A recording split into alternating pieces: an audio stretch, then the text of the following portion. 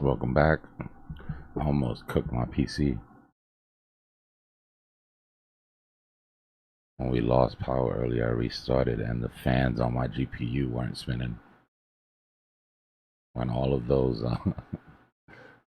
when all of those sell orders started populating, it knocked me out.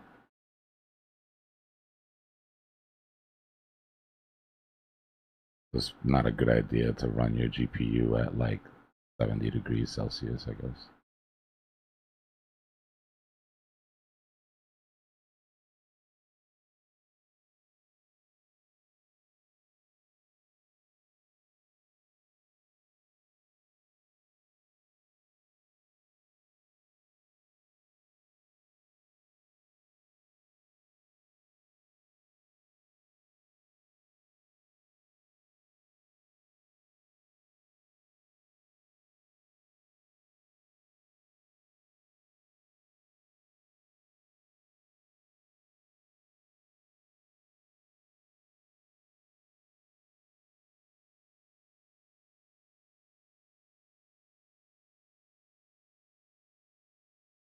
Give me a second. Let me make sure everything's running the way it's supposed to.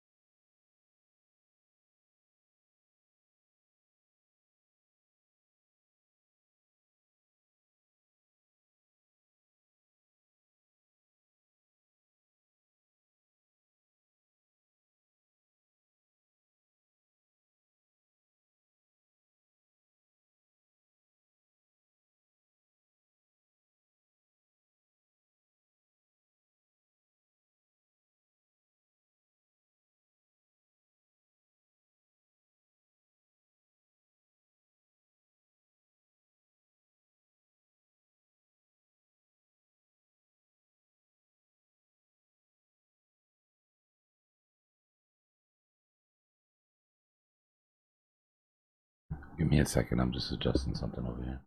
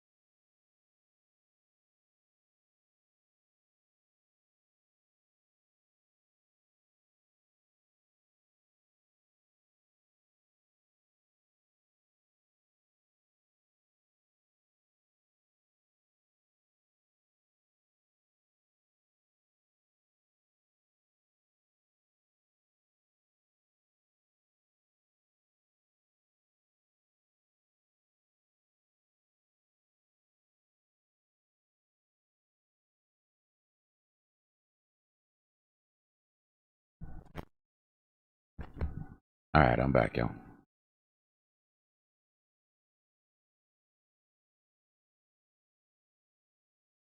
I got my GPU fan set on a custom setting, and I guess I didn't make sure they were set right. So the GPU was running all that time without the fan on, which probably explains why we lost connection a couple times overnight.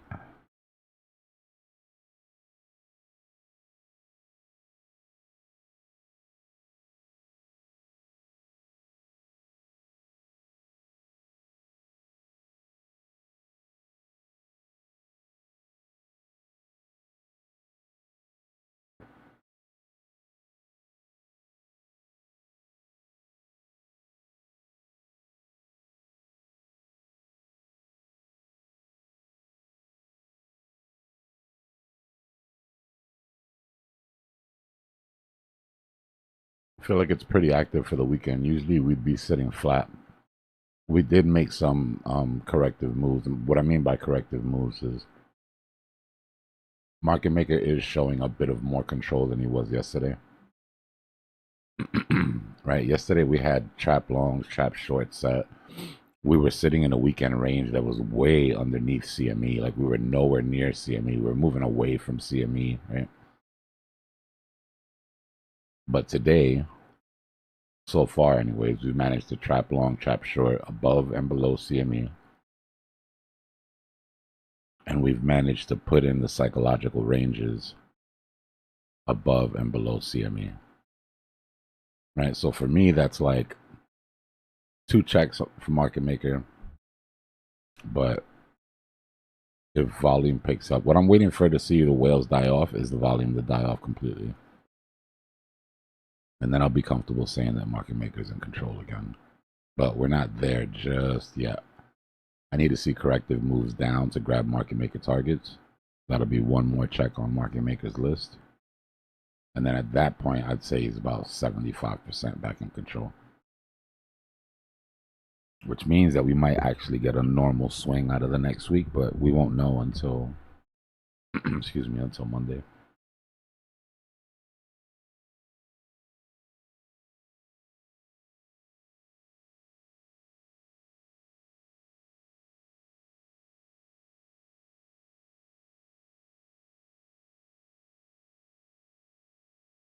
Till then, we trade momentum, y'all, like I keep saying.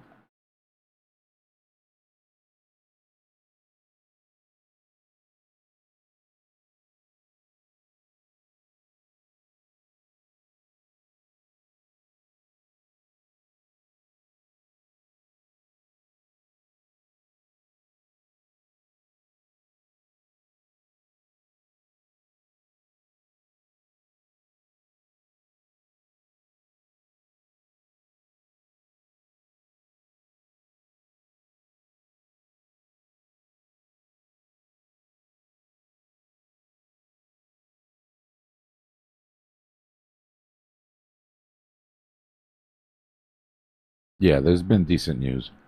Remember the timeline, guys. So, any news when it comes to liquidity being added or liquidity being unlocked, right? It comes with a delay. Right now, we're about 4 months out. Give me a second.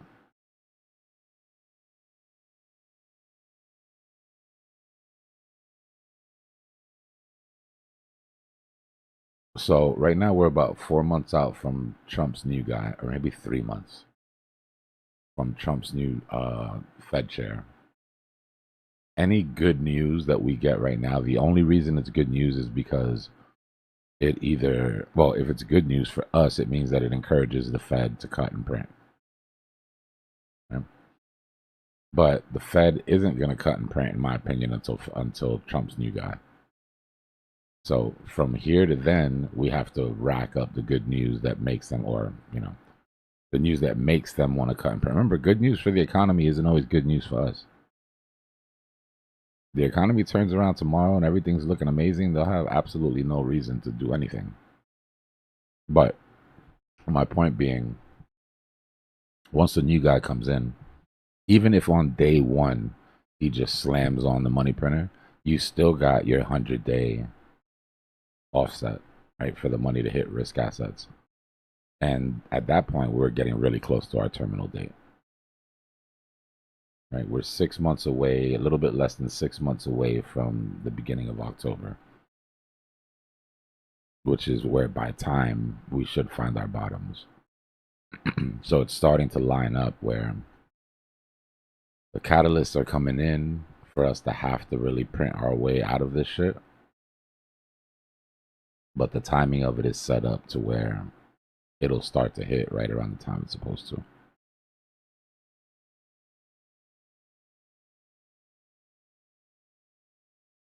Until we break this SR flip, right, we're literally still ranged out. That's why I put this down, because this turned into resistance. I mean, this resistance turned into support. I remember, like I said earlier, right, what tries to kill you ends up making you stronger if you can get over it. So we have to wait for that to break.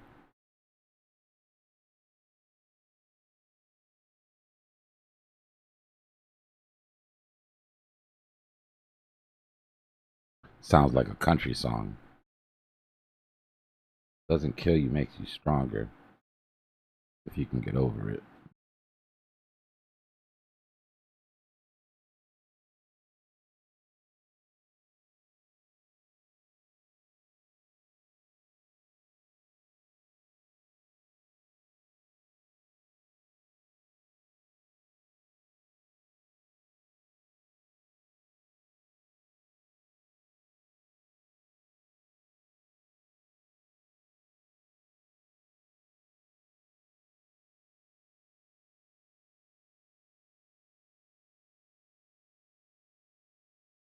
I'm focused on this downtrend right now.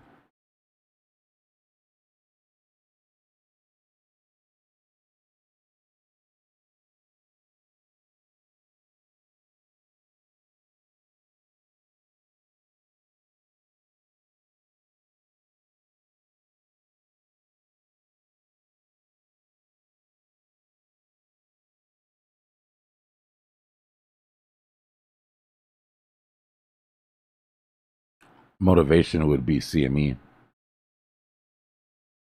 if you're a market maker. Both CMEs. Not not the one at 84, but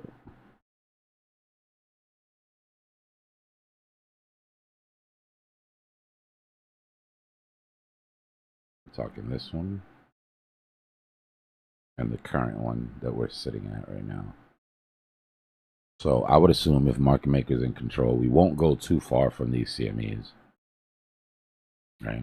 Like I don't think they'll go back and just take everything now and then have to come back up. But I do expect to watch them exert control, keep us close, and then tomorrow at some point come up and grab that close CME. You know, so maybe like false move up into liquidations, close CME, come close the other CME. But we'll worry about this when we get to it.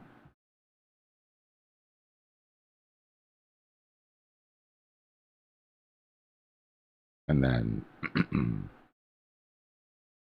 the Big Daddy CME gap.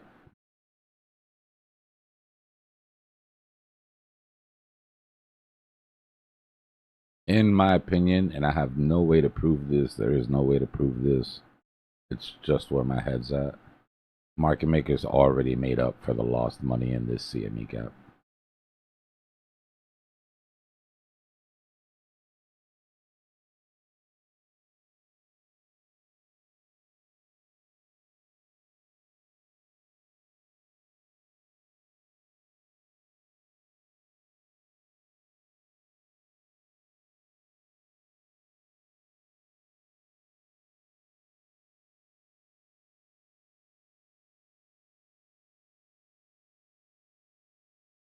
When market maker regains control, That'll be the end of our insert news story here box. And we should go back to regular price action. But we've got to wait for that sign.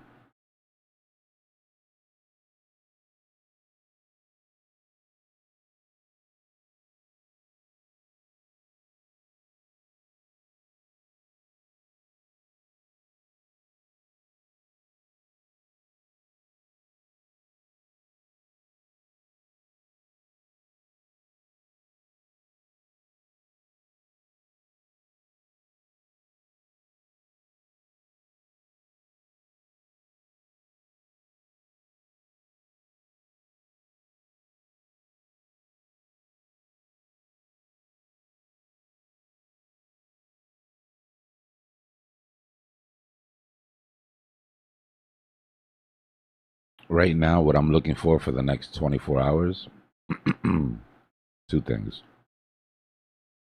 Either an aggressive move from market maker to go after his targets,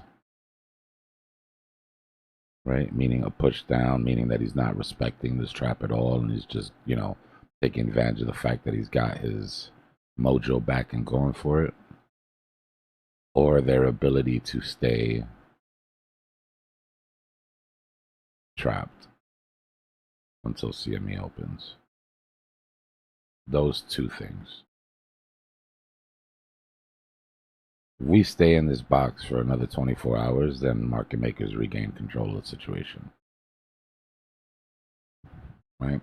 And we'd be right CME, right where the trap should be, right? Instead of like trying to make something happen. That's why I said yesterday when we were looking here and we had our trap long, trap short, and we had our thing, I was like, you have to be careful not to try to make something happen, right? To try to make things fit. If it doesn't make sense, it doesn't make sense. That's why yesterday's stream was labeled Trap Day Canceled. But fast forward 24 hours, where market maker has a little bit more control than you did yesterday, right? Yeah, that's a good point. On the chat, the volume was missing. You almost had to like squint your eyes and make it fit, But fast forward 24 hours, and we've got more of a classic trap setup, right? With appropriate volume spikes at each trap, with price consolidating at CME, right? With your psychological ranges above and below CME. Do you see how the scoreboard starts to sort of add up for market maker as far as like who's in control, who's getting what they want? We're not there completely. Still got to prove it to me. But it's looking like they're getting a grip on the market.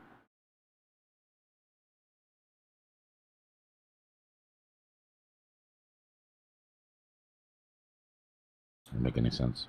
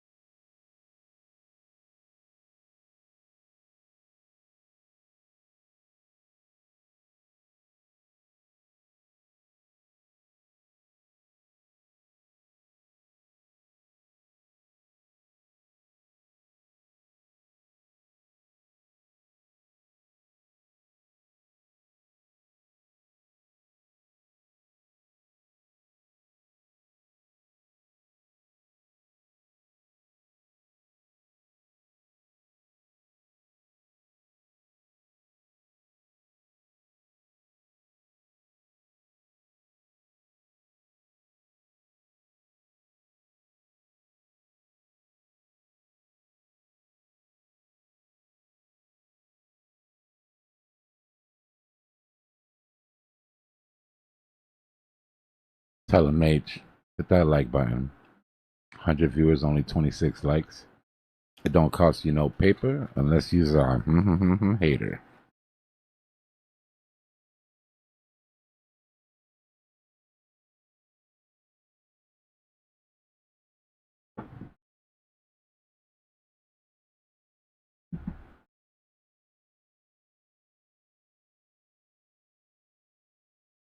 It's trying. This is all algo, right?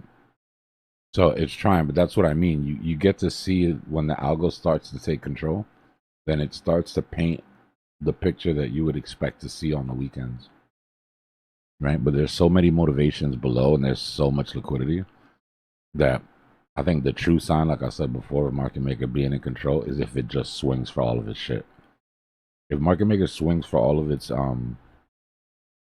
targets, comes down to the 800, and still comes up tomorrow and closes CME, for me, that's like market maker just putting a smackdown on whales, even more than if it stayed stuck. Right? It means they're getting aggressive.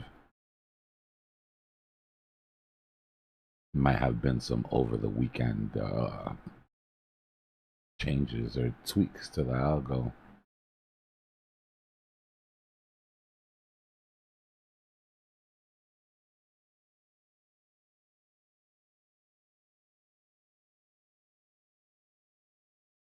It's not a conspiracy on warehouses. There's a lot of insurance fraud going on.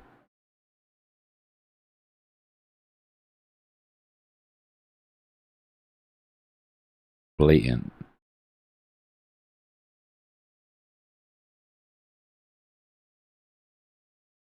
Economy's about to go down. Shit's not moving. Shipping is slowing up. Right? Which means that warehouse space rental should be slowing up. Shit's not looking good for the future when it comes to transporting and storage, right? Storage is the in between when it comes to transportation. Transportation supply chain is about to get hit. And all of a sudden, warehouses start catching fire. I don't know. Maybe it's just the Brooklyn boy in me, but I smell some bullshit.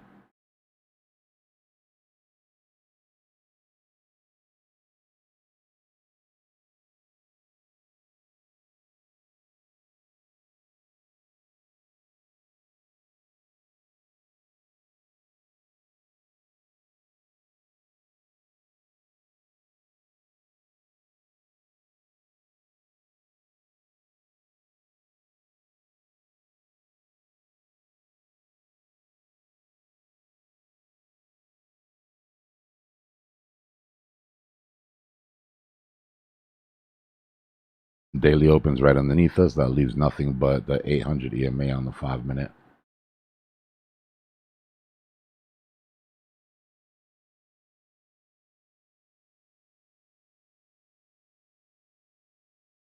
In my opinion, if you ask me, there's a 100% chance that last week's CME gap gets filled.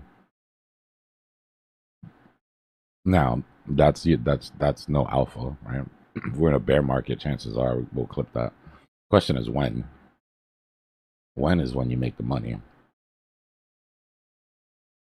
Just like that one at 83, at 76 to 83, that'll get hit too. But the question is when. Market can stay irrational for longer than you can stay solvent.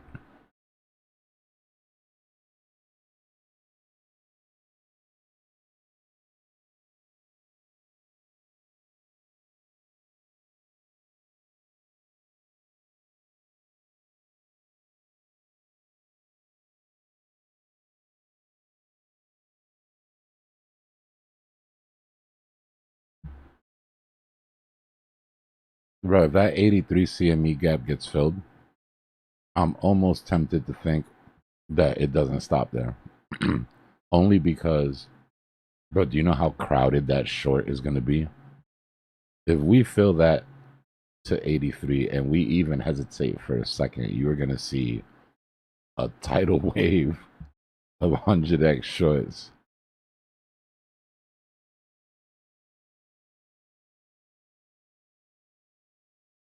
That could end up being a nasty sort of setup for a squeeze.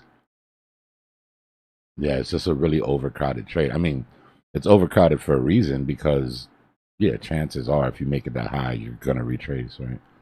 But it does set up one of those scenarios where somebody with a lot of money and sketchy moral ground can take advantage and squeeze that.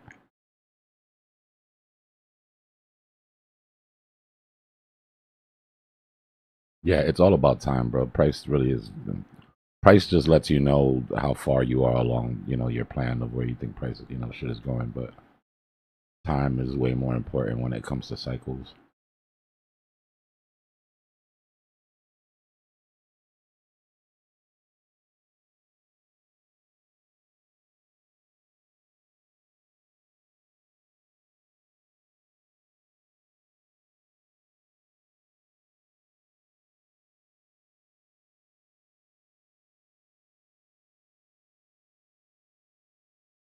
And another thing that we don't talk about a lot, but if you're scalping, right, if you're not accumulating the asset that you're trading, you're literally just scalping, you really have to stop obsessing about price. Like, price really doesn't matter at that point, right? All that matters is the percentage that you're scalping between price A and price B. Obviously, you want the lowest price possible. It doesn't matter to you if that's $5 or $500. Right? What matters is what comes after, the move after. Now, given the lower price you can get, it usually makes for bigger moves and all that. But the amount of people that I know that they have like a dollar amount in their mind, they're like, oh, if Bitcoin just gets to this price, I'm gonna scalp the hell out of it. And I'm like, bro, if you're not holding it, you know what I mean? If you're not holding it, then what does it matter? Just trade the movement.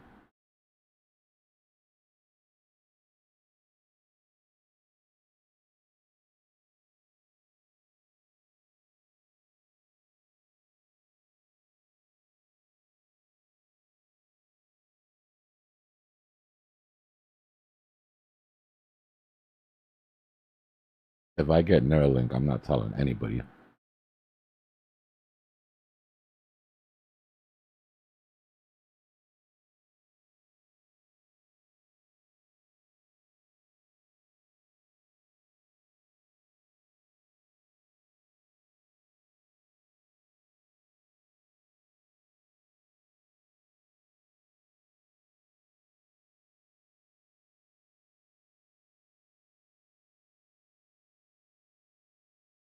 Yeah, screw that.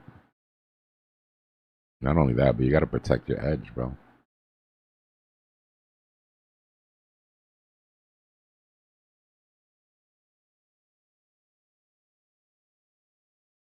You can't just open carry Neuralink.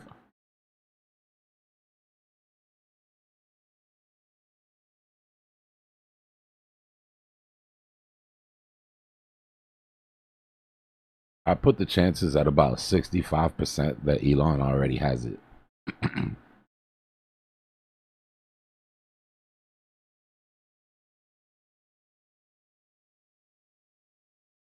He just seems like a me first type of guy for that type of shit.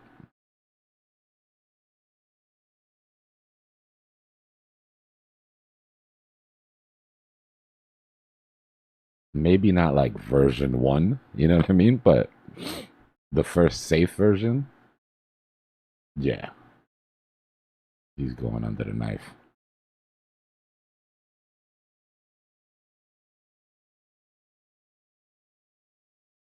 Mm-hmm.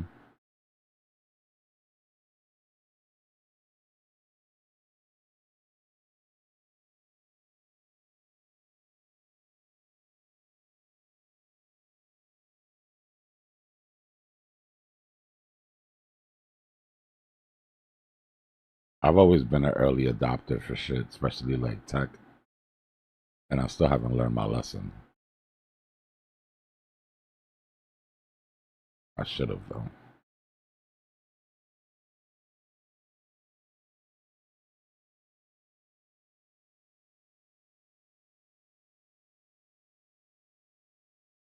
I mean, I'm saying.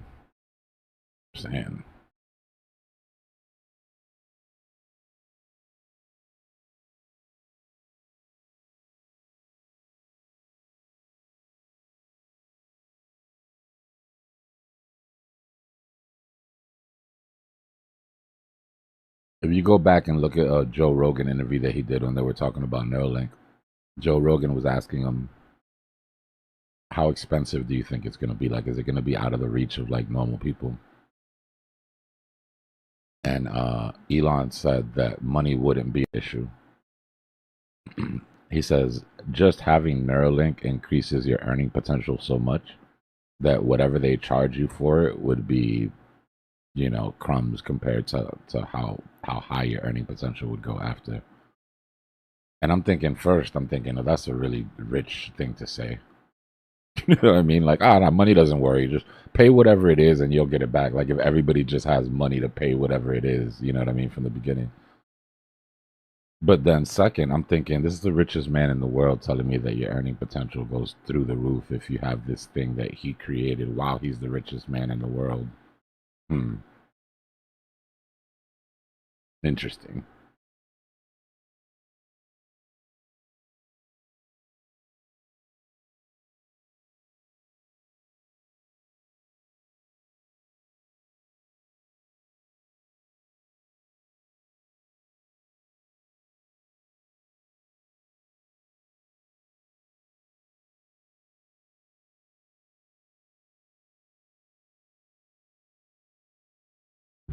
I think it's funny whenever he loses because they go back and forth. Him and Gates go back and forth. I think it's funny when he loses that top slot. If you've ever noticed, the next time that you hear that he's not the richest man in the world on paper, it goes back and forth. Depends on what Tesla's doing. Go to his Twitter and look at the people trolling him in the chat. It's the funniest shit I've ever seen in my life. Have fun staying poor, Elon. like hitting them with McDonald's, gifts and memes. I'm like, bro, you're sitting in your mom's basement right now trolling the second richest man in the world for being poor. It is really funny shit. The internet's undefeated, bro. I love us. I hope we never change.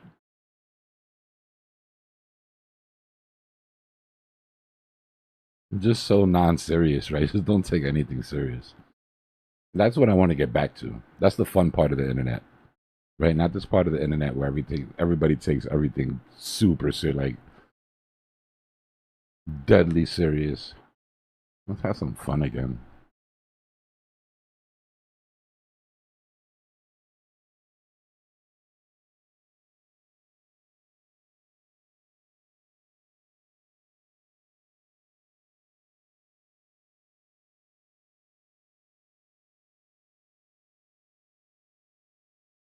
Yeah.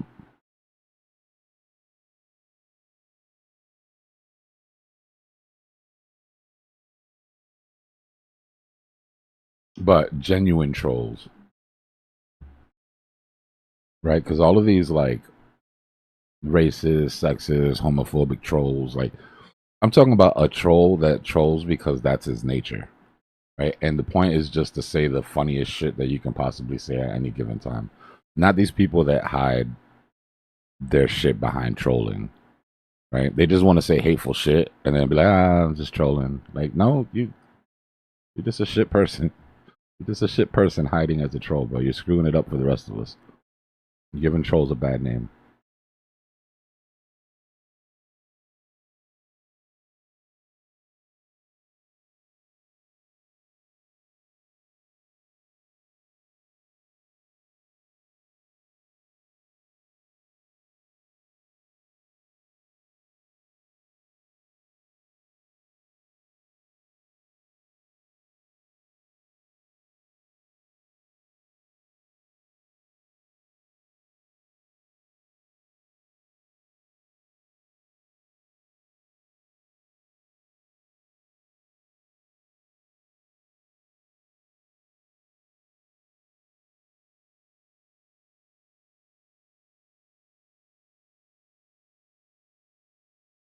I'm just a troll, bro. I don't hate anybody.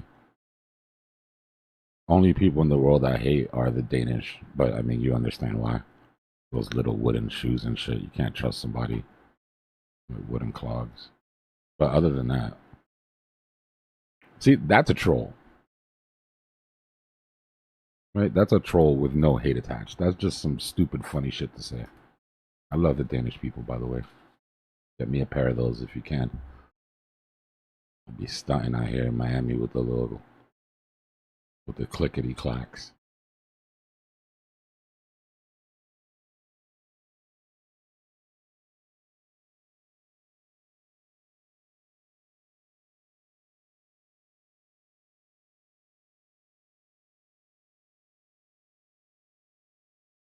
Yeah, we're gonna stay on chapter 2 for a while, OC.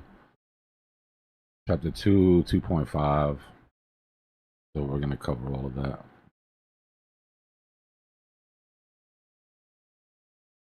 Nah, you gotta laugh, especially times like this. There's so much serious shit going on that if you don't find some time to laugh, you're gonna burn out.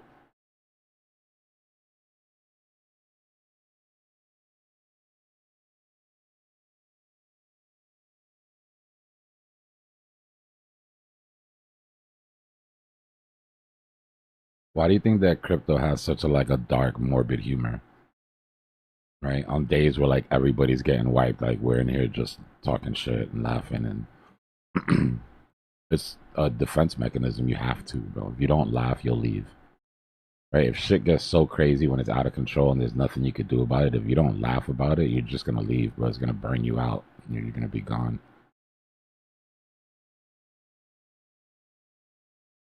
Let go and let God.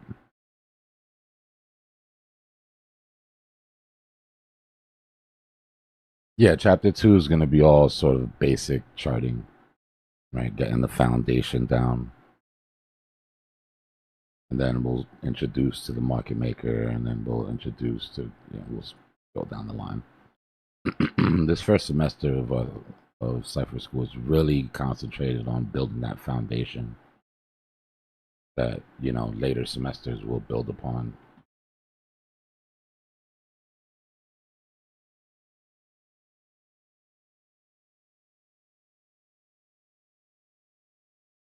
Nice. What you doing? You farming funding fees over there?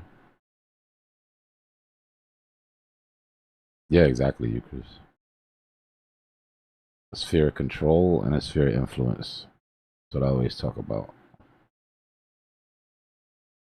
That's your sphere of control. For most people, it's usually pretty small when you start off. The things you can control, right? When you're a kid, it's tiny.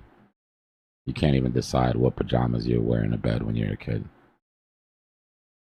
Right? As you get older, that sphere of control goes growing. The sphere of influence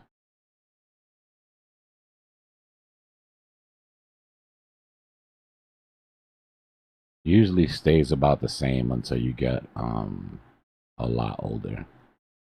Right? When you're a kid, there's your little sphere of control. And your house, your parents, that's like your sphere of influence. If you cry, they do things, right? You can't control them, but you can influence them. You can influence your environment. That influence starts growing, right? So you can control more things in your life. You're choosing your own clothes. You're going out with your friends. You don't have to be home by curfew, right? And as that gets bigger, your sphere of influence also gets bigger. Your friends, school, college you're in, neighborhood activities, whatever.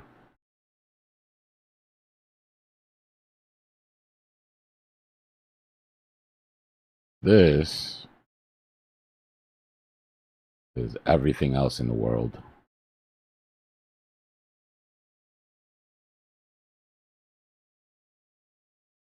that you have zero control or zero influence over. This is the shit that keeps people up at night, that drives me crazy. Like, why are you worried about this shit, bro? There's literally nothing you could do about any of this shit.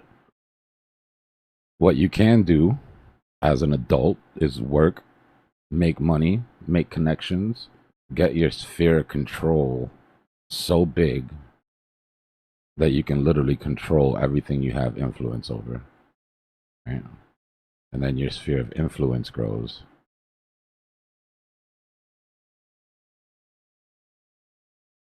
And if you really care about the world, then knock yourself out, bro. Go crazy until your sphere of control covers most of this, and then you can fix all the world's problems. But until then, get rid of that and just worry about what you can control. Don't even worry about what you can influence until everything that you can control inside this sphere of control is on point and exactly how you want it. Then you move out and start putting your energy into your sphere of influence.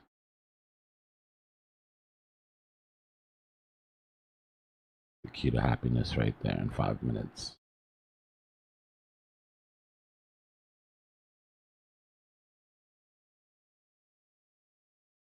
Stop worrying about shit you can't control. And if it really drives you crazy, then put yourself into a position where you can control it. Or shut the hell up.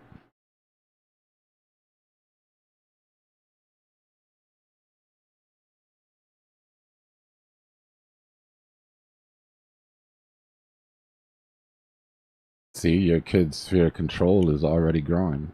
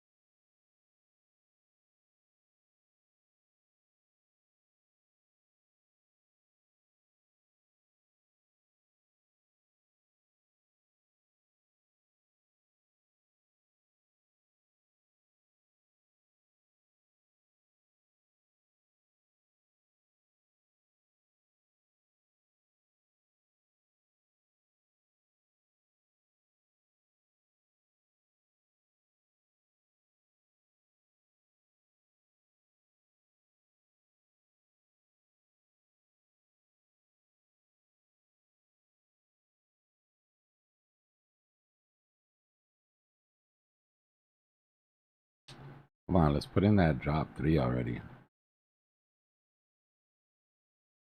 Just to keep you up with the count. Pattern, drop 1, drop 2, drop 3. But what do we do? What do we do?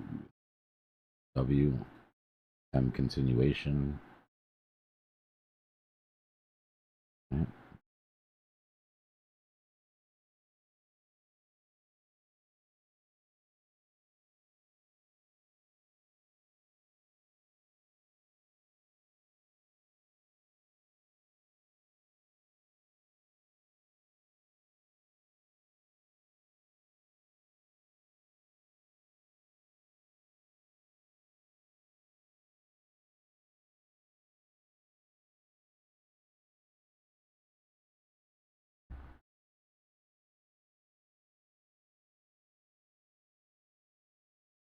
If you guys have to block somebody for trolling, it's cool. But if you keep bringing up the fact that you block somebody for trolling, then you're kind of trolling.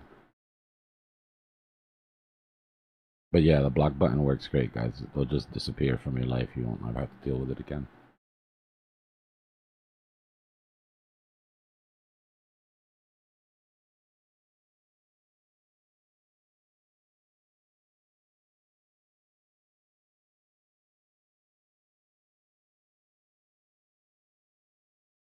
Nah, let me check it out, Bjorn. I'll look for it right now.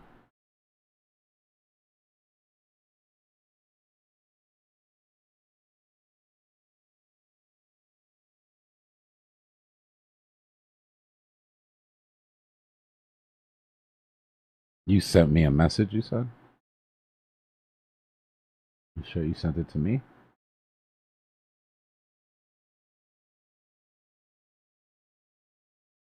Let me see. Hold on.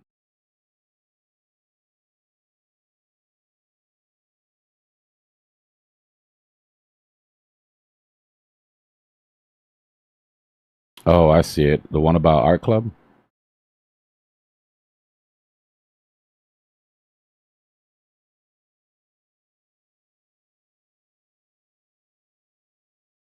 I could probably shoot you their main Instagram page. Yeah, I have to find it. Give me a minute though. But I got you.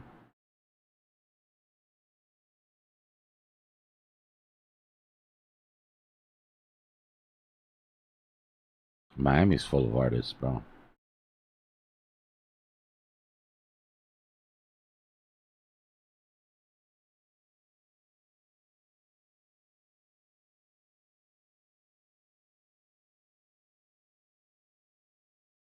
I probably know more artists than traders, and interestingly enough, most artists that I know, or more artists than I know than any other profession, are also traders.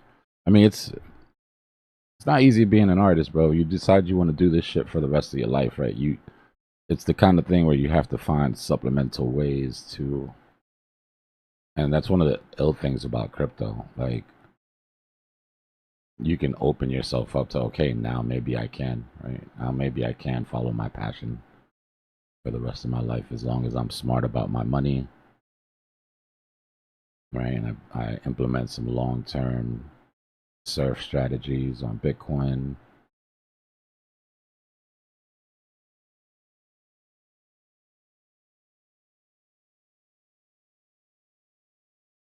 But a lot of it was because of NFTs. The NFT craze brought a lot of my friends into the game.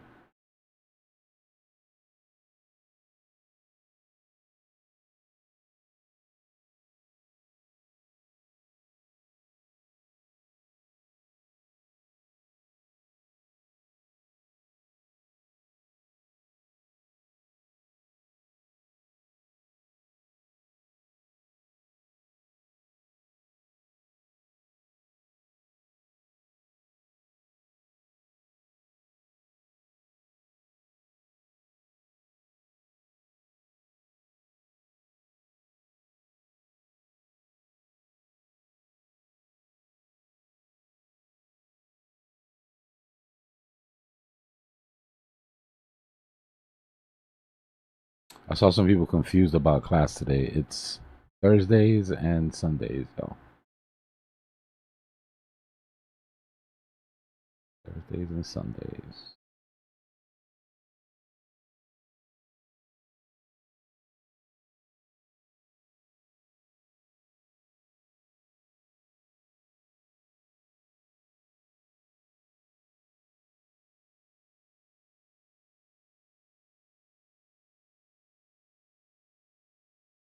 What I want to do at the end of chapter 2, um, is probably have one session.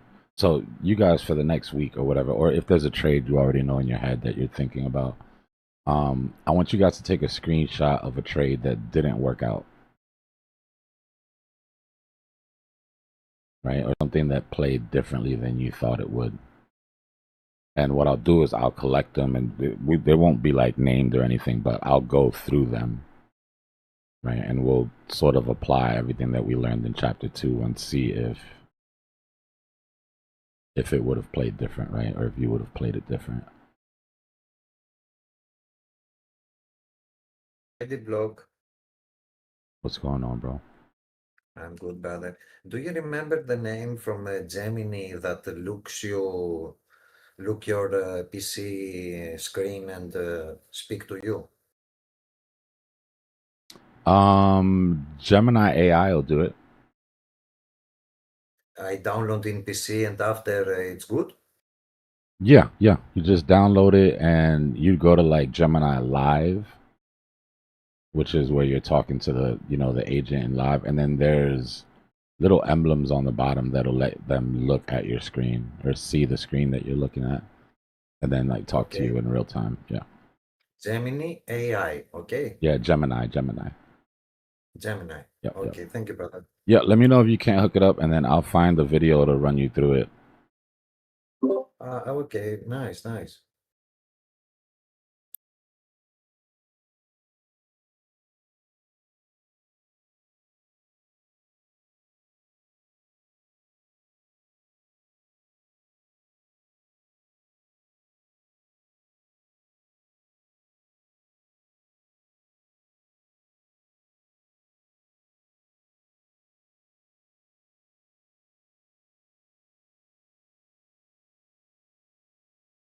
Yeah, it is hard to be an artist, bro, for sure.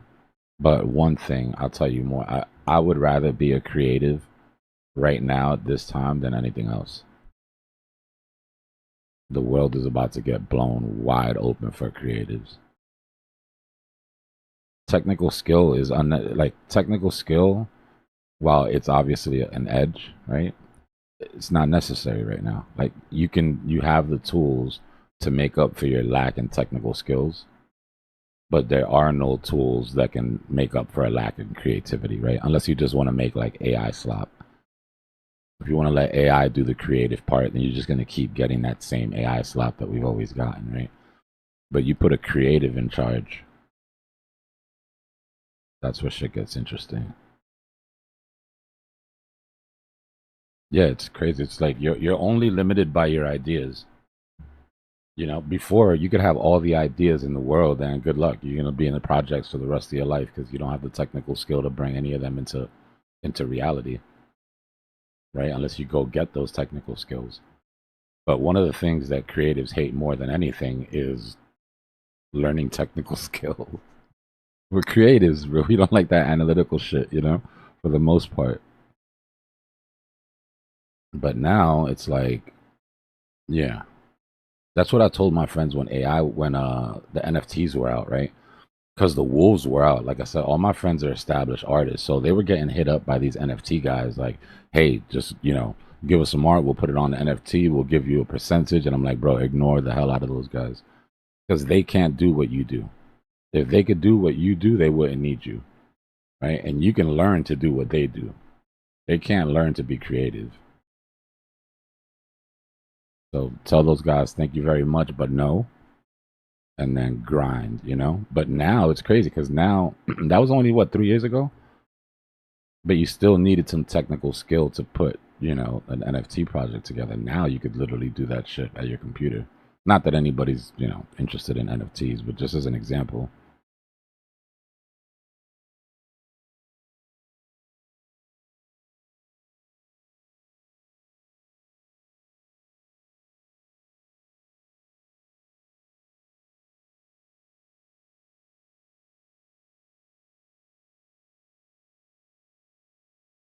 I mean, imagine now, Ciroc extras. Shit, main actors are gonna be lucky to keep their jobs once this AI shit gets undetectable. These studios aren't gonna. They're just gonna use AI.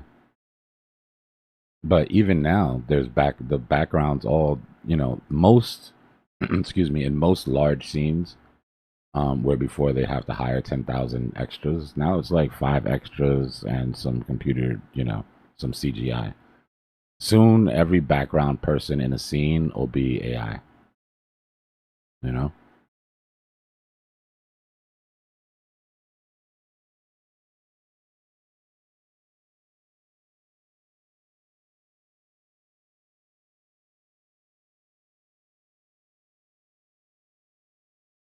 I think the problem is that everybody's so perfect now. I don't know if you guys have seen this. They've been going around YouTube, but like when they're comparing like 30-year-olds in the 70s versus 30-year-olds now, or like 50-year-olds in the 70s with versus 50-year-olds now, and they use movies, but they were saying like there's no characters left in movies now. Like everybody looks exactly the same, right? Everybody's like perfect, no weird shit. You go back and look at old movies, and somebody's got an eye that's facing completely to the left. One of the dudes got a weird double chin. Like these are things that used to give character, and now it's just weird, bro. This just watch this shit out. It's just weird. Like who are these people? Like when you walk outside, you still see real life, right? When you watch the movies, it doesn't resemble what you see when you walk outside, right? It's like some sort of like perfected version of it. Yeah.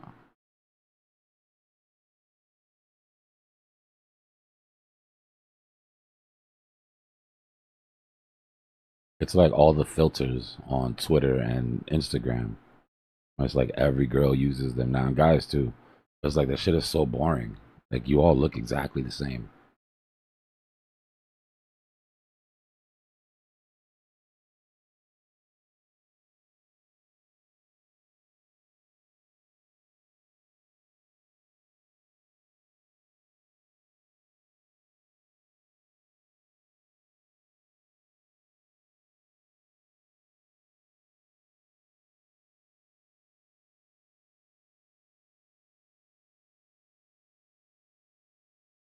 That being said, I'm not upset that we are looking better than our parents did at our age. I'll take that. But you get what I mean.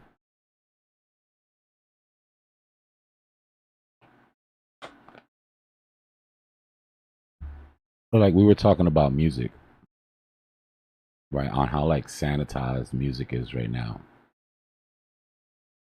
Right? You don't hear like I don't know. I just think of some of the classics. Like the old Lil Wayne mixtapes where you'd hear the beat start and like before he started rhyming you hear that Bic lighter when he lit his joint and you knew you were about to be in for some shit. Like that's the type of shit that gets taken out of music now.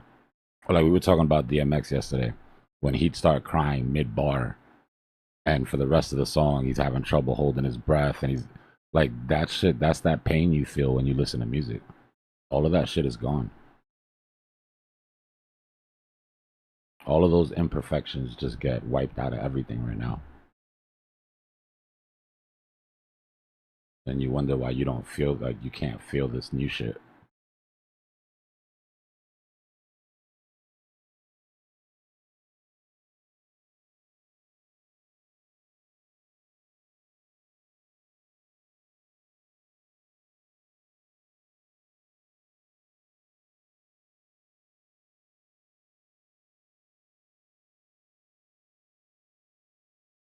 Or even something as simple as everybody being in the studio together when they make a track. Right? Like back in the days, if there was 3 or 4 people on a song, they were together in the studio vibing out. Right now, it's like one dude does the song in the studio, sends the DAT over to the next dude adds something on the side. You know what I mean? It's just all like you lose the whole point of a collab.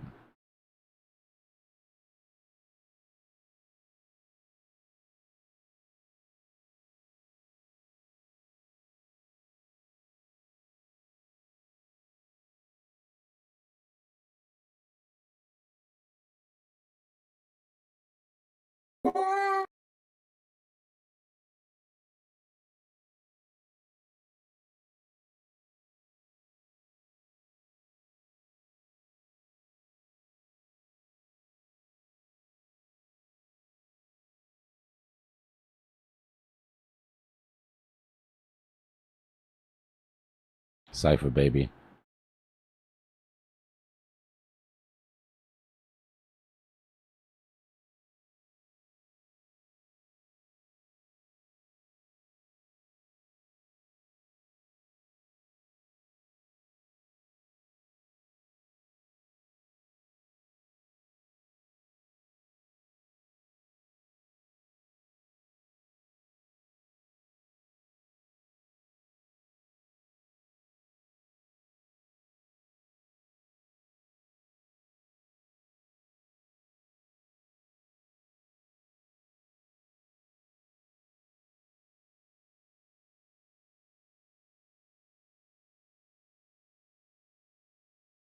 Yeah, there's a difference. T Pain uses it as an instrument.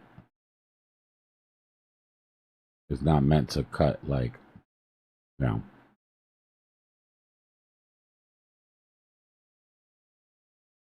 He killed that shit too. He basically owns the auto tune at this point. Like anybody that uses auto tune in hip hop is basically just biting at this point.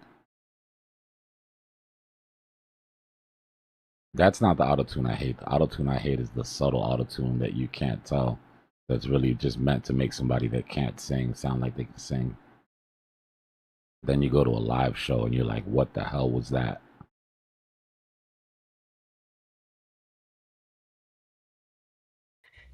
Take this.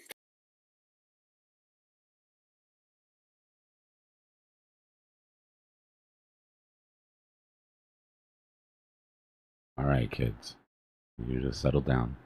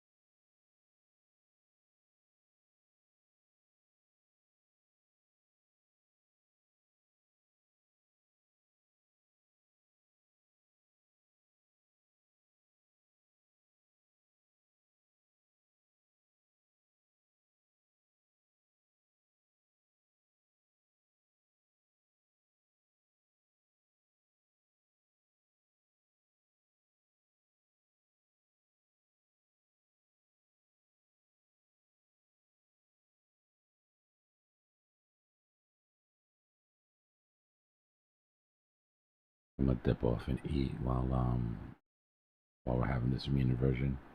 All right, so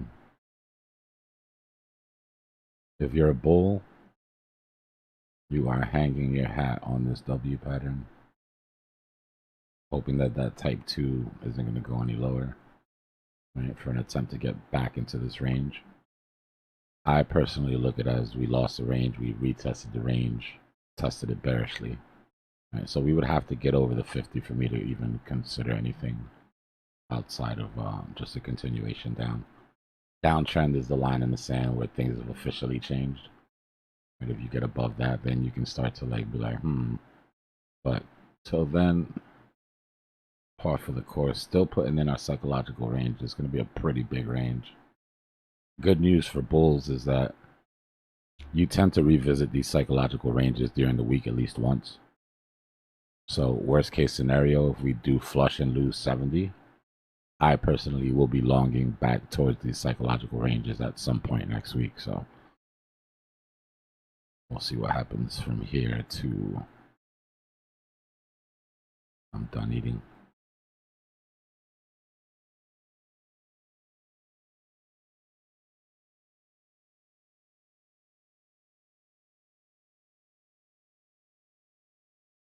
And then I got to come back and work on today's daily briefing. By the way, if you weren't here last night, I added that daily briefing. I know it's long and intensive, but if you scroll all the way down to the bottom of it, I added the podcast. It's like an hour-long podcast where they cover everything in the briefing. Probably be a little bit more digestible.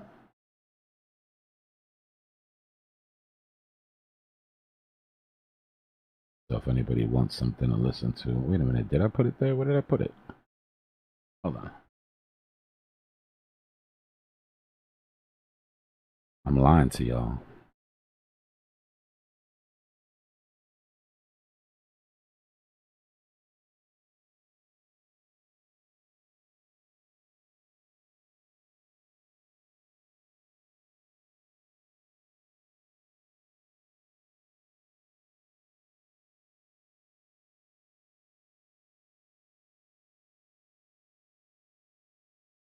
All right, I'll add it now.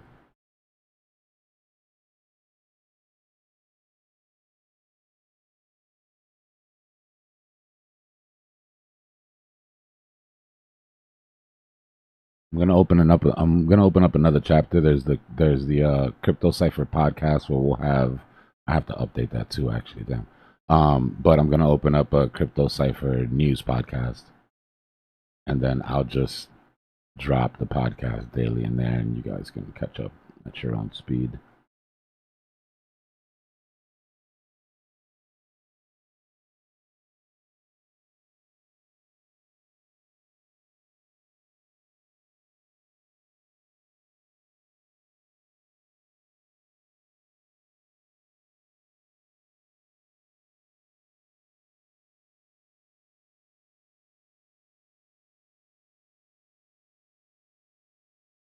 All right, now let me.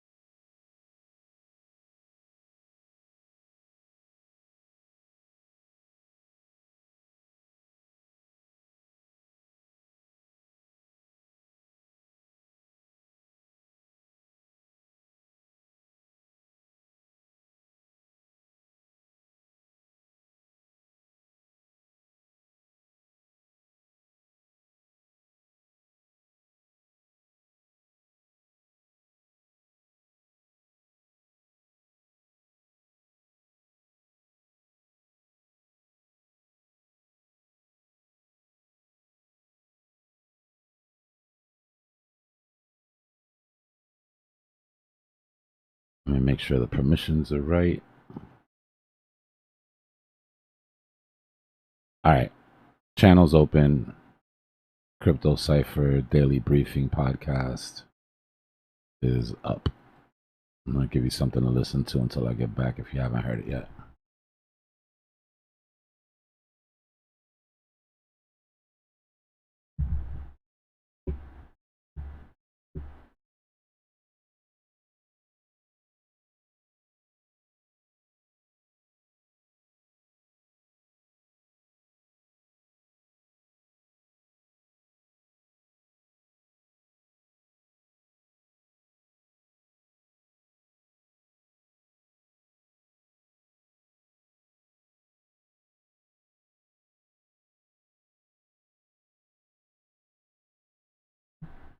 All right, give me a second. I'll be right back, y'all.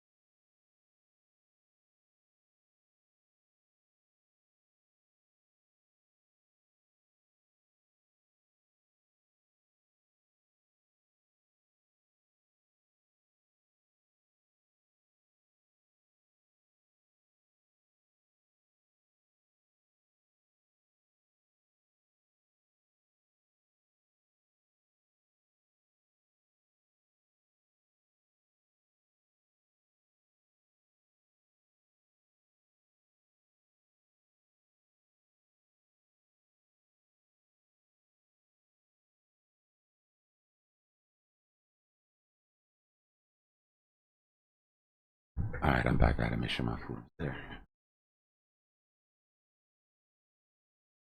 What's going on, Greedy? I haven't kicked anybody for bad reasons. If you've been removed, it's just a message that we put out the other day that we're slowly getting rid of the green names. So people need to get their yellow tag, but I don't remember your name specifically. It hasn't been targeted. I've just been going down the list every day and removing more and more because you have to do it manually and it's impossible to do everybody at the same time. But if anybody was removed, you just have to get your family role.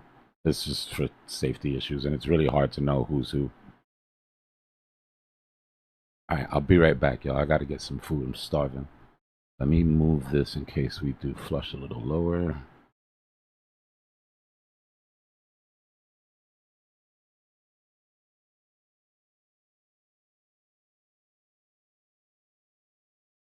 All right. I'll be back, fam. Trade safe. Wait till if you're gonna try to catch a falling knife here. Personally, I'd be looking more towards the 800, so we get some targets in. All right. See y'all soon.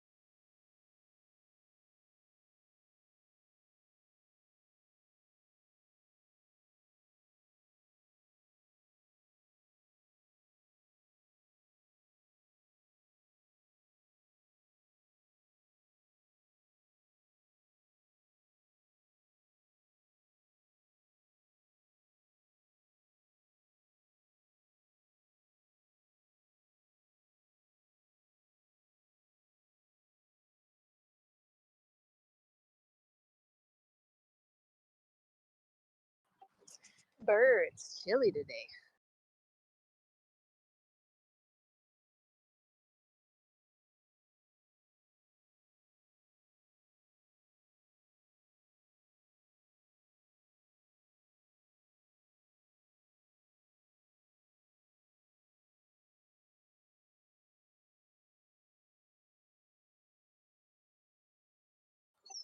Hmm? Hmm?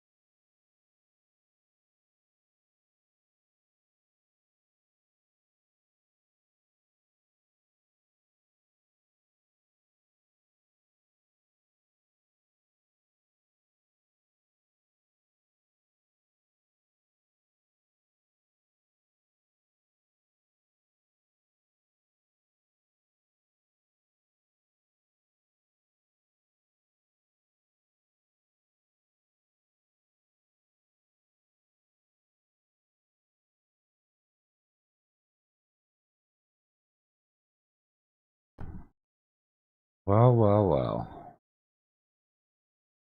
I'm back, y'all.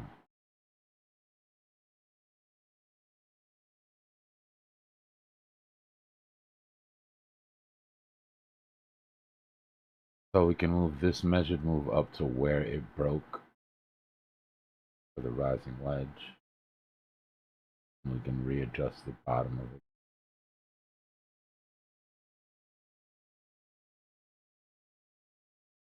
That doesn't change the measured move, it just changes where I place it. I heard something, but they don't decide. It was one news. I don't remember what he said. We had the news, that's why we dump it. Yeah. Insert No news story agreement, here. something like this. There is no agreement in something for war, I think. Mm-hmm.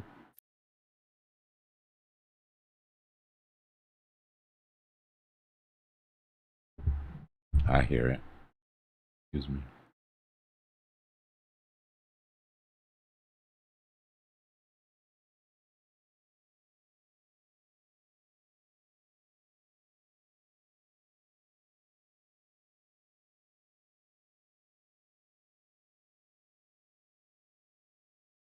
This bull flag is all but invalidated, right? Which was one of our last targets to the top side.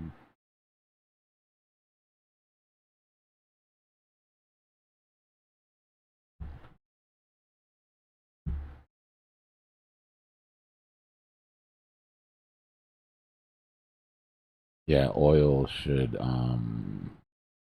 where's the oil rebound here? Tomorrow the shit's gonna gap up.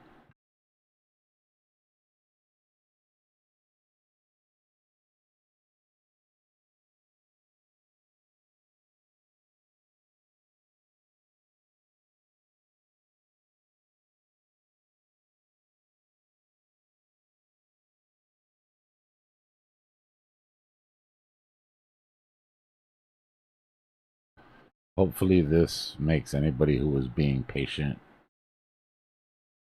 excuse me, understand the importance of being patient.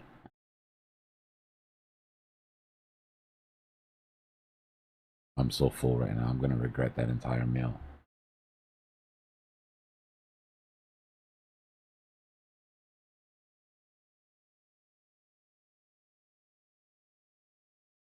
Never buy the third push, y'all, if you can avoid it, like we were talking about yesterday, today.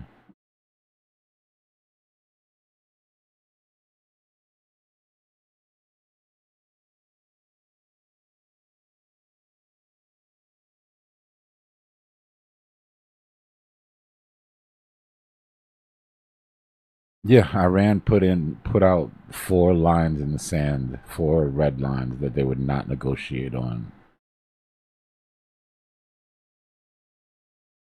Hello. Big money.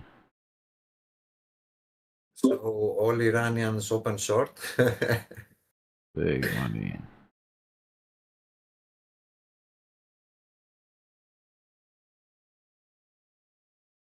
Probably before they announce it, they open short.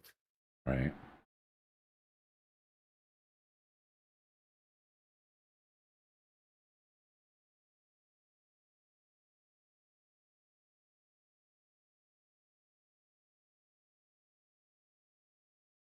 You're seeing now is a high stakes game of multinational negotiation.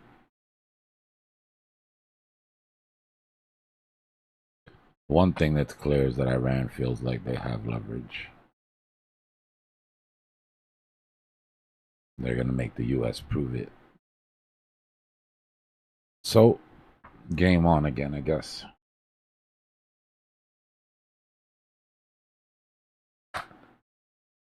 I'll stand by what I said earlier this week, though. This war did not create the bear market, and the end of the war isn't going to end the bear market. So I don't care how many more rounds of this we go through, of them coming to an agreement, not coming to an agreement. Yeah, you guys have to stop falling into the trap of, you know, bear market's over, bull market back on after 2 weeks of green candles.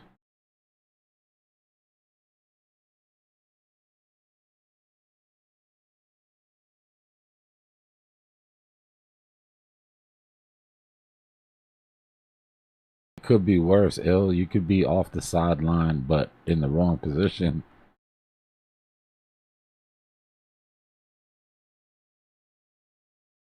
Sometimes the sidelines is not so bad.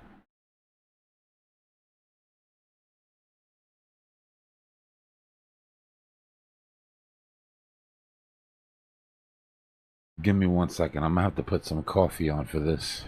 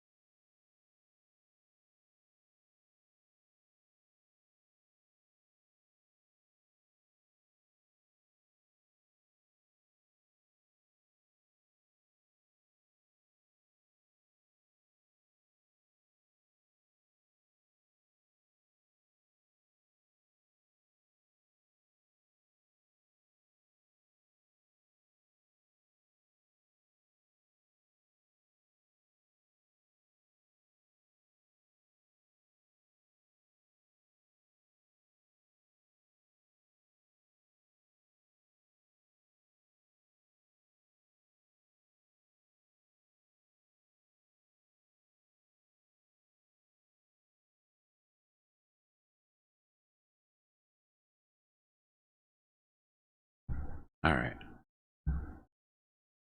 Back. Let's go down to the micro here and see what type of time they're on.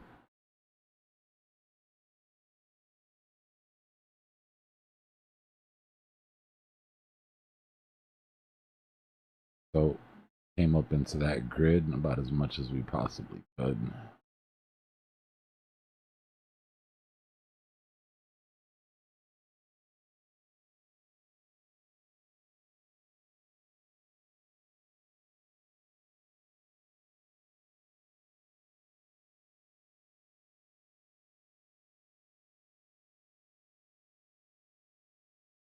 That wall proved to be more than we can handle, right? At the end of the day. Yeah, the news and all that, I get it, but cool. Now back to the chart. The wall ended up being way more than we can handle, right?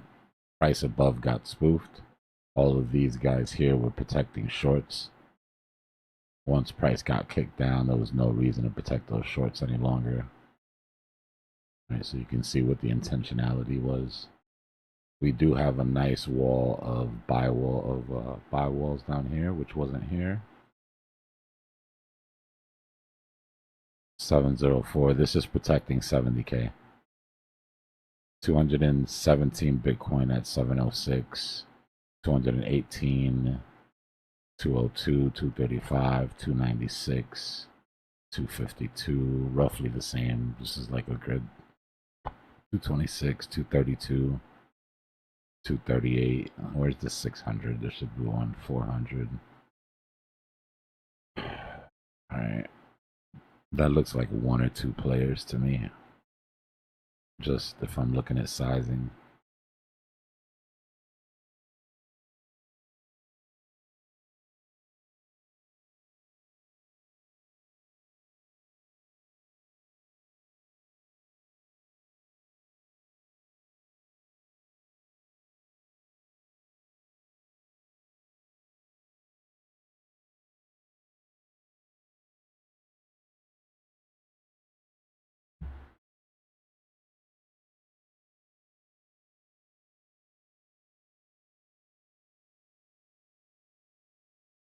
$49.50 million in book liquidity.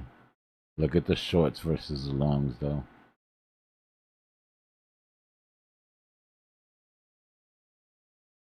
Market maker pulled this. Very interesting. Because moving it away from CME like that, very, very interesting. But market maker pulled this. You can see the orders pulled right off the book. At this point, we had $75 million of orders on the book, 26 million in longs. And then that got yanked. I mean, obviously, some of it had to do with the orders filling. But we're sitting at 11 million underneath now. Basically takes $11 million to buy all of the orders down underneath. Let's see that I'm done. I'm very interested in longing into this, honestly.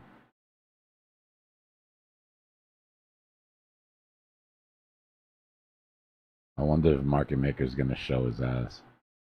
Oh, you guys think I don't have control? I heard all your jokes. I heard all your jokes for the last couple days.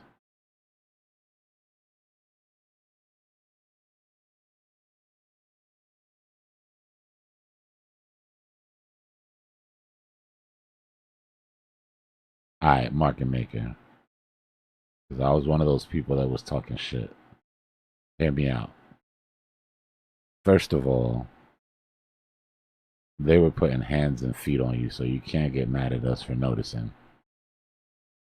Second of all, make you a deal. Come down, clear these liquidations, 800 EMA to the 15-minute. Manage to come up by Sunday and close CME nice and clean. Just to take the next CME gap within the next week. And you got it, bro. Officially goated. I will never talk shit again.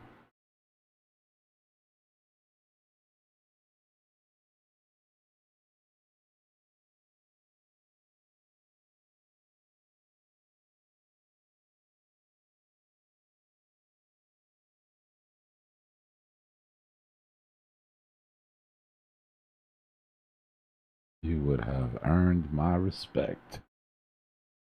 Looks like we're going to close. Stopping volume candle 15 minutes. Actually a decent setup for the 15. I'm probably going to add to my position in a second.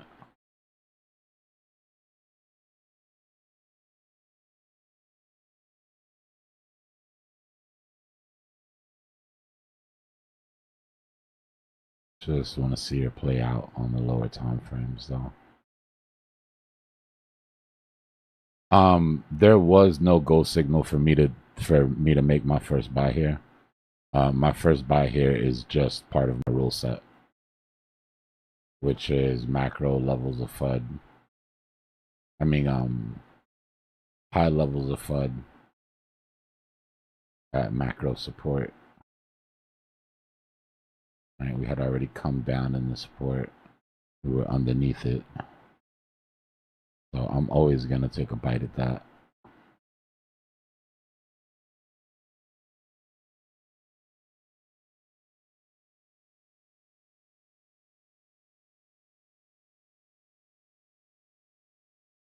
Now, if I can get a healthy type 2 entry, then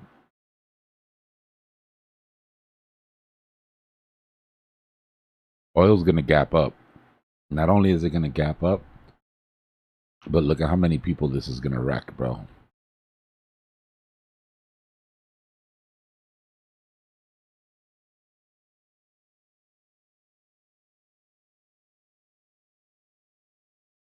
Look at the setup that people left the weekend into. Big drop. Bullish bearish channel. Right? Had already started to break on Friday. So you going into the weekend, right? What are you thinking? So I'm going short into the weekend. They got 14 days apiece. There's still another week apiece ahead of us. We're about to break this bear flag. Hella short. They're going to wake up to a gap above 100. Watch.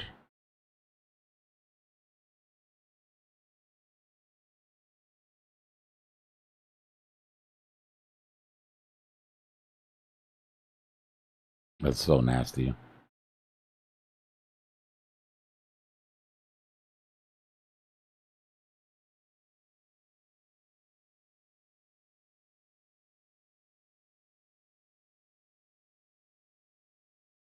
So I said earlier, one of the things, and I don't mean to keep moving the goalpost, market maker. I did say earlier that one of the things I wanted to see was you come after all of your motivations to show that you were back in control. So I'm gonna give it to you. You got it, gang. You got it. I asked for the 800 on the 5, and you overshot that and some. So you got it.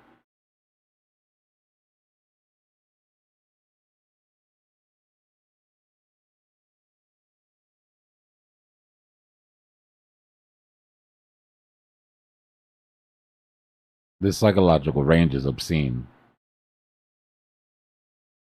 712 to what? 73, 736.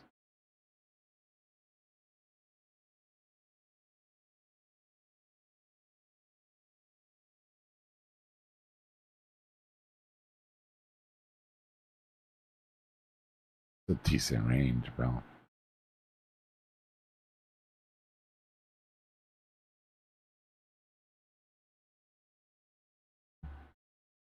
Good job, Ukri. Don't forget to pay the trader.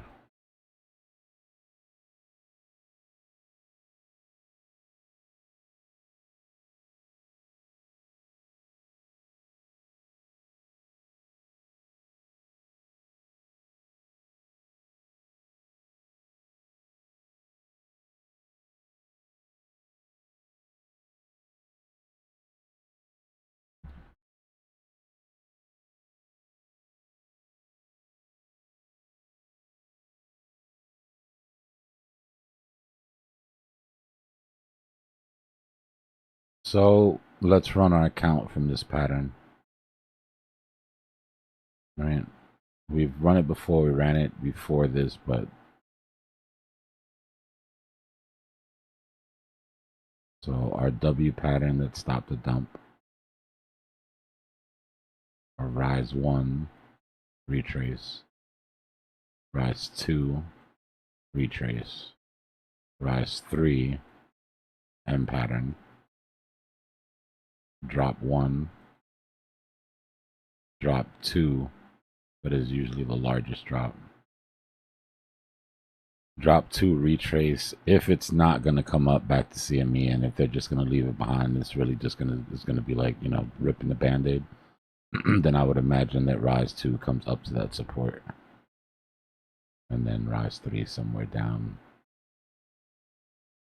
for the next sort of setup, something like that. That would be a full ride, right?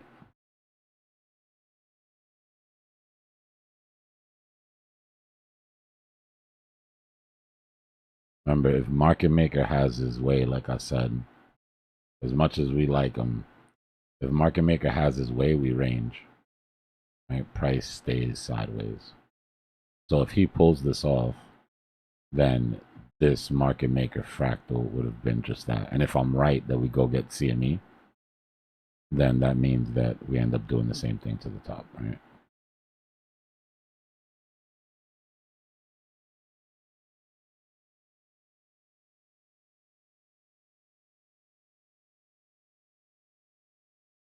Which is why I said at that point it's undeniable that they're back in control.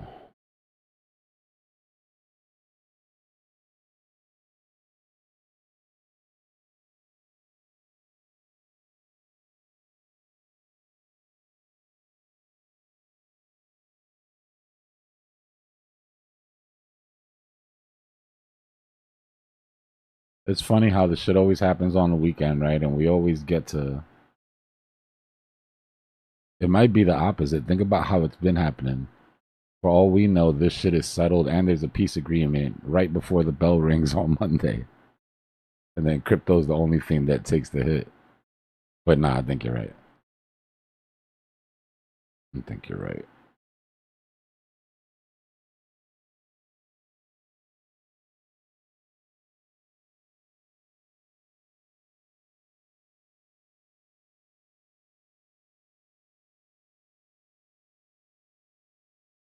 What is wrong with my shit?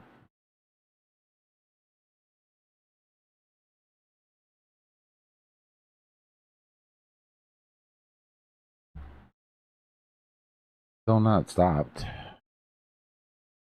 But it's way lower than the type 2 I would like to add something to. So I'm either just going to get stopped here or whatever. I'm not adding anything to this position.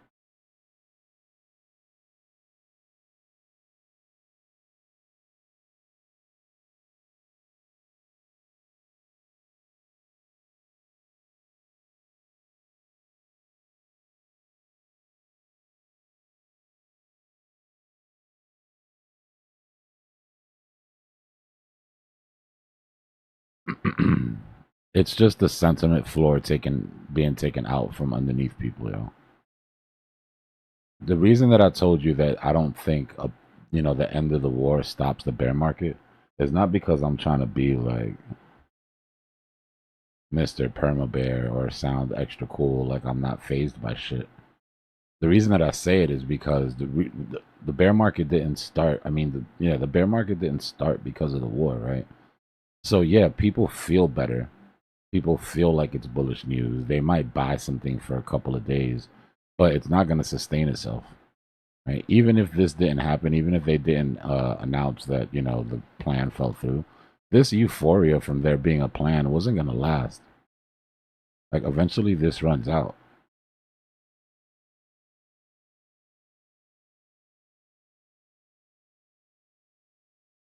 It didn't, bro. But we were in the bear market way before the war. Way before the war. And guess what? If we get to the bottom of the bear market and we're still at war, we're not going to wait for the war to be over to run either. People forget that war is typically good for risk assets. Just this particular war, right? Because of its effect on oil and everything else is a real issue.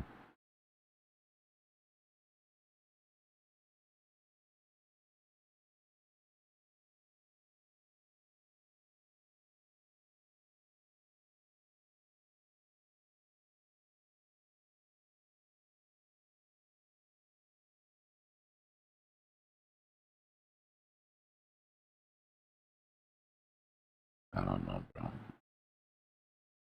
So I said just ignore all the words and watch what they're doing and what they're saying. We're bragging about a peace thing when we're sending the 82nd Airborne and we're sending the 152nd Artillery Division into positions while we're celebrating a ceasefire. Ignore what they're saying and watch what they're doing. Right? Men lie, women lie, the 4-year cycle does not.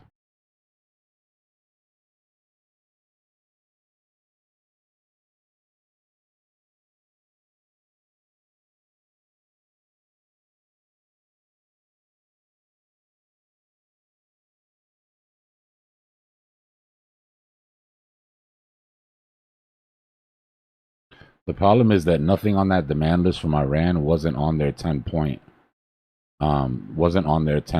ask already. The same 10-point ask that when Trump came out and said that the ceasefire was going through, he said, I think it's a very good starting point for negotiations. The problem is when we all got that list of 10 and we read it, we were like, what the hell? Right? And then everybody got on Twitter and then everybody was saying that Trump was caving and da da da. And Trump got up and got mad.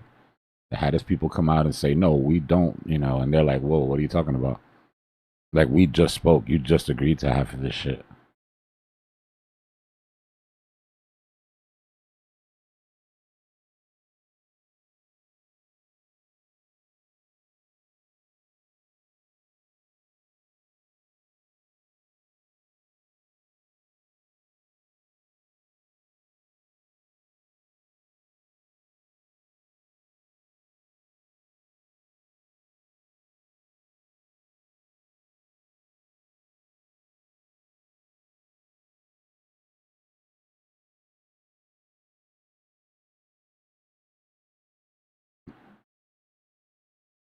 I think the ladies might have a point, fellas.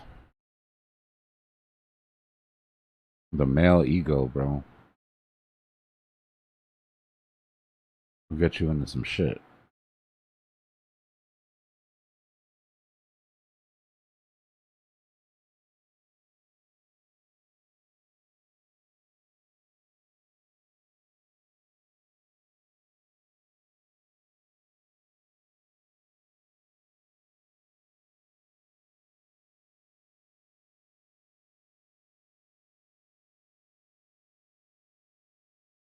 Well, I didn't get stopped, but I still did not see what I want to see to add more to this position.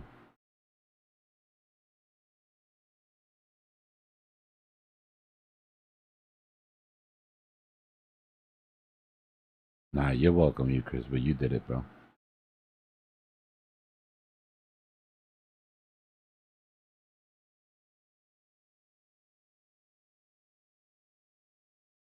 Nah, RH, we're not supposed to say the word Lebanon. We're all supposed to pretend we don't see that happening. Remember?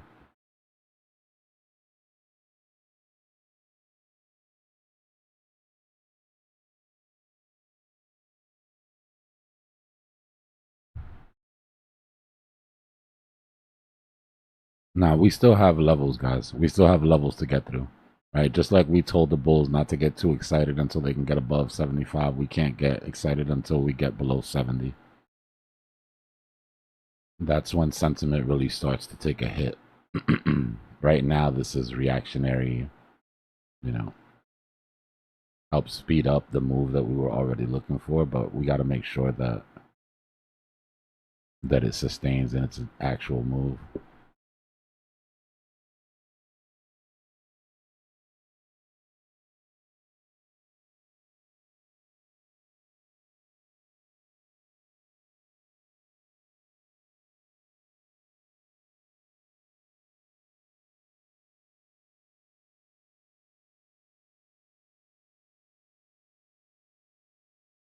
We got a little brontosaurus pattern.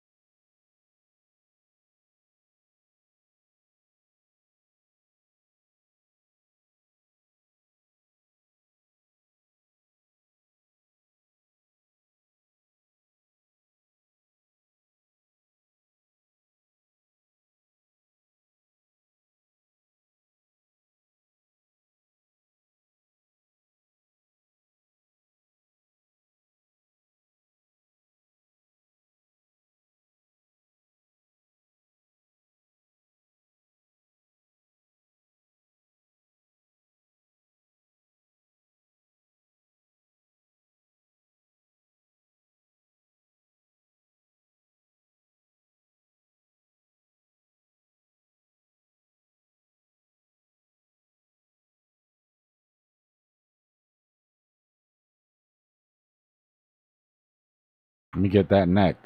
Pause.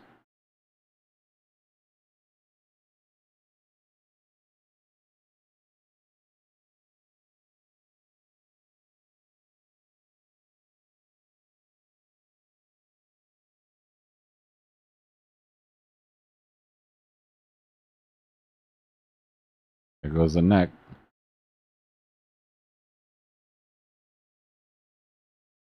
I'm gonna laugh if this shit plays out perfectly. Where the Brontosaurus pattern usually plays out is you get a recovery that's bigger than you expect, meaning it goes slightly past your meaner version. But we all know what happened to the Brontosaurus, right? In the long run, you don't run into too many of them nowadays.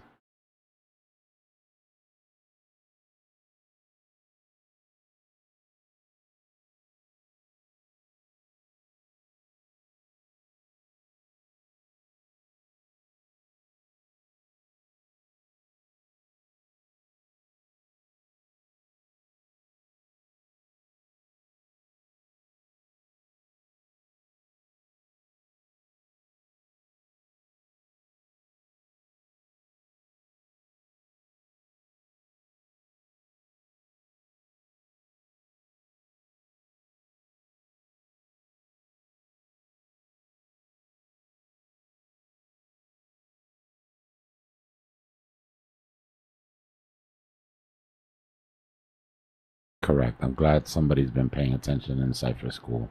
That is indeed a meteor.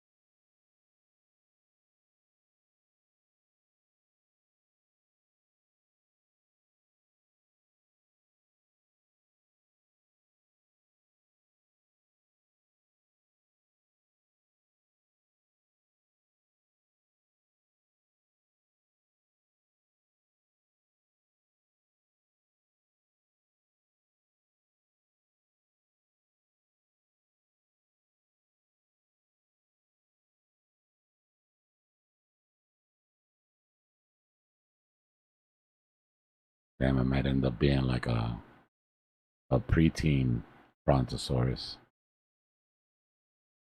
He didn't even get to live his little Brontosaurus life.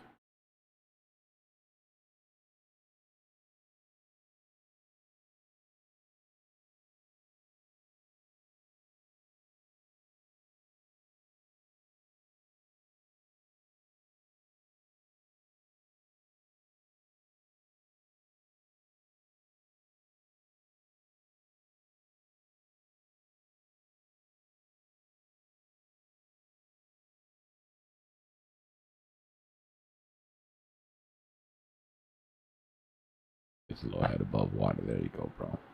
You'd have drowned.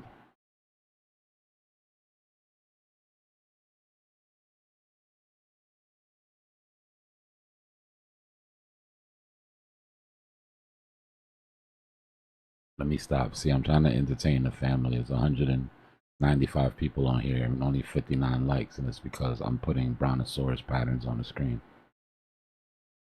I know it. That's what it is.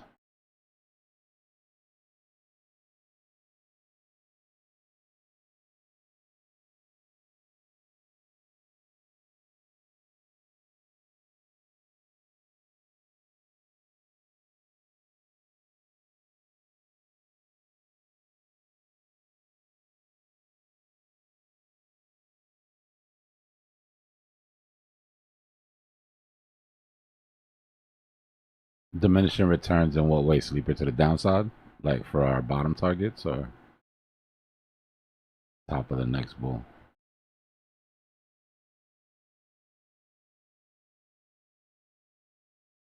Yeah, I think there's one more leg down and then we find some sort of substantial bottom. It's all going to come down to how comfortable market maker is moving away from that top CME gap.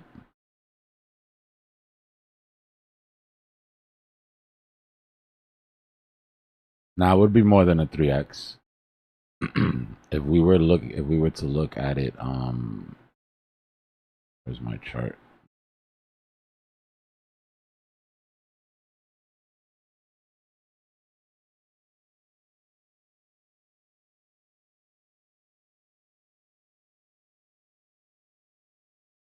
So if we project forward, right, like we have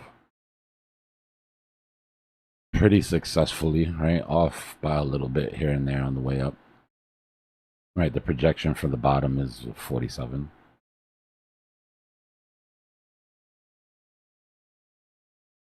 Your next top should be somewhere around the 180s. So yeah, I mean it's not, you know, it's not 15 to 127, but you're still bringing in over 100 per Bitcoin, right? You bought 115, sold 127, you bought over 100K per Bitcoin. Think of it like that. If you bought 4K and brought in 73, you bought in less than 100K per Bitcoin. There is diminished returns, but because of the nature of the price points that we're talking about,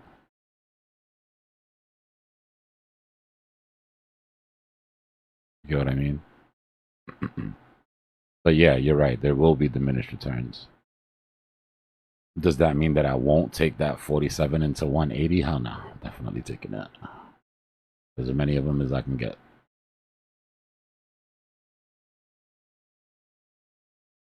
And then you're looking at a bottom, which is more important. Right now, for everybody, I think this number here is more important. The bottom of the next bear market is projected to be somewhere around 74K. Right? That means if you believe in Bitcoin, but you don't think it's time to do it now, or da da da, you're looking at 40 cents. I can't afford a whole Bitcoin. Well, it doesn't get any better. Right? You'll be having the same problem the next time at 74, and then the time after that, you'll be having the same problem again at freaking 153.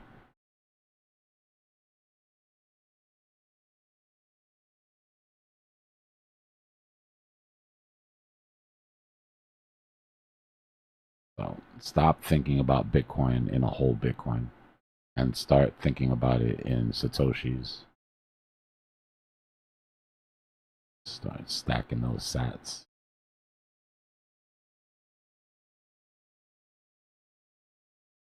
Yeah, this is a little baby brontosaurus. The head's curling over right there.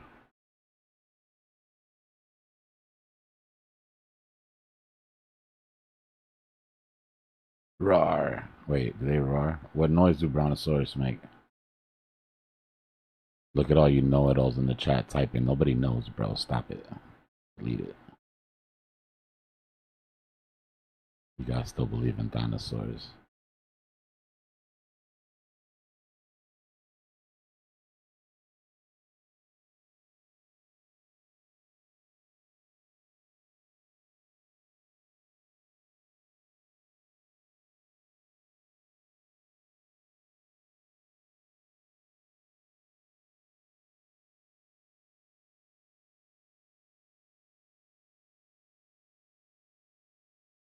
All right.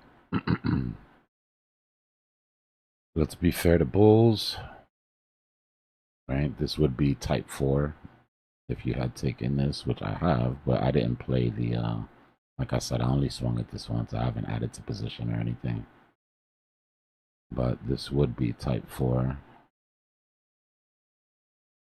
After a little type 3 breakout. Volume looks shit.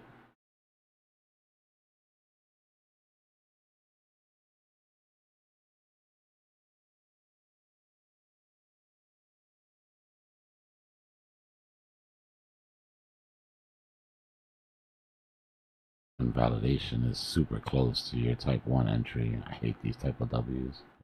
My least favorite. The reason I don't like them is because it takes so long to invalidate.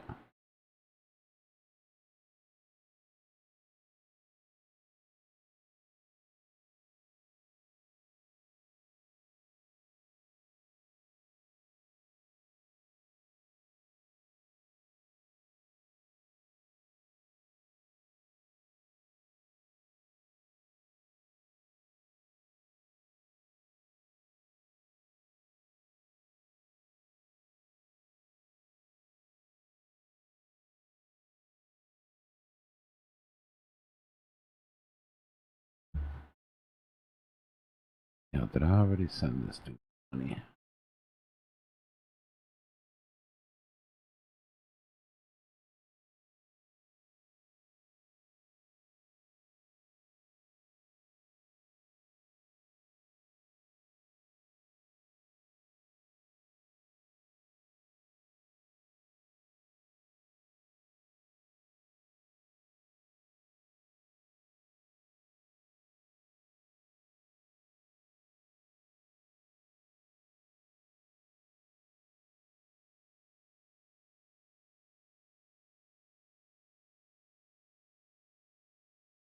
Everybody that wanted to get their free Bitcoin off of Cash App, do that already?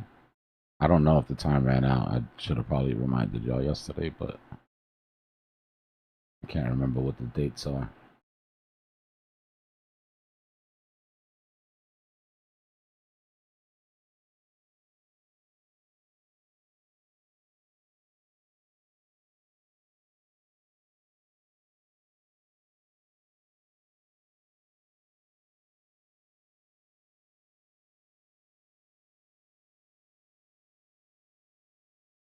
Yeah, I think it was. I thought it was either the 9th or the 10th. So either way, I think we passed it. They didn't even make it to the 10th. Good job, y'all. Damn right.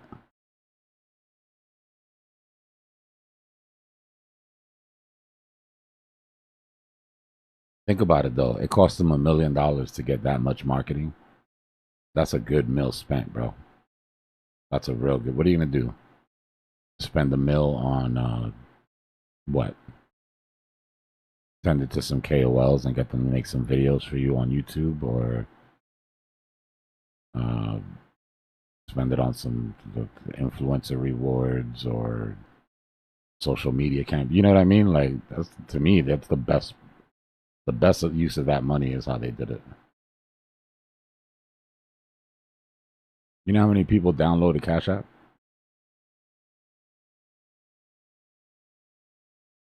Just here alone, I was surprised how many people didn't already have Cash App that downloaded it just to get the.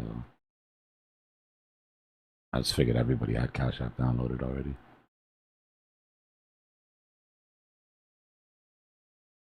Yeah, I'll be honest. Me too. I didn't know what the hell a BitKey was.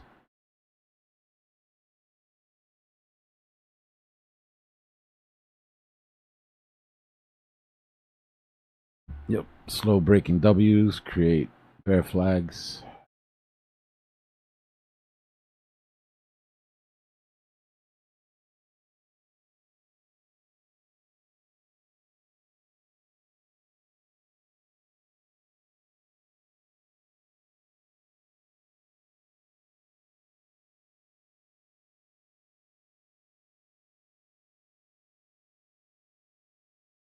Yeah, I found that out too. I thought Cash App was international.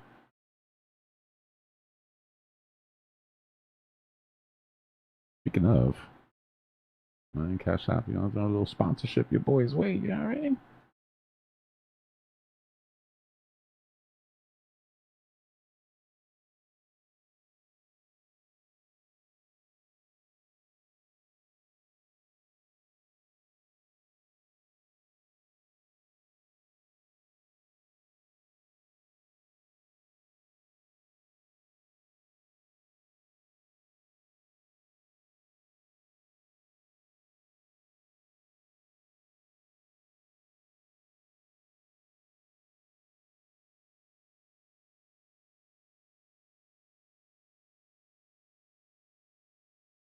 Hmm.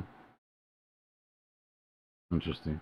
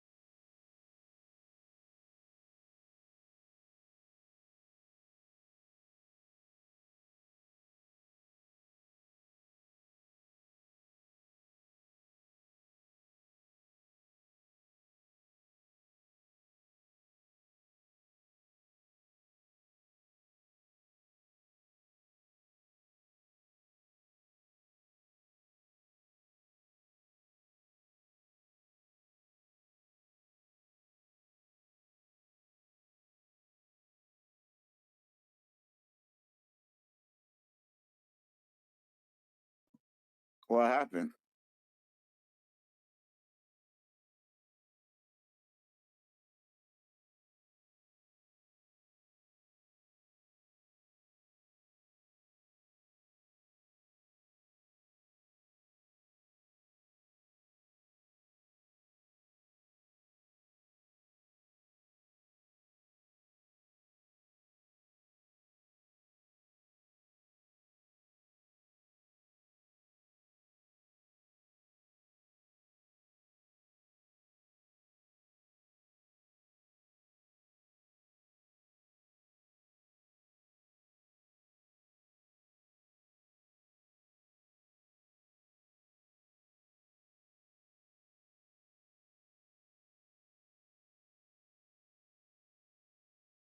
Coin bald.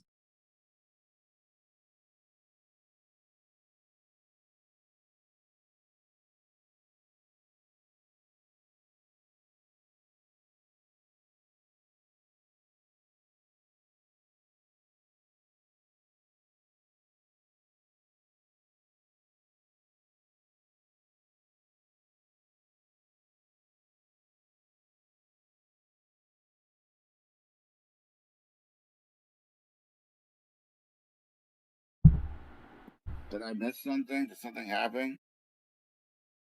What a shock. Who would have known trillion-dollar multinationals wouldn't tell the truth about their intentions? Go figure. Like Dbloc says, men lie, women lie, and well, you know the rest. Debbie, that's really sassy of you. But you're not wrong.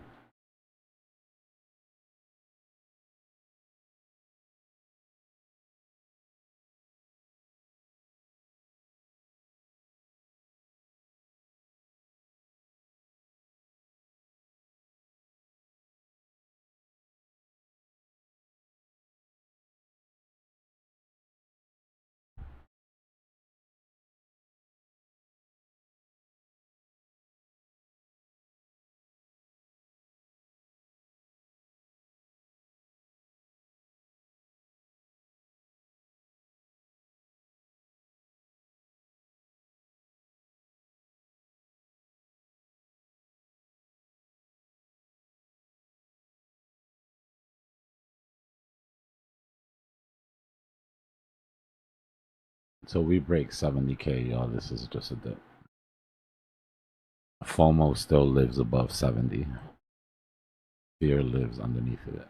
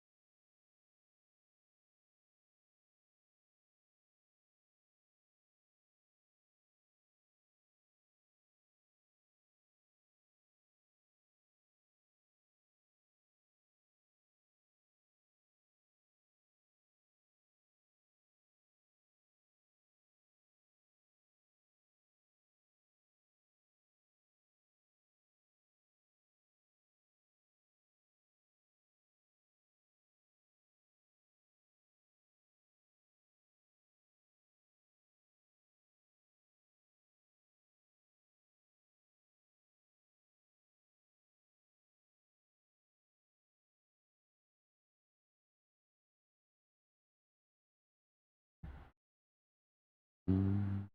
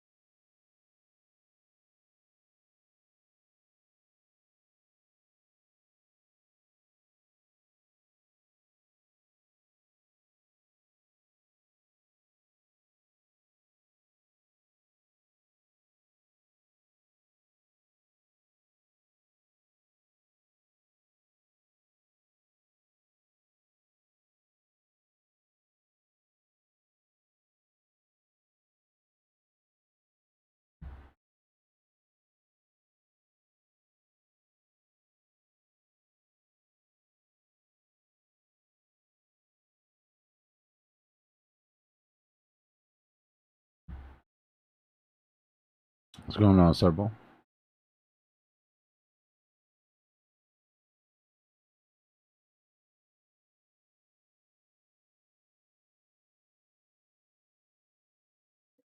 What happened? Some war shit?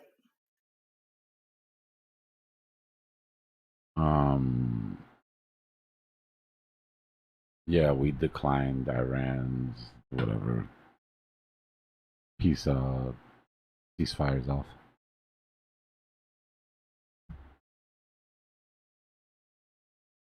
Super surprised.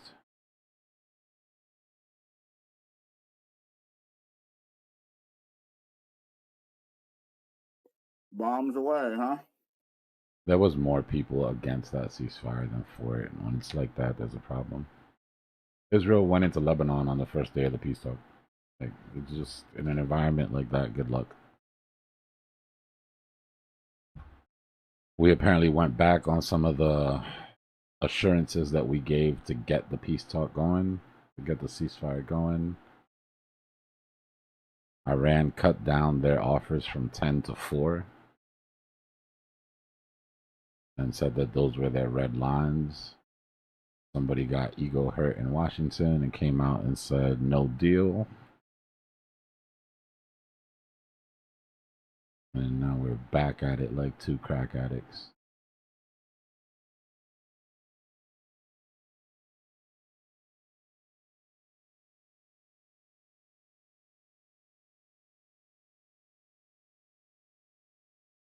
And of course, that's happening on Saturday.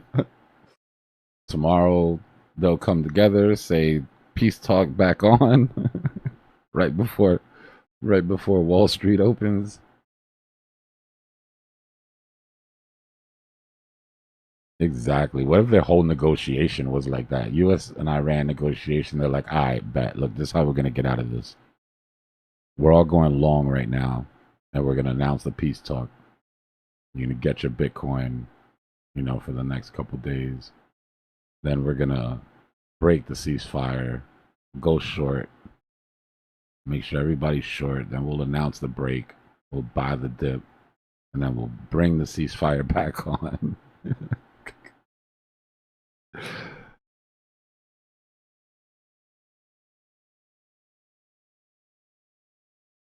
Just run them ragged for a couple months.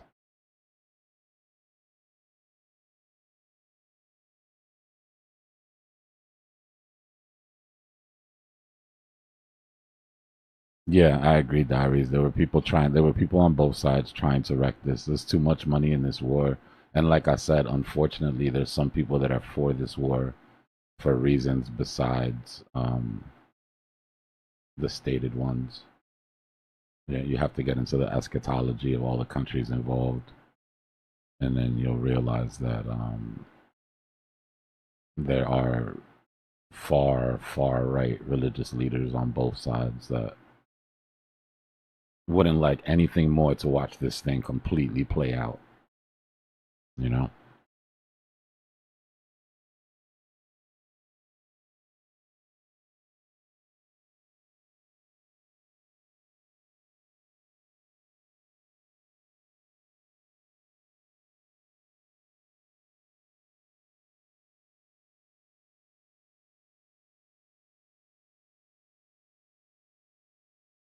Not to take it back to the briefing yesterday, but if you go back to the briefing yesterday, it talks about the possibilities of this thing breaking apart being very high. Also, the little Iran war briefing that we put together, if you remember the chart, said that the possibilities of this ending before the ceasefire with violence were at the highest level of basically probability.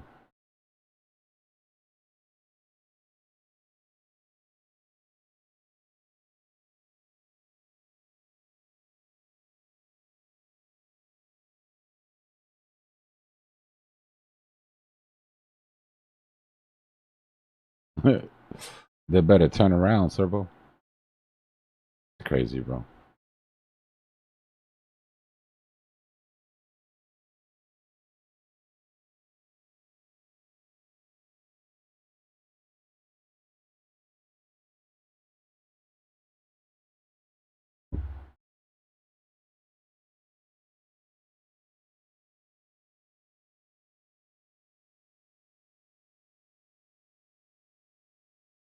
And give me a second. I'll be back.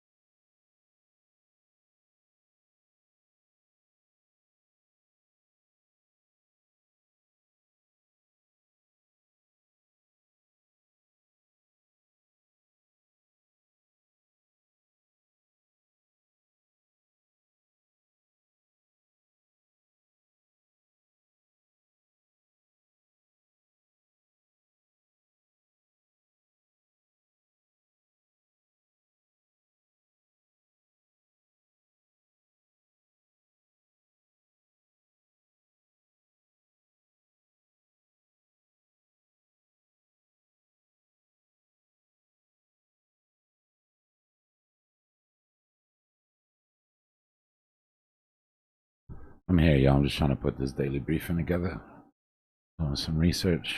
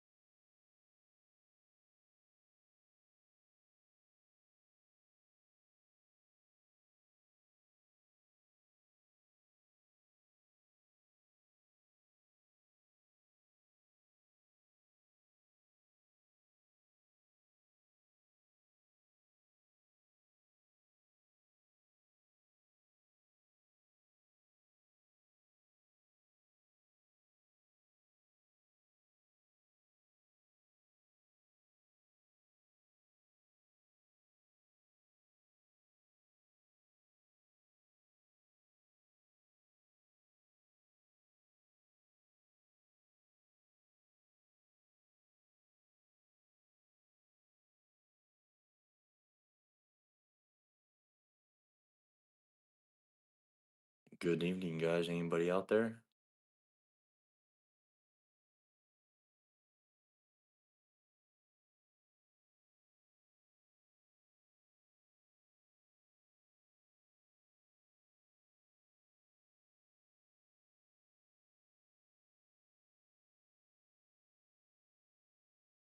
It's a really quiet night. There's more people here than there was earlier. Is it quiet because everybody was in along? I'm here. I'm just finishing up the research. I'm about to post it in a second. I'm almost done. Thank you, D.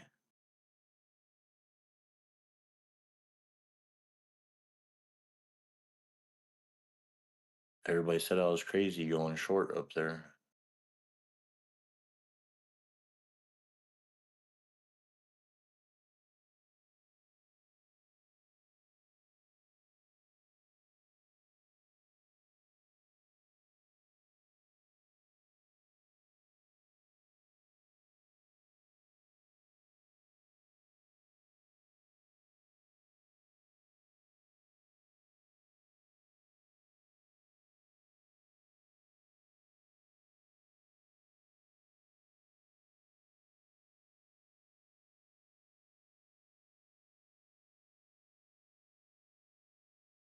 Like and subscribe if you're on there, guys.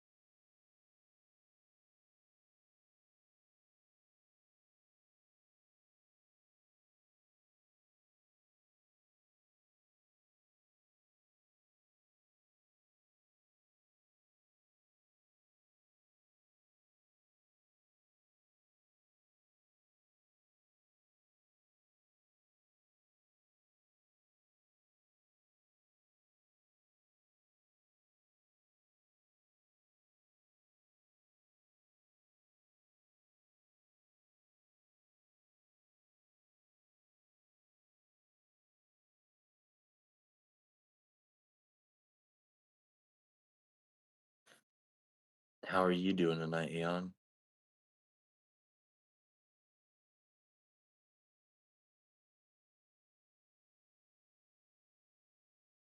I can't tell you how many times I've clicked the YouTube live button instead of the talk button. Oh, really? Fantastic. How are you doing? I'm doing well. I just threw a short in earlier and then I opened it up to this catastrophic thing. That must be a nice short. I'm in a short, but I'm far from profit yet.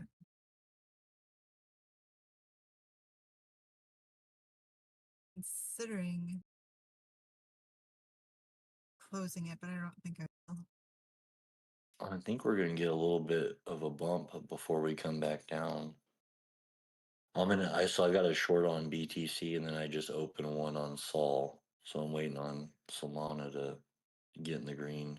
But I'm in the same position. I'm thinking about closing it out and then waiting for it to bump up and then reposition.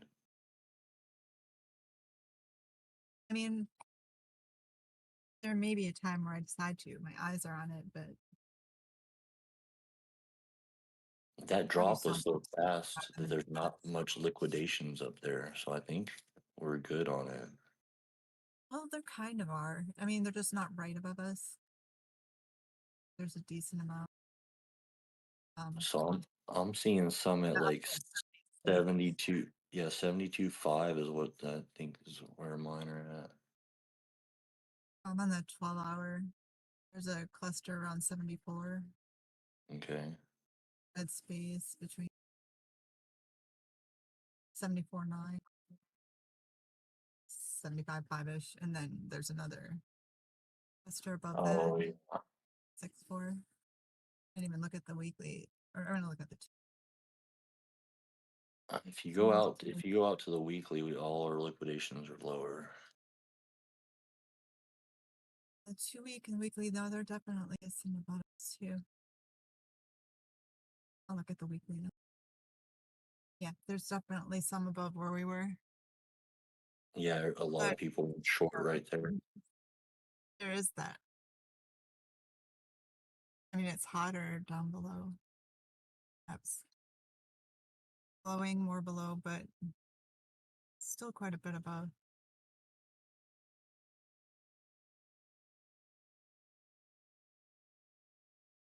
Billions above.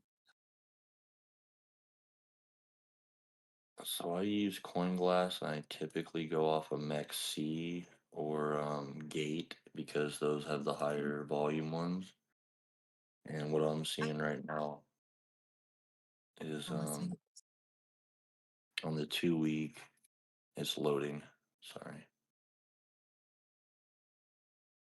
Yeah, I use Coinegg because it's aggregated. I just didn't open up that account last night whenever I was asking you about it. But so I've got a good cluster, yeah, right there around 74, and then I've got a whole bunch at right around 67,000. So it's a Yeah, lot harder lower. around 67,000. I'm actually not showing. Oh. You're on the weekly? Yes, ma'am. I got $1 billion at 66,225.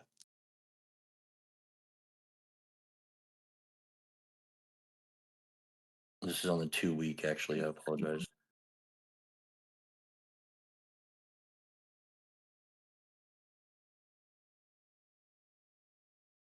$65.7 has 334, but it might be showing, it might be clumping years more together. Well, so that was This is one of showing that was the it's reason showing. that was one of the reasons I was asking you guys about what liquidation maps you guys use, because it doesn't depend. I mean, whoever I ask, their liquidation map says something different. It seems like. Yeah, he's just definitely seeing different than mine. Yeah, so I have I have 500,000 at 66,751, and I got 1 billion at 66,251. What's the interval in between your lines? So let's see. That's a good question. I actually don't know. I'm on the 2-week heat map. You can't like scroll your mouse down, and like if I scroll my mouse down really slowly, I see If I 50. zoom in, it kind of messes the screen up. Let's see. So So each line is a each $50 line, interval. each line's $100 interval. Okay, so yours is like basically double, but I mean, every $50, I'm seeing like 368 million, 390 million, 416 million. This one. And that's the one That's that's supposed to aggregate all of the. 647. Yeah, it aggregates them all. Sometimes I wonder about it though, because like in the afternoon, maybe a reasonable explanation for this. But in the afternoon, I'll go look, and there's not even any millions. There's only the most of the chart's black, and like if it shows a line at all, it's like 200K. So, and then if I look, like say 7, 8 o'clock, then there's millions. I don't know what time for. Well, I've Accurate, but noticed that anytime that they go on like a liquidity sweep or something like that, it seems like people know about it ahead of time, so the map thins out. But yeah, I'll probably end up playing around with that one that you're using. and maybe you can. I don't know if maybe it starts from scratch at a certain time, and so you're not really getting on the 12-hour. You're not getting Right. all the I see what you're until saying. a 24 hours has passed and it clears again. But Mhm. then, I mean, I can go to a higher time frame though, and I can see it's just a 12-hour that. Yeah, so I spend all my time on CoinGlass going through 5 different exchanges, and then try to get my average on that, and then I go back and check charts and so on and so forth. So maybe that coin ag will work. It has other features too. Coin Ank, ANK. It's got funding rate history. It's got all sorts of things. I mean, it's kind of, it has a lot of the things that CoinGlass has, but it has a few other things too.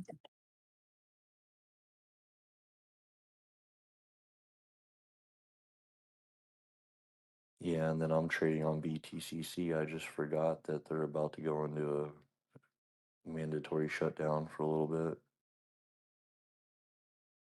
Who is? BTCC Oh, for 30 minutes every Sunday on their time frame. They shut down, so you can't do any trade or anything like that on BTCC during that time frame. I don't even trade that.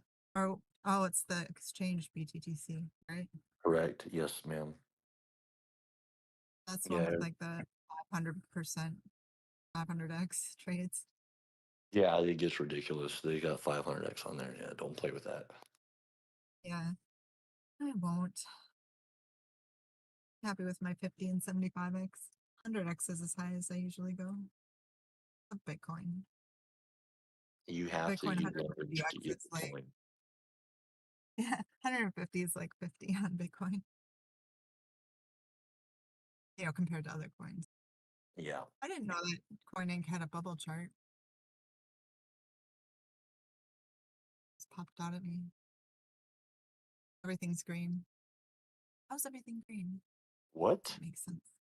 It can't be. But They must time be frame time of like, travelers or they're behind. I just don't know how to use it. It says OI. Oh, open interest. Okay. That's right. Okay, that's different. Brave is currently in the lead. It's the biggest green bubble. Which one was that? Brave, RAVE. Oh, yeah.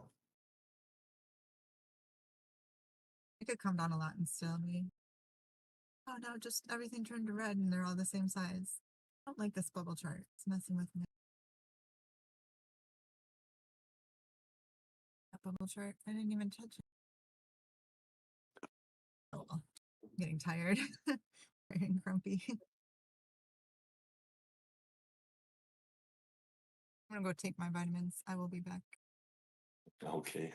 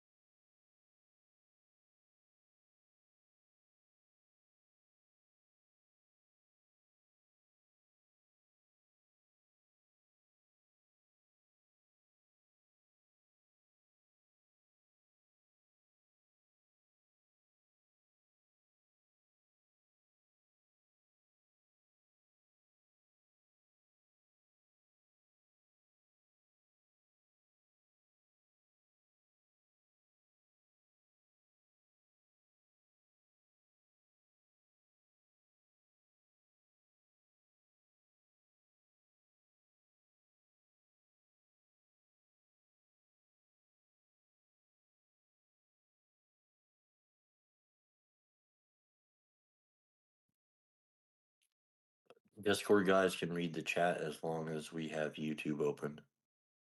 1300.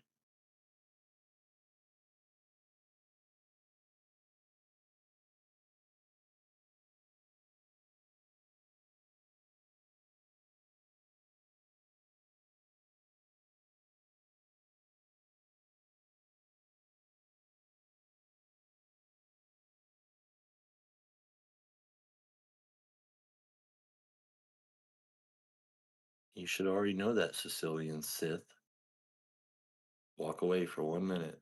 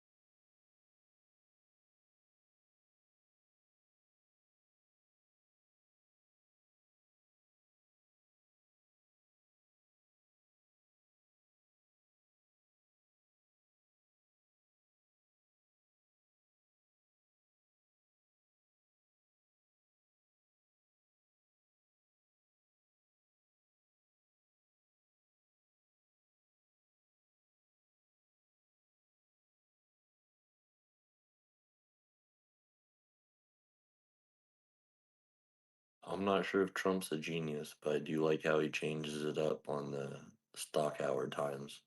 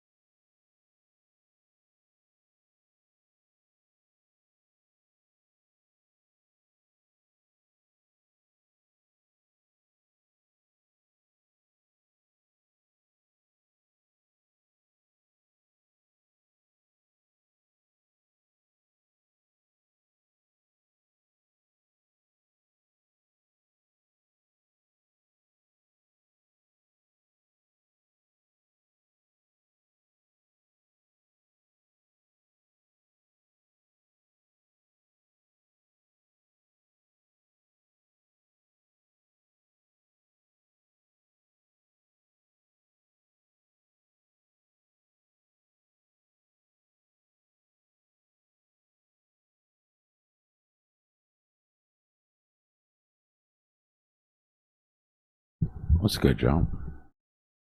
Finally finished. Give me a second to wrap everything up and we'll take a look at some of the news content. So we're just sitting here waiting for Market Maker to make his mind up.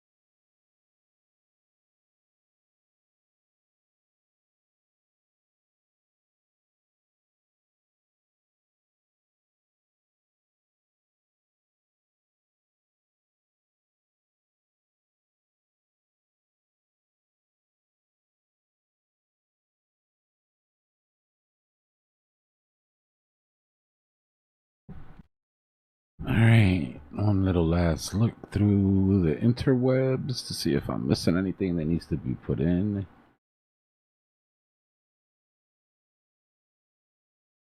What's good, Joe? How we feeling? My brain is toast right now.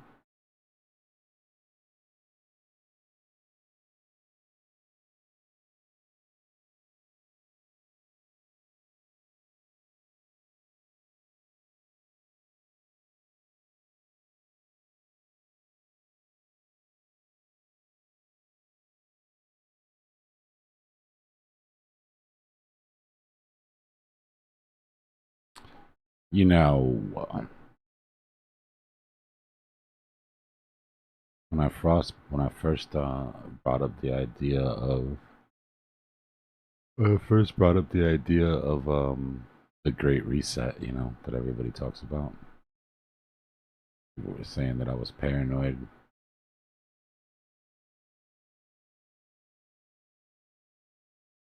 Until you wake up to a tweet like this from the President of the United States.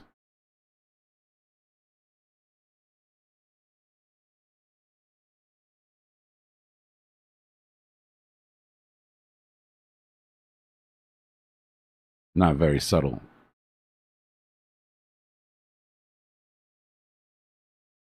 I don't know what they're blaming it on, Danny. I know we had a rising wedge with a measured move down to 702, so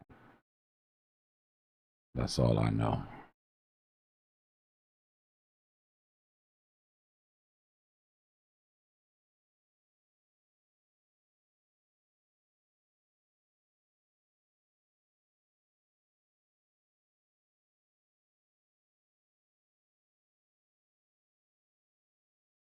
All right, so we're trying something new. I'm going to do a small video overview of the basically a news broadcast. I'm not going to hold you. I told you I'd go too far sometimes with this type of shit, but we're going to do it anyways. For people who don't want to read and for people who can't listen to an hour-long podcast because they have busy lives, we'll do a little summary, a little video summary. And then I guess if that looks interesting, then you can dig into the data. We're doing it live. And if you don't agree with anything, like I said, go into the intel, go to where I'm doing my research. All the sources are listed. Go dig into yourself. Dig into the sources yourself. And 1000%, if I'm wrong about something or you feel like my angle is wrong, hit me up or let me know. Right? Let's do this together.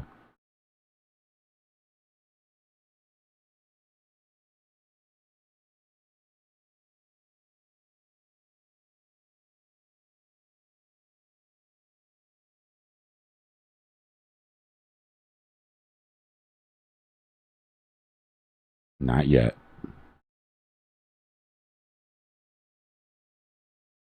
Chill.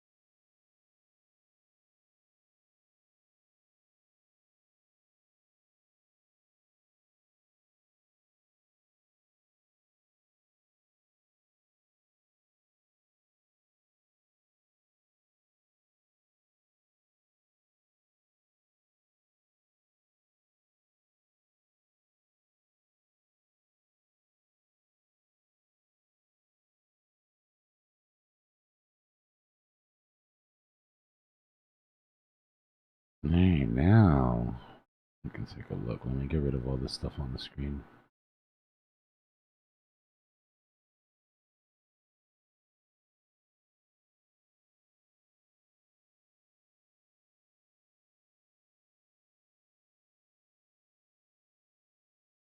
Been putting all this effort in for Cypher School. I figured I can put in at least an equal measure for YouTube.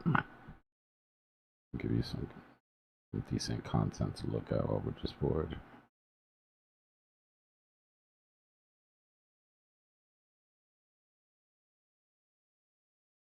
Alright, so this is gonna be the this is just the overview, the sort of video overview. And then we'll go into the podcast. You guys want the intel is already up in the thing, so if you're just sitting there at your PC and you want to open up and you want to scroll through the intel while you're listening and watching, that's probably the best way to absorb it.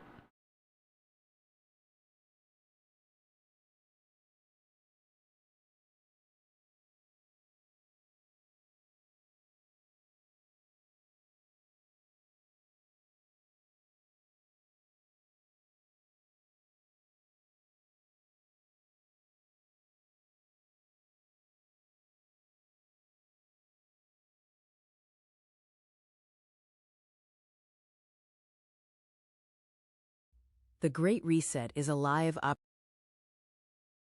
Welcome to the Situation Report on the Big Cycle Convergence, authorized by the Cypher School. We are addressing a structural breakdown warning and the initial capital playbook.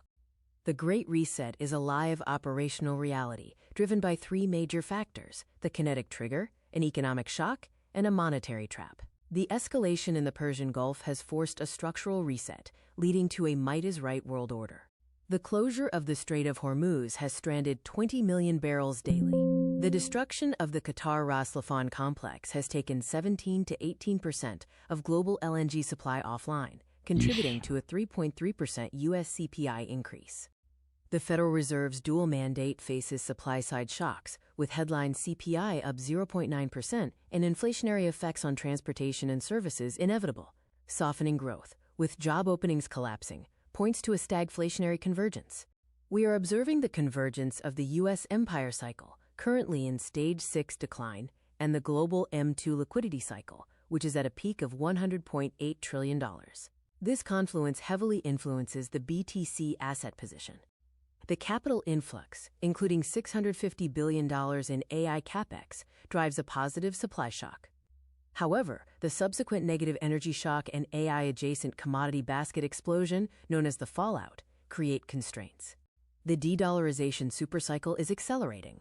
Nations are shifting from a multilateral rules-based order to a might-is-right framework. Central banks are strategically accumulating hard assets like gold, with 850 tons purchased in 2025. The five-dimensional big cycle system overlap highlights the shift. Geopolitical risk, empire transition, monetary stagflation, and liquidity expansion converge, driving a flight to quality, hard assets, digital reserves, and AI infrastructure. Current sentiment suggests two main scenarios. Scenario A, a relief rally if Hormuz traffic normalizes, or Scenario B, a stagflationary depression if the tactical pause breaks down. Polymarket indicates an 18% probability of Hormuz normalization by late April. In digital assets, Bitcoin, BTC, is viewed as the reserve, showing strong inflows and acting as a weak money hedge deemed secure at $73,000.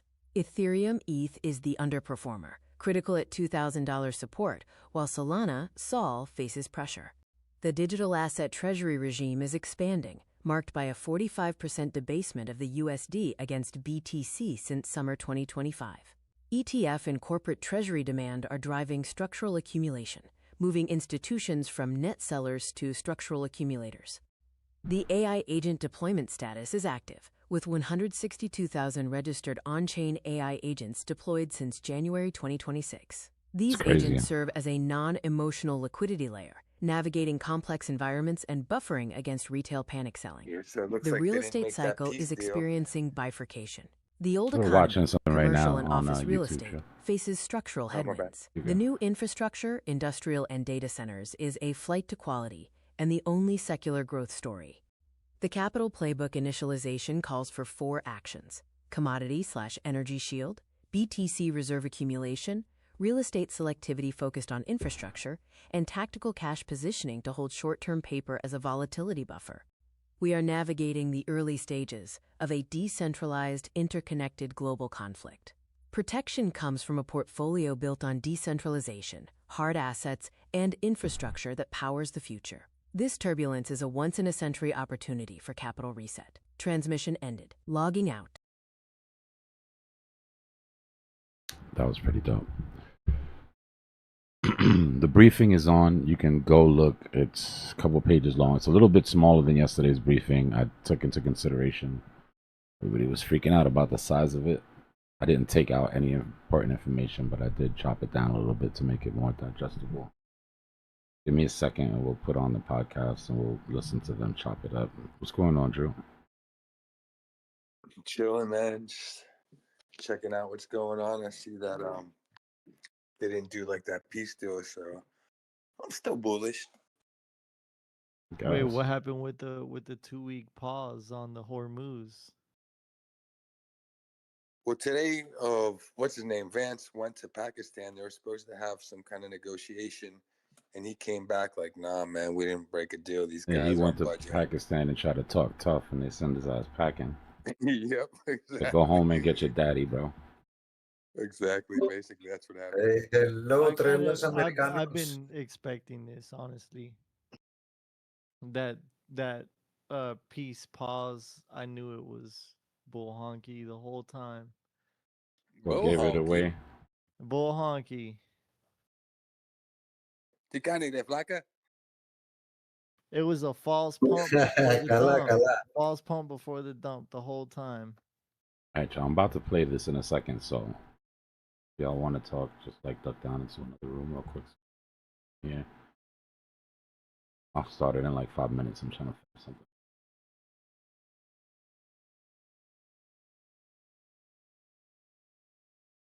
Trying to do a daily news briefing and the podcast, one per day.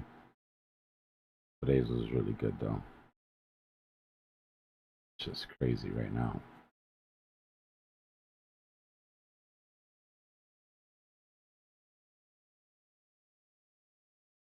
Man, it's so satisfying, this Gemini. I'm playing with this now in my phone. Oh, did you get it to work where you can see your stuff and everything? Yes, it's crazy, bro. It's great. It's crazy. It's super helpful. Very interesting. I love it.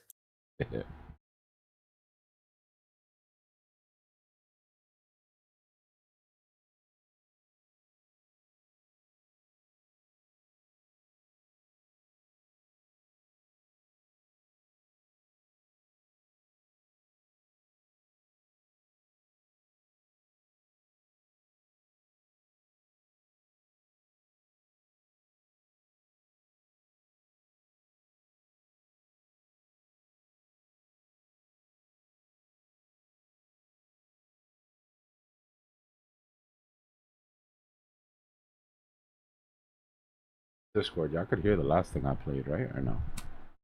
I think you have to rewatch on my screen. Now it was only you. Like we could only hear your voice. We didn't hear anything else. If you go in the Discord, and you scroll all the way down to the bottom into the research section, there's a new one called Cypher News TV and Podcast. So that's where all the video and the podcast is going to be for the daily briefings. We're about to listen to the podcast now, but if anybody misses it or you want to catch up, you can go check that out. Oh yeah, man! Next level, dude. That's dope. I'm cooking, bro. I've been so locked in. Also, if you want to hear it and you're just on Discord, you're not on YouTube, you can click on Dbloc's stream. You'll be able to hear it. Oh, nice, thanks. I was just on Discord and I heard that last piece of information that you had on YouTube. If you're watching my screen, you should be able to listen to it. Yeah, it's pretty. You gotta listen. Drew, jump on my screen right quick. Listen how dope this is. Yeah, man. I mean, I've been doing it, obviously, myself, but to have two AIs and the way I set them up is like, pick this apart. They have the copy of the entire course, and then I give them the briefing. the daily briefing, and then I'm like, go at it. You know what I mean? Find flaws or add to it. So it's kind of cool listening to, even if it is two AIs, discuss the shit you just put together. Are they like two AIs from different protocols? Nah, they're Because that'd be crazy if you have like two AIs that are from different protocols. You know? Yeah, I'll play it right now so you can listen to it. Right. Done. Where?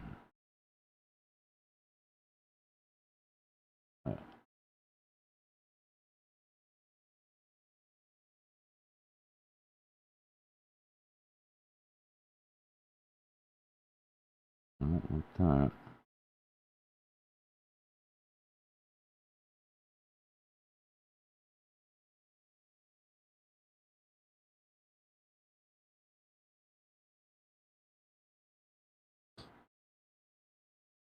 All right.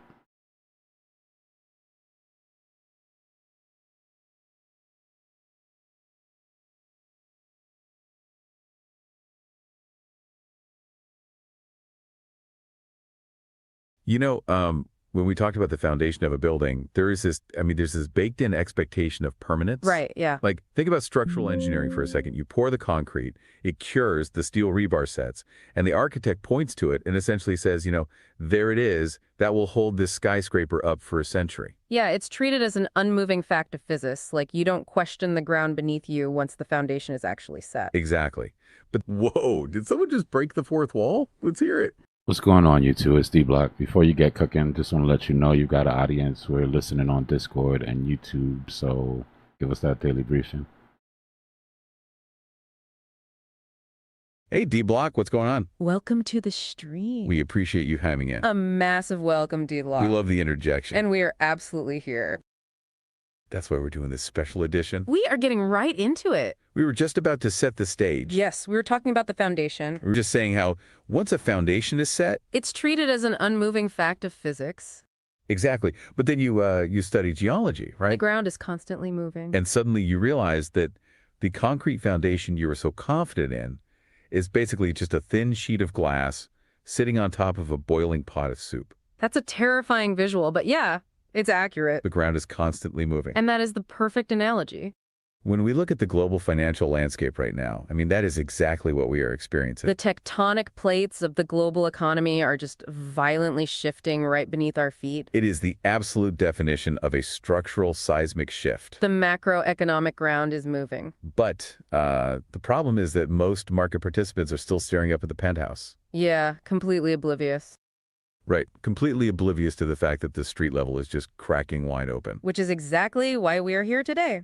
So to the entire Crypto at Cypher family, welcome. A massive welcome to our YouTube viewers. Especially to all the Cypher School students tuning in right now. Absolutely. Great to have everyone here.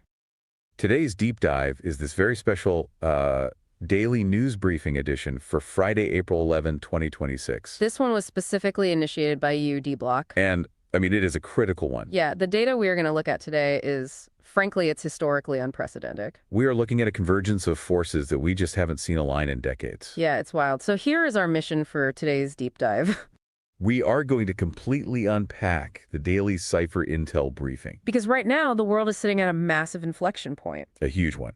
We are watching the real-time collision of kinetic geopolitical conflict and a total monetary reset. Like live on our screens. So we are going to decode the intelligence from the Discord, we're going to look at the macro matrix, and we are digging deep into the master curriculum. Because the goal here isn't just to talk about the news, right?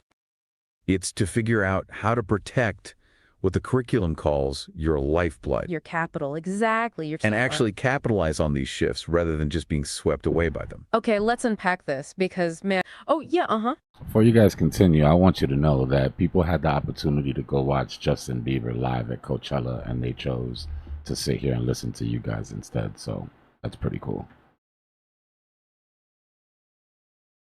Okay, let's unpack this because, wow, first of all, Dbloc, that is an incredible piece of perspective. That truly is a massive compliment. Thank you. That is the highest honor, seriously. Coachella is a spectacle. It is the definition of the action and the dopamine rush. Exactly. And that's the whole point, right? We talk about training to buy time, not for the rush. And the fact that people are choosing to be here To invest in their own education right now. rather than chasing that temporary spectacle. That is the ultimate sign that you have separated yourself. You've stopped gambling and start developing an edge. Welcome to the Cypher School mindset. We respect that focus and discipline deeply. The system relies on laziness. The Cypher relies on discipline. So thank you for trusting us with your time. That is exactly what we're trading for. Okay, let's get back to work. Man, we have a tremendous amount of ground to cover. Yeah, we do. Especially considering what just happened over the last 48 hours. Right. But before we She's dive like, into the stop deep water, I need to interrupting, set a or hard I'm never boundary going to for this finish this shit. conversation. Today's I'm muting briefing my mic, contains they some can't hear me. incredibly intense geopolitical developments. I mean, we are going to be discussing the actions of the US, Iran, Israel, China, Europe. It's a very charged environment right now. Extremely. So I want to remind you, the listener, right up front, That we take absolutely zero political sides on this show. our sole job, our only mandate is to neutrally analyze the data. Track the capital flows and unpack the structural realities outlined in the source material. Yeah, we aren't here to debate foreign policy Not at all. We are here to look at the mechanics of the market.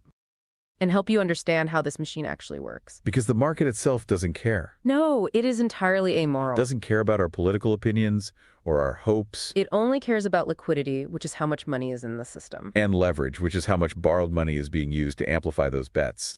Spot on. So let's look at a masterclass in both liquidity and leverage. Because the dominant market mover of the current session, specifically April 10th into the 11th, Was a sudden, dramatic 2-week ceasefire agreement brokered between the US and Iran. right? So talk to me about the buildup to this. Because to understand the market's violent reaction, we have to understand the pressure cooker we've been sitting in for the last 60 days. Well, for the past 2 months, global markets have been entirely paralyzed by what we call a war premium. Okay, explain that. When geopolitical tensions flare up, specifically in major energy-producing regions. The market just immediately begins to price in the worst-case scenario. And the epicenter of this recent tension was the Strait of Hormuz. Right, which isn't just, any random waterway. It's the central gravity point for global energy logistics. Exactly. I mean, it's this narrow choke point between the Persian Gulf and the Gulf of Oman. When transit through that strait was effectively restricted recently. You suddenly had 20 million barrels of daily global oil supply just stranded. Wow. Let's put that into perspective for a second. The world consumes, roughly 100 million barrels of oil a day? Roughly, yeah. So you have 20% of total global demand just sitting on the water. Unable to reach refineries in Asia or Europe or the West. Right. It's the equivalent of waking up and finding out 1 out of every 5 gas stations. On Earth just permanently close their doors overnight. Yeah, and that kind of supply shock, it creates an immediate visceral panic. I mean, it drove Brent crude, which is the global benchmark for oil, violently over $110 a barrel. Which is astronomical. It is, and that price spike terrified the sovereign bond markets. Because it signaled a secondary massive supply-side inflation crisis. Because if energy costs go up, the cost to manufacture, transport, and sell literally every good On the planet goes up with it. Exactly. It bleeds into everything. And then suddenly, out of nowhere, the diplomatic pivot hits the wire. A 2-week ceasefire is announced. And the moment, the exact second that ceasefire was announced, the war premium evaporated. Just instantly. WTI crude, the U.S. oil benchmark, plummeted by 15%. Dropping straight down to about $95 a barrel. That is a massive move for oil. Huge. And that immediate drop in energy prices triggered a massive, violent relief rally across global risk assets. And nowhere was that violence more apparent than in digital assets. I mean, I want to look at the crypto impact here because the mechanics of what happened next are just fascinating. Yeah, the derivatives market went crazy. Right. You had this huge cohort of traders who were aggressively shorting the market. They were betting that this conflict was going to escalate. Oil would stay high. The global economy would plunge into a stagflationary recession. Which was a logical bet at the time, given the data. Sure. But the second that oil price dropped, these traders were instantly trapped. The structural repositioning was incredibly forceful. What we witnessed was a classic textbook short squeeze. Okay, let's break down exactly how a short squeeze works. Because it's a term thrown around a lot on Twitter and YouTube. But the underlying mechanism is brutal if you're caught in it. It's devastating. So if I'm shorting Bitcoin, I don't actually own it, right? I'm borrowing Bitcoin from an exchange, selling it at today's high price. And hoping the price drops so I can buy it back cheaper, return the borrowed Bitcoin, and pocket the difference. Correct. But the critical part of that equation, the part people forget, is margin. Right, collateral. Yes, you have to put up collateral to secure that borrowed Bitcoin. The exchange doesn't just trust you, right? So imagine you're at a high-stakes auction and you've aggressively bet that the price of a vintage car will drop. You've actually borrowed someone else's car, sold it, and promised to buy it back cheaper later. Okay, I like this analogy. Suddenly, a billionaire walks into the room and declares he's buying every single car available. The price starts shooting up. You panic. Why? Because you have to buy a car to return it to the person you borrowed it from, regardless of the price. Right, the clock is ticking. The exchange, or the broker, basically taps you on the shoulder and says, Hey, your collateral is no longer enough to cover the rising price of this asset. buy it back now, or we will automatically liquidate your account. And that is forced buying. The exchange physically forces the short seller's account to market buy the asset to close the position. They don't ask for permission. And your desperate forced buying drives the price up even further. Exactly, which then triggers the margin call of the next short seller, who is also forced to panic buy. It's a domino effect, just violently liquidating bears left and right. Yeah, the numbers from the briefing are insane. In the trailing 24 hours from this ceasefire announcement, we saw an astonishing $627 million in total liquidations across the crypto market. Over $500 million just wiped. And of that, $473 million were bearish bets getting completely destroyed. That cascade of forced buying launched Bitcoin violently back above the $72,000 threshold. It was purely a mechanical unwinding of leverage. It wasn't organic spot buying initially. Here's where I have to push back a little. We saw Bitcoin spike. We saw the shorts get wiped out. But is this price action real? What do you mean? I mean, is this just an illusion created by the mechanics of leverage? Are we actually out of the woods geopolitically? Or is this just a relief rally built on a trap? Because an oil ceasefire doesn't necessarily mean the global economy is fixed, right? That is the exact right question to ask. And it highlights a profound reality of the 2026 cycle that, frankly, so many retail traders misunderstand. Digital assets are no longer isolated speculative silos. Right. 10 years ago, Bitcoin might have traded in its own little vacuum. Today, it is fiercely and inextricably tethered to global energy logistics and sovereign bond yields. To answer your question directly. No, we are absolutely not out of the woods. Explain why. I mean, the oil is technically flowing again, isn't it? Because the ceasefire is a temporary political construct. It's a piece of paper. Okay. It is not a permanent structural fix to the geopolitical reality. If we look at the intelligence from the briefing, the Iranian Supreme National Security Council still technically requires vessels to obtain explicit permission before transiting the strait.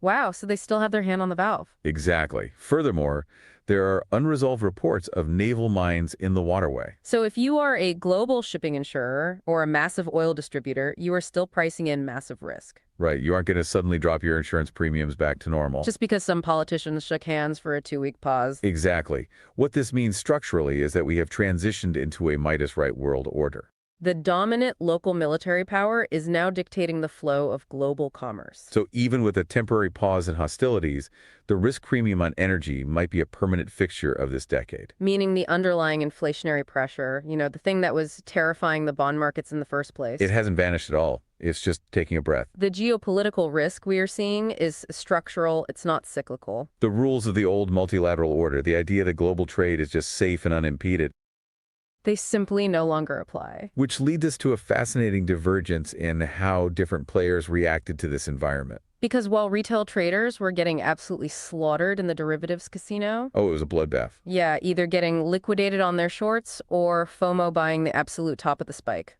While that was happening, the smart money was quietly executing a completely different strategy.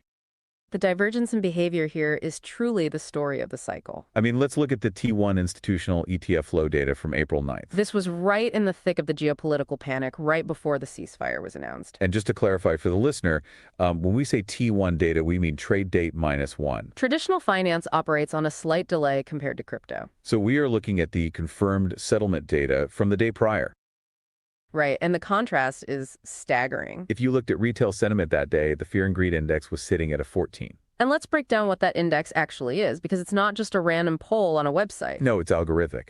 Right. The fear and greed index aggregates volatility, market momentum, social media sentiment, Bitcoin dominance, search trends. A score of 14 out of 100 is classified as extreme fear. Which means the retail public is terrified. Exactly. They think the market's going to zero. They are panic selling their spot holdings or heavily shorting the market. Oh, yeah. Go on.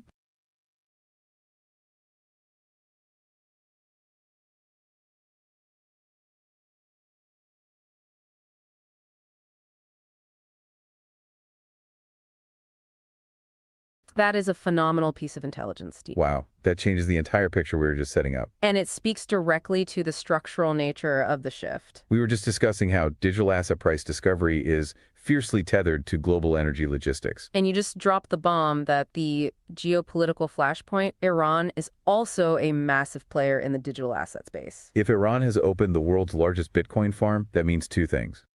First, they have a massive sustained demand for Bitcoin. Right. They are aggressively accumulating for strategic, non-fiat reasons. And second, it completely integrates the local energy supply into the global Bitcoin mining hash rate. We were talking about this. Oh yeah, let's hear it.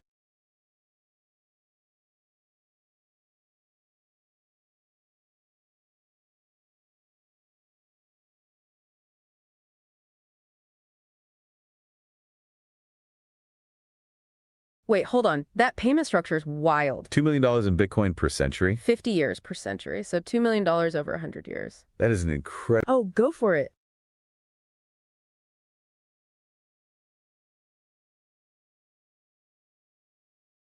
Ah, thank you for the correction, Dbloc. Per tanker. Okay, that makes it exponentially more impactful. That changes the entire calculation from long-term treasury to immediate operational costs. $2 million in Bitcoin per oil tanker, just to transit the Strait of Hormuz. That is a direct, non-fiat tax on global commerce. That is not a treasury strategy, that is a ransom. It is the ultimate flex of sovereign power in a Midas right world. And it forces the hand of every global insurer and shipper. They are demanding non-sovereign digital property to maintain the flow of oil. It signals a level of institutional conviction. Yeah, that they view Bitcoin as a generational treasury asset and an operational currency. They aren't just asking for fiat currency or gold. Mic They are check. demanding Y'all can't hear me? Bitcoin.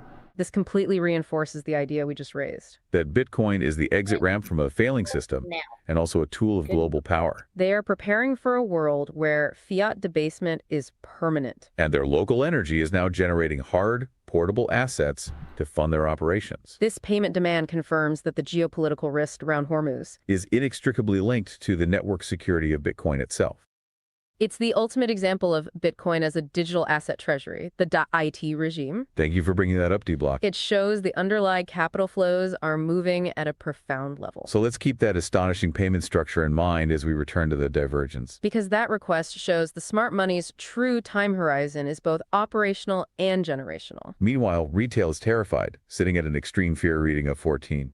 They looked at that exact same geopolitical panic. And Wall Street treated it as a massive buy opportunity. They aggressively bought the dip that retail was creating. The actual numbers from the briefing are just wild. In a single day, the U.S. spot Bitcoin ETFs absorbed an overwhelming $524 million in net inflows. In one day, BlackRock's IBIT alone took in $224 million.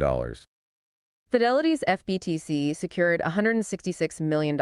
If you zoom out and look at the macro picture, the total cumulative net inflows for the Bitcoin ETF complex have now hit a staggering $60.49 billion. We need to pause and put that percentage into proper perspective. That $60 billion represents roughly 6.67% of Bitcoin's entire circulating supply. Almost 7%. Yeah, locked up. That supply is now completely locked away inside regulated institutional vaults. It is off the exchanges. It is not being actively traded by bots. It is sitting in cold storage custody like a long-term hedge. And the accumulation is spreading too. It's not just Bitcoin anymore. Ethereum spot ETFs saw a robust revival with $120.2 million in inflows. Which is huge because it offsets the heavy outflows they suffered earlier in the quarter. Yeah, that was a big reversal for ETH. Even the Solana spot ETFs quietly secured another $10.52 million. Cementing its position as the premier high-throughput smart contract platform. Interestingly, though, if you look at the data, XRP saw nominal outflows during this same window. Which is a very telling data point, isn't it? It is. It proves that institutional conviction during macroeconomic stress is highly concentrated. At the very top of the digital asset hierarchy. When things get scary, they don't want speculative altcoins. They want the pristine, highly liquid assets. They want Bitcoin and Ethereum. But here is what I am struggling to reconcile, and I'm sure the listener is too. On one side of the street, you have retail sentiment at a 14 out of 100, absolute panic, selling everything. Right. On the exact same day, on the other side of the street, institutions are vacuuming up $500 million of Bitcoin. How are these two groups looking at the exact same world events and coming to completely opposite conclusions? The psychological dislocation is profound, I agree. But it makes complete sense when you understand how these different entities actually operate. Retail traders are often emotionally reacting to the 1-minute chart. They're addicted to the dopamine. Exactly. They are trying to scout a news headline. They see war in the Middle East on their feed, their heart rate spikes, and they hit the sell button. Institutions do not operate that way. They aren't trading off emotion. Not at all. They are trading off structural, long-term models. Institutions increasingly view Bitcoin through the lens of that debt regime. Okay, let's briefly clarify that concept again. Historically, a treasury would hold U.S. treasuries or gold. But now they view Bitcoin as a non-sovereign savings mechanism. It is a definitive structural hedge against fiat currency debasement. Which is precisely why Iran is demanding Bitcoin per tanker, not dollars. Traditional risk parity models might tell a retail trader to liquidate high volatility assets during a war. But the institutional allocators look deeper. What do they see? They recognize that the underlying fiat currency itself is the real risk. If governments are going to print trillions of dollars to fund these conflicts, holding cash is a guaranteed loss of purchasing power. So they execute algorithmic accumulation strategies. They literally program their bots to absorb the assets that retail traders are throwing away in fear. Wow. If we bring this back to the Cypher family playbook, this points to a core tactical directive. Exploit the sentiment divergence, yes. When you see this specific setup, when retail fear drops sub 15 into extreme fear. But institutional accumulation data shows they are actually accelerating their buying. Purchasing high conviction assets in that specific window historically yields massive returns. It's about aligning yourself with the architects of the market. You want to buy when the people who control trillions of dollars are buying? Not when the guy with $1,000 account is panic selling. Exactly, but to truly grasp why institutions are accumulating so aggressively despite all this global turbulence. We have to zoom out even further. The ETF inflows are just a symptom, right? To understand the disease, we need to look at the massive synchronized macro stories shaping the entire globe right now. And this is where the Intel briefing is invaluable. Because it distills the current global environment into 5 primary macroeconomic shocks. These are the underlying tectonic plate that we talked about at the very beginning of the show. Let's run through them one by one, because this is the global macro matrix we are operating inside of. If you don't understand these 5 forces, you are trading blind. Literally blind. So, shock number 1 is the U.S. stagflationary convergence. The March Consumer Price Index, the CPI data, violently reaccelerated. Yeah, that print was ugly. Very. We are looking at headline inflation hitting 3.3% to 3.4% year over year. And a scorching 0.9% month-over-month increase. And for context, for the listener, the Federal Reserve's stated target is 2%. So we are moving in the exact wrong direction. And this is almost entirely driven by the energy shocks we discussed with Hormuz, right? Gasoline prices and shipping costs, they act as a massive, unavoidable, regressive tax on the middle class. It permeates everything, food, transport, services. But inflation is only half the problem here. Stagflation is the combination of high inflation and stagnant economic growth. The kicker in the data is that February job openings fell to 6.88 million. Ouchie. So you have a softening labor market meeting surging consumer prices. The 1970s playbook is back. It really is. And this completely paralyzes the Federal Reserve. I mean, they have a dual mandate. Keep prices stable and maximize employment. But right now, those two goals are at war with each other. If the Fed cuts interest rates to stimulate the economy and help employment. They pour lighter fluid on the inflationary fire. Exactly. But if they raise interest rates to fight inflation, they crush the labor market and trigger a severe recession. It is the higher for longer trap. They are completely stuck. Okay, that's the U.S. Let's look at shock number 2, which we touched on earlier, but really need to codify. The death of rules-based trade. This is a big one. Following World War II, the global economy operated under the Bretton Woods system, which essentially meant the U.S. Navy guaranteed the safety of international shipping lanes. Global trade was relatively safe and highly predictable. And that's exactly what is crumbling now. Thanks for joining us for this special briefing. We'll see you in the next one. Appreciate y'all. Back to the darkness you go. Back to the inside of my PC. Nah, I was about to cut it off. Anyways, he lost me at ouchie. What the heck was that? It's ouchie. That's our podcast. Those are our clankers.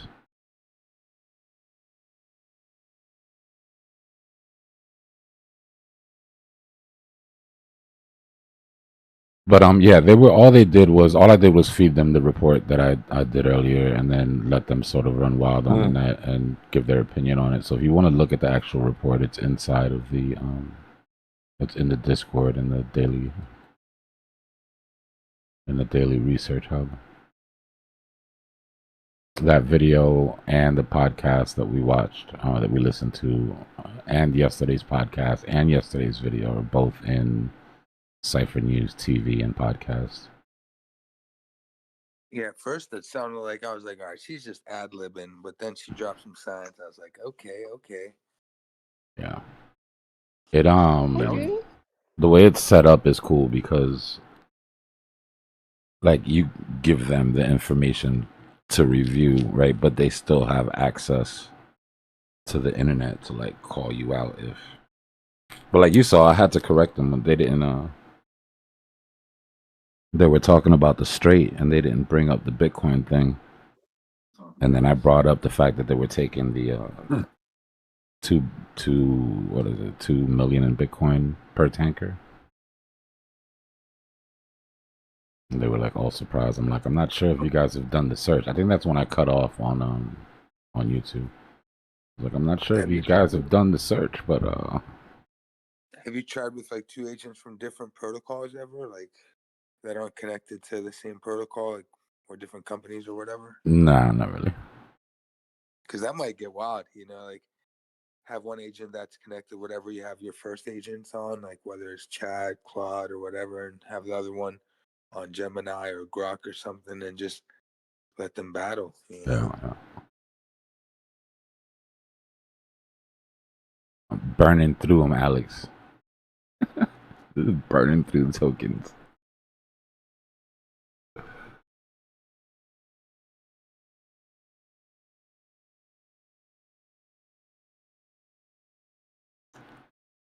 Money well spent, though. Yo, who needs to go to festivals anymore when they got like all the stages live? I'm like, all right, this is lit. Yeah, I'm not gonna be. I'll be real. I'd much rather. Have you seen some of those videos from Coachella?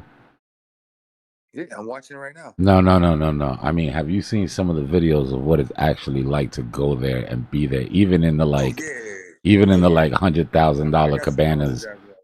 Bro, that shit. They were like crying. That shit was like Fire Island, like Fire Fest. And now it's like this year. I mean, it happened last year too, but Airbnbs, they're like, oh man, I'm getting too many offers. I got to cancel this one. So people are just like stuck right now, sleeping in their cars. Yeah. That's the thing, man. Money talks. Unless you lock in your contract, it's like people don't read the fine print. So you got to make sure if you're locked in, you're locked in. But on Airbnb, a lot of people, it's like, even if you reserve it, there's a way they could cancel it, I guess. The few people that I know that were buying properties to do Airbnbs, they fell off of that already. They're done. I mean, I did kind of talk them into getting rid of their properties going into the thing, but they were just done with Airbnb anyways. It's just too much of a headache. Yeah, liability, headache. Yeah, it's like happen too. And now, like, there's that wave of just going to Airbnbs off somebody else's account and just wrecking the place. Yeah, and God forbid, like someone dies there, something happens, and then they find the owner liable because something, who knows what. And that's like happening. That's why I'm trying to hurry and get rid of my property. I'm good on real estate, bro. Dealing with all of that shit is just the biggest headache in the world. Is it gonna give me 70% year over year? It's not gonna outperform Bitcoin. Then what are we doing? You know what I mean? Like, why am I taking this extra headache on? But as far as buying property, like if I was to do it, it would have to be like commercial, bro. I'll go old school route. Big lot in the middle of a city, put a parking lot up for 5-6 years, and wait for somebody to come buy the shit, or put a standalone business, a self-operating business, whether it's a parking lot or a laundromat, coin laundry, you know what I mean? Yeah, and just have it pay itself while it accrues. Yep. I made a calculation. I was like, all right, if I rent my spot, like the one I got at the beach out in the Black Sea, I'm like, if I rent that nonstop, even in like the off season during winter, 24/7, have it booked, how much time is it going to get me to get the value of that property. And I made that calculation. I'm like, yo, it's going to take me like 14 to 15, maybe even a little bit longer, considering all the expenses that I didn't calculate with that, because I still got to pay like, administration fees, taxes. Yeah. I'm still paying like electricity, gas, all that. So even without all those bills, it's going to take me about 15, maybe even a little bit more, 15 years to get the same value if I just drop the diamond sort of right now. So I'm like, dude, am I gonna hustle for 15 years plus having a liability over my head? Like if someone jumps off the balcony, commits suicide, or who knows what, or you never know, something weird. Like, so I'm just like, all right, dude, I'm just like, yo, I'm out of here. It's like I'm not gonna sit here and try to, just hold properties because just to have them as assets and say this is like your worth. It's like, let me get that money and make it work for me, because if it's working for me, it's going to take me 15 years to work that kind of money for me to sell it right now. So I'm like, Yeah, let me just sell it.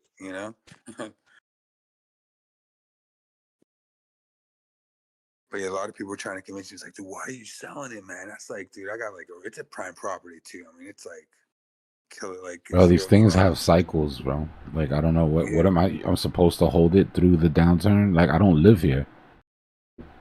You know what I mean? Like, I'm supposed to just hold it while real estate prices go down and while land prices go down globally. Like, what's the argument? You know what I mean? It's an investment like any other investment.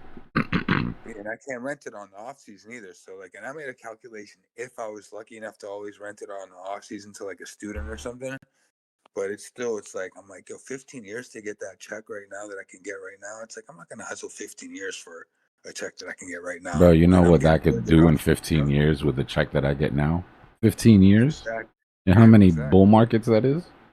It's all about time, dude. Bro, I So once drop you that shit in Bitcoin and forget about it. I won't even look at it. And I guarantee you I'm getting more out of that than what, you know what I mean? Like, it just doesn't make sense. I'm not even saying it because, like, my situation. But most of the people that I know that invested in other things, whether it was businesses, I know dudes like, I know serial entrepreneurs, bro. Like, these guys who just jump from business sell, jump from business sell over and over and over. And they're not even hustling as hard as they used to anymore when it comes to that, because it's like, why? Like my homeboy that did real estate, he's like, I can't make an argument for it anymore. The type of effort I put in versus what I'm getting back versus what I can get just sitting in Bitcoin and playing with my kids, it just doesn't make any sense. And the thing with that though, with Bitcoin too, it's like, all right, now it's like, yes, but it's like sometimes, if we're saying that even at the tops, that still works, but you just got to be more patient, because people are like, well, it depends when. No. So, If you someone have like a 5-year time horizon, right? And Yeah, for investment, exactly. that's not bad, right? But if you have a 5-year time horizon, they're literally, as long as the cycle continues the way, big asterisk, not financial advice. But if you have a 5-year time horizon where you don't care what happens within the next 5 years, then yeah, there's no bad time to buy Bitcoin. Yep. And I think like even right now, I mean, I'm still going to, go on the ledge and say Bitcoin, Ethereum, and Solana, and maybe even something like Doge, but like not too many, there's a few other ones, but like those top ones, I think they're going to be hanging. They're going to be around, they're going to be chilling there. I don't even want to talk about Doge. I was looking at that chart the other day and I'm like, boy, if I take the name off of this, right, like I did like a bias check, right? Like I'm like, if I remove the name off of this and I just look at this chart, it's just like, it's not good. It's not good. But what you don't see on the chart are Elon saying something crazy, whatever. That same shit that we always hang our hats on. But the Doge BTC chart doesn't look too bad. It has a different kind of hiccup to it, Mm-hmm. Yeah.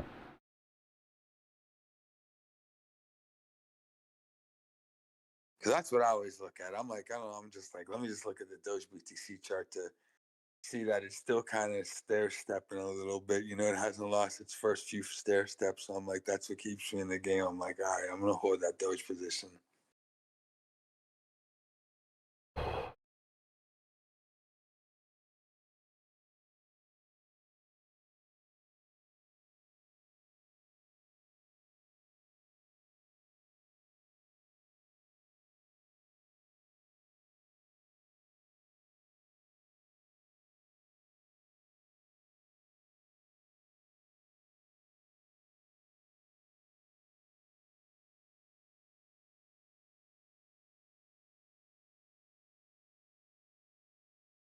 Serene, yeah, you Trump. mean like a big red candle, or you mean like a real one?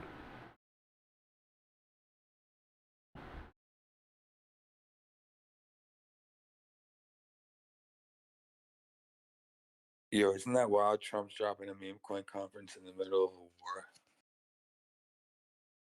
His people are or whatever. I haven't heard Yeah, nothing about that shit.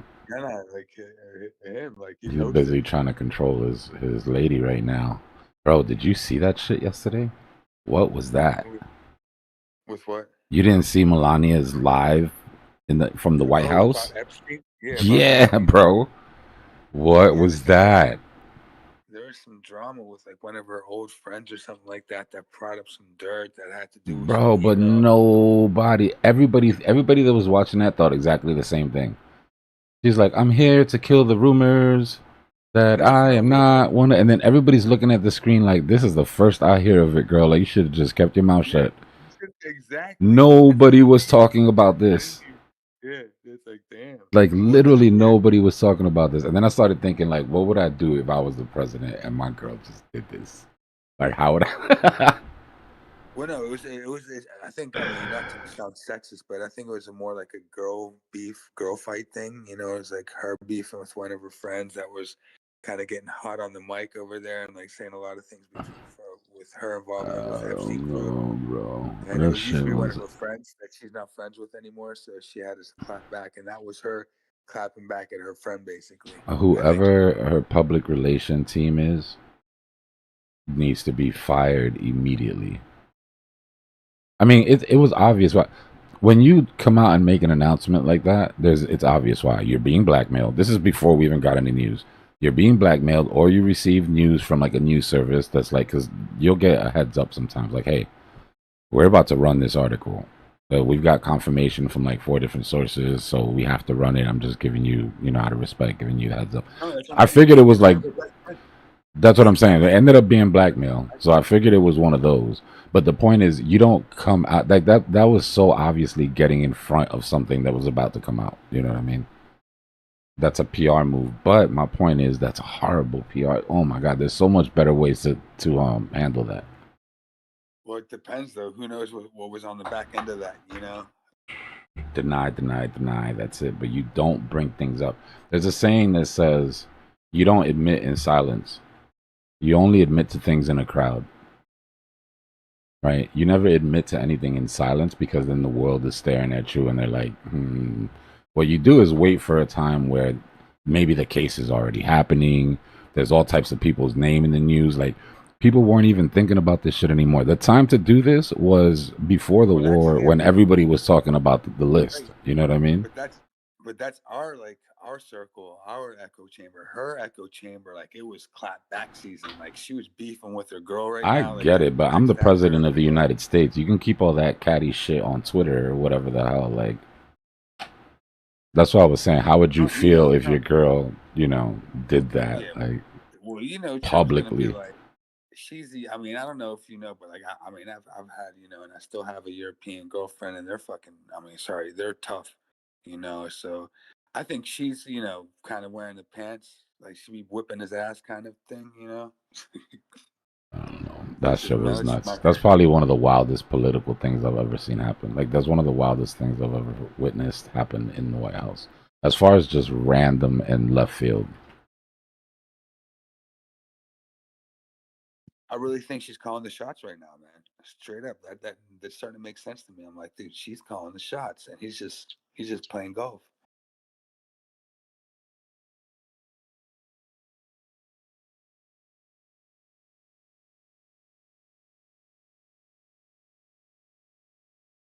He was probably like, honey, you don't want to say that. Nobody's even talking about it. What are you doing? That's what I'm thinking. Like, I'm thinking, did he have any idea? From what they're saying, yeah, he probably was like, no, what are you doing? He's like, the official statement, he's what like, they're you shut up because if you don't let me say this shit, I say the official statement that they're saying is that Melania's team called for the press conference and that there was no involvement from the president's team. But again, that's just like the official news.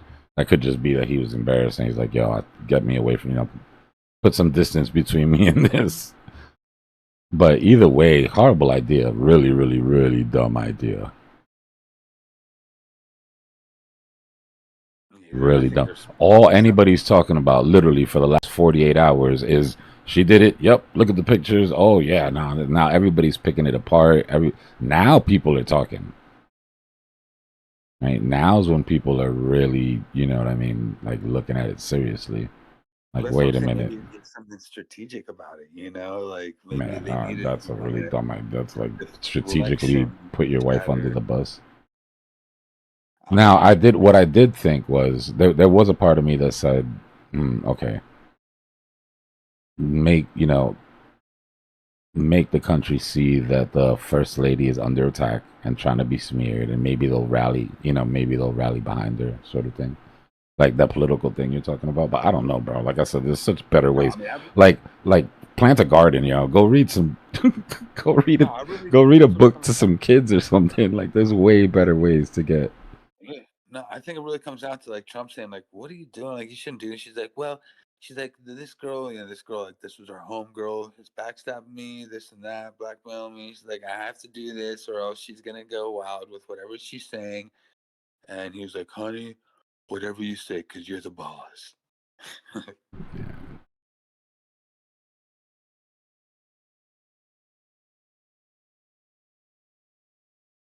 I mean, there's theories about her. There's theories that she's actually connected to the Reich family or something like a Third Reich in Germany.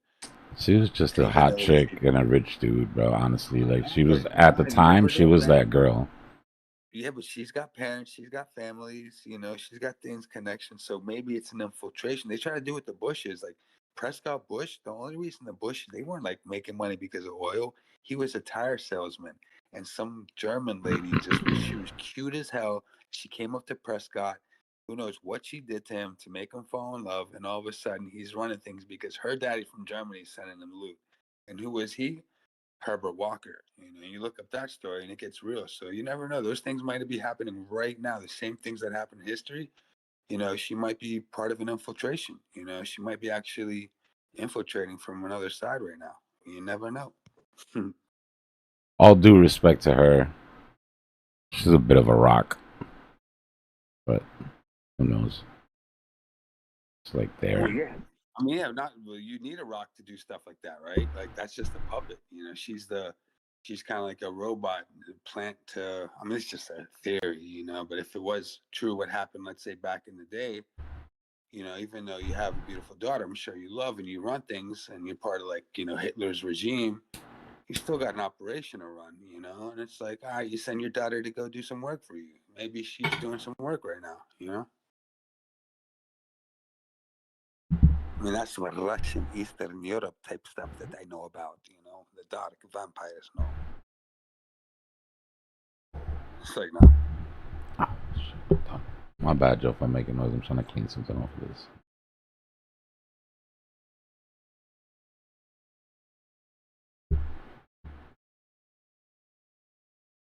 And they make her look like a gold digger, just like they made Bush look like he was some Texas oil sales slinging wrangler or something. But nah, man, these dudes were infiltrated. They came from out. They didn't have no loot. The money came from Germany.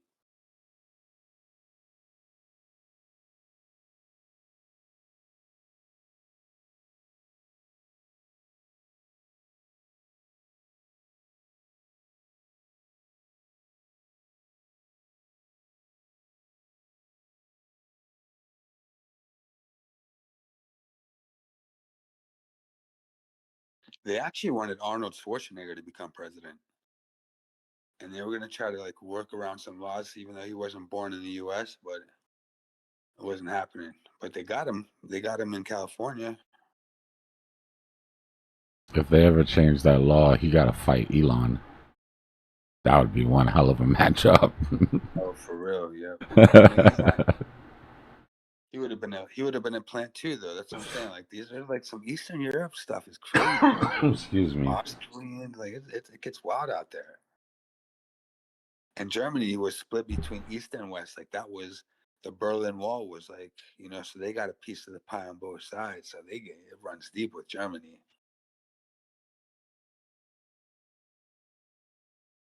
The Jews never forgiven Germany for selling that Bitcoin on market, where he holds a grudge. For real, man. What the fuck are they thinking, dog? I know what this is about. Yeah, that was a wild time, though, man. They did give us some good entries, though. I'm not gonna, you know, but They probably wanted to give themselves an entry because I think they're smart like that, and that's why it was so public too at the beginning. I was like, why so loud about it too? And it's like they could have done it and got themselves even a better sell with less slippage, but the publicity happened before the sell. Well, I'm like, all right, you know, something's up here. the report that I did yesterday was talking about they're struggling right now, but they're selling assets left and right. Now this oil thing is sort of coming down on them too. Their Well, even main Europe's pipeline getting robbed. from Russia's getting, yeah, I mean it's gonna be bad, bro. It's Dude, gonna yeah, be bad. I think it's. I mean, dude, I'm not gonna sit here and like lean back in my chair and say I was right, but I really think Europe is by design getting destroyed, and one of the orchestrators is George Soros. Like straight up, he's been orchestrating some beef, man. Like he took down the London bank back in the day. Like he's dangerous, man. Now his son's running wild.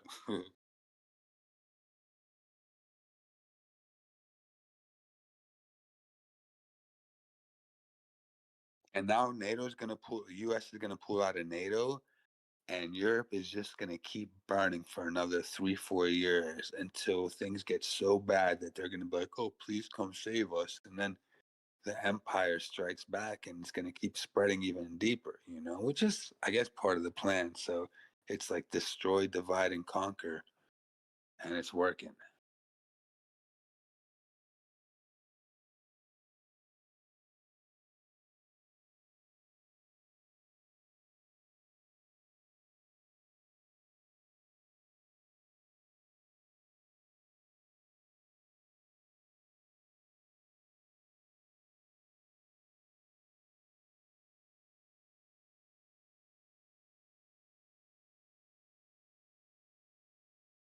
Who's Peter Thiel? I heard that Yeah, I name. kind of agree with you. Who's Peter the devil himself incarnate?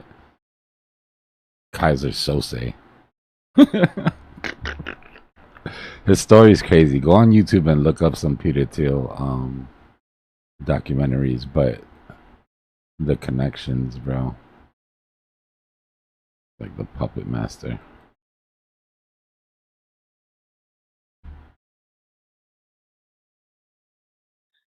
I mean, if we get deep like that, then we're going to end up at like Aleister Crowley. No, but this isn't like, this is actual real life, real time mastermind shit. Is he? Wait, I don't know. I don't know. That name rings a bell. I'm just trying to figure out who he was. I'm gonna look him up.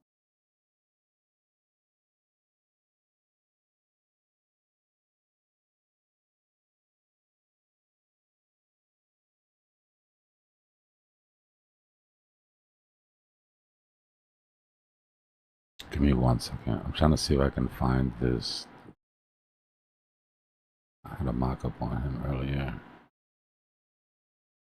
But he's the Palantir guy. To start with. Just to start with.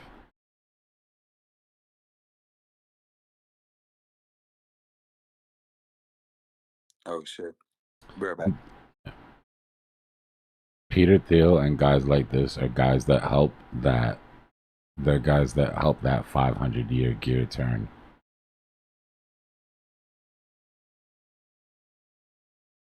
You know who they say is like his little like how do I put this politically correct? His little like boy toy or whatever. That look maxing kid. What's his name? Y'all know who I'm talking about. Real punchable face.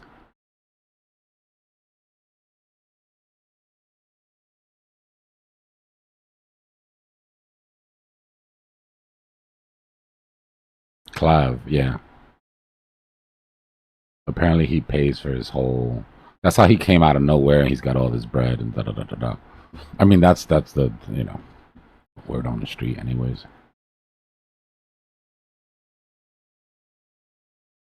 Them Chinese peptides ain't cheap.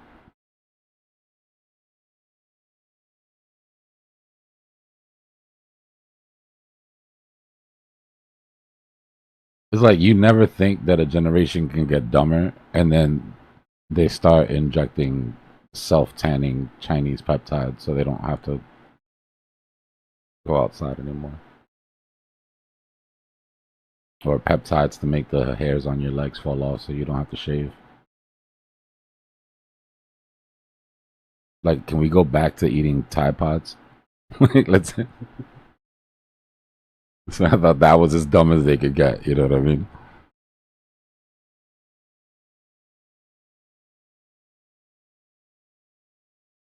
I mean, a lot of them are plants, bro. You got to realize streamers are getting more attention than musicians are right now. Right? So these companies, they're planting streamers, right? Companies, people that are influential, right? Thought leaders and manipulators. Definitely all corporations. Right? It's like you could pay, like, yeah, Nike could pay the top streamers a couple $1 million each, right? But if they could get a streamer in that's theirs, like, that's how they look at it, right? So a lot of you'll hear streamers talk about it all the time, trying to call out like who the plant is. Like that Neon kid, dude is a plant for sure.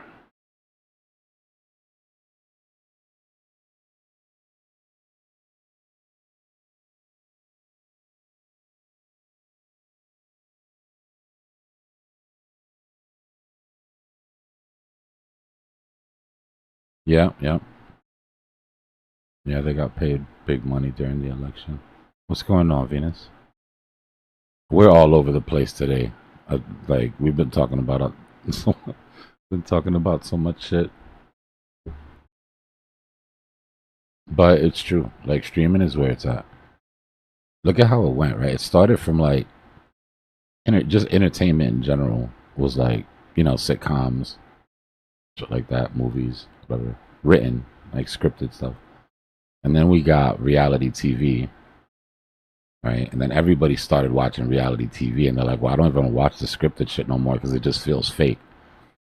And then we found out that all the reality TV was fake, right? So then people started watching streamers because like, okay, this is like, it's raw, it's authentic.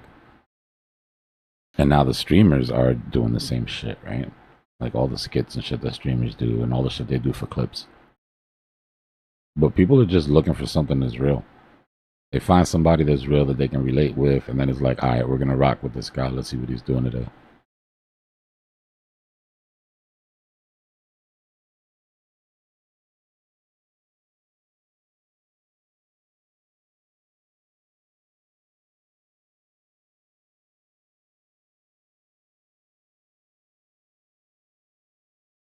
I remember once we took somebody, I don't remember who it is. It could even still be here. But one day everything was blowing up and there was this guy and he was going through some stuff and everybody was trying to talk to him and it was about as real as you get. And he was just like, it's so real. And he was just like, since then. It's a lot, man. But yeah, I think that there's a premium on real now. And now with AI even more. Right? There's so much AI slop. And I mean, we use AI for things, obviously, but I mean, just like brainless sort of just, people have Claude bots just putting out AI content right now on faceless videos at, 10 videos a day, 1,000 channels. Like, it's getting ridiculous.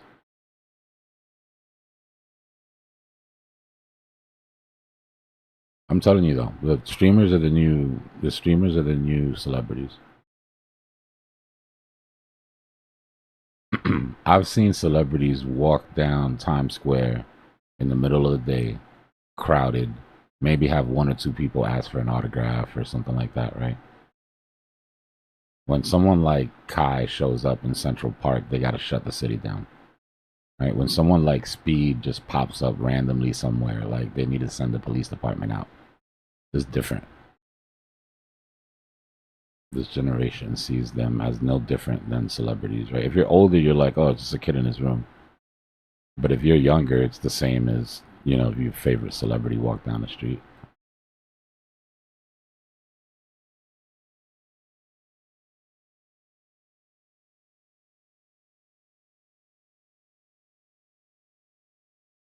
I mean, in a way, I think it's cool. You know, like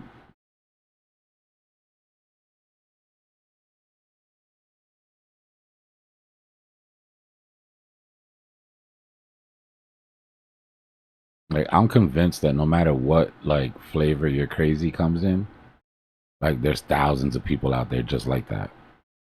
You know, and like streaming lets you find your tribe.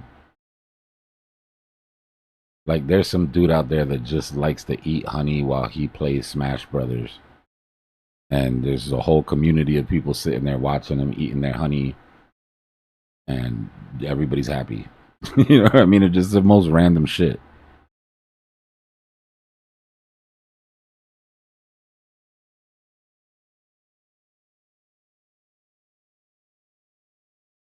I was on a live stream the other day where somebody was cleaning old tools with acid, and there was like 6,000 people in the live. He's just dropping rusty hammers into buckets of acid.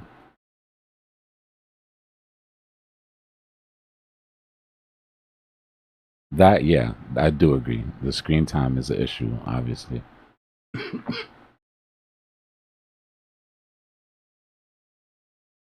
I think that that's going to turn around, though, y'all. I really do. I think the going outside thing is coming back.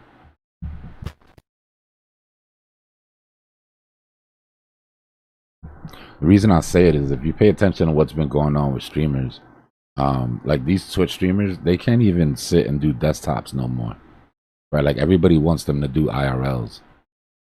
It's almost like the community as a whole has been like, if I got to sit in front of my computer all day, I don't want to watch you sit in front of your computer all day.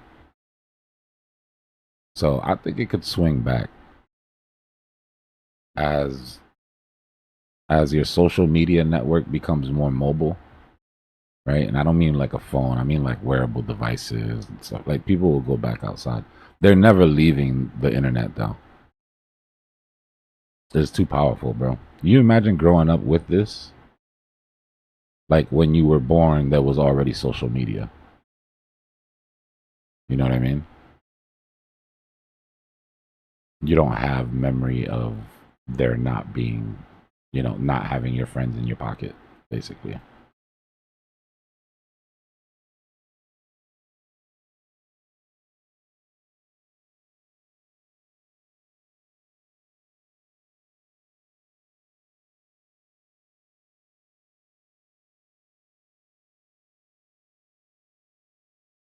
This is the biggest boomer conversation I've ever had.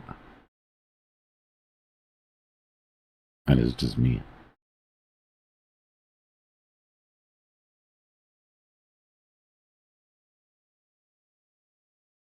Now, what's even worse than that, Rody, is that people clowned him for it. He's like, I have difficulty reading, bro. A lot of kids watch me. This isn't cool. I'm gonna stream myself learning how to read. And the internet just went in, bro. They're like, blow yourself up with fireworks, jump out of airplanes, all that shit is cool, but teach yourself how to read? Get out of here.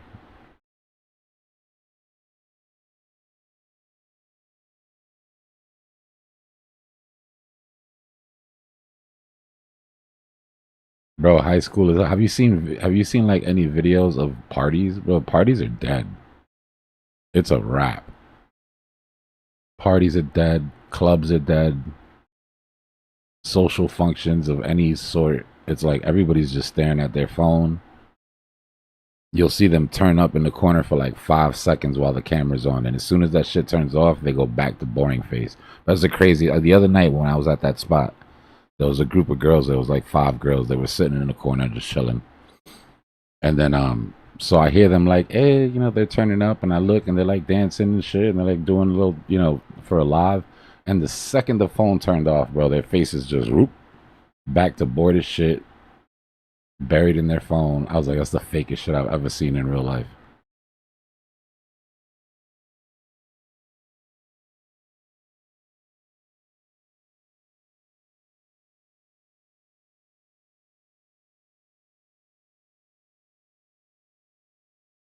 That's another thing. The ski mask thing to me is hilarious, bro. You made this generation mask up when they were at their most rebellious or right about to get into their most rebellious phase, and you made them mask up for COVID, and now you can't get them to take it off for shit.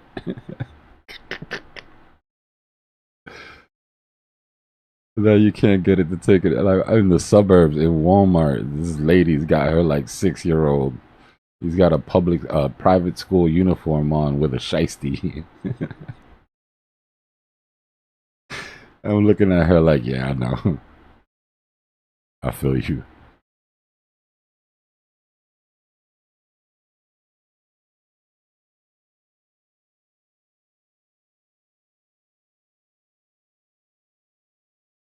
Whatever though, like our parents thought we had lost our shit. You know, the generation before us looked at us like we were absolutely insane. Maybe it's just part of getting older. But nah, these kids are crazy.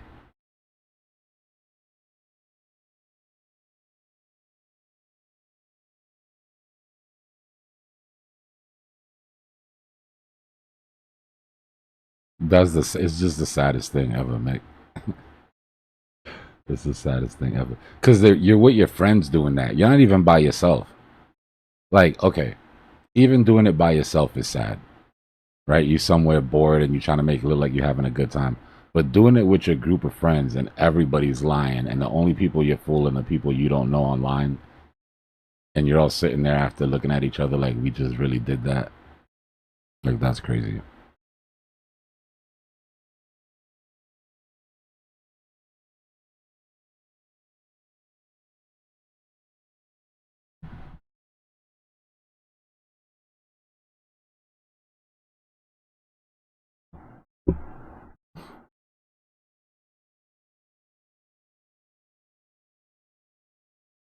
Yeah, that's why festivals are so whack right now. It's just 5,000 people with their phones out. And then you go home and you watch the recording, and that's how you enjoy the festival, by watching the recording.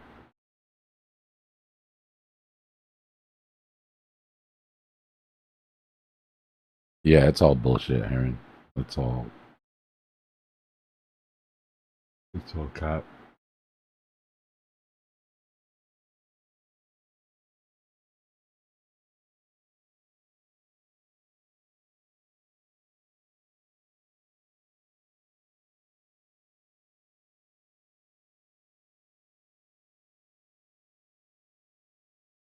Depends on how you look at it too, I guess. Some of that shit is motivational. Some of these kids out here are getting motivated to have shit that we never had because they think that it's normal. You know what I mean? Like, it's got its bad parts, obviously. It's majority bad, right? But there's some kids out there that look at this and that's what they aspire to. And then eventually they reach it. You know what I mean? Like, you might have been inspired by somebody that was faking it, but like, if you apply yourself, all of that shit really is reachable.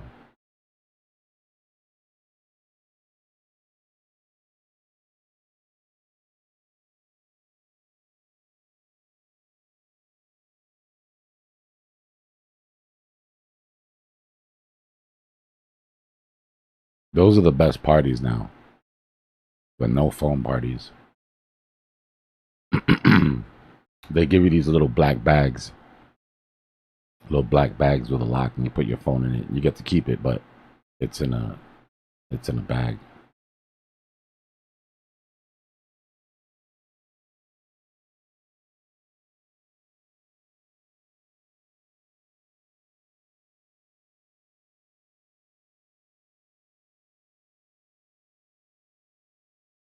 On Instagram the other day, there was a party. I can't remember what party. It was a party like some like late 90s, early 2000s. And there were phones at the time, right? It's not like phones didn't exist, but it wasn't like this culture of like So like people were actually having fun in the party, dancing. And then under the video, somebody said, "That's AI." I was like, "That's not AI. That's the 90s, 2000s. You guys just missed all the good shit."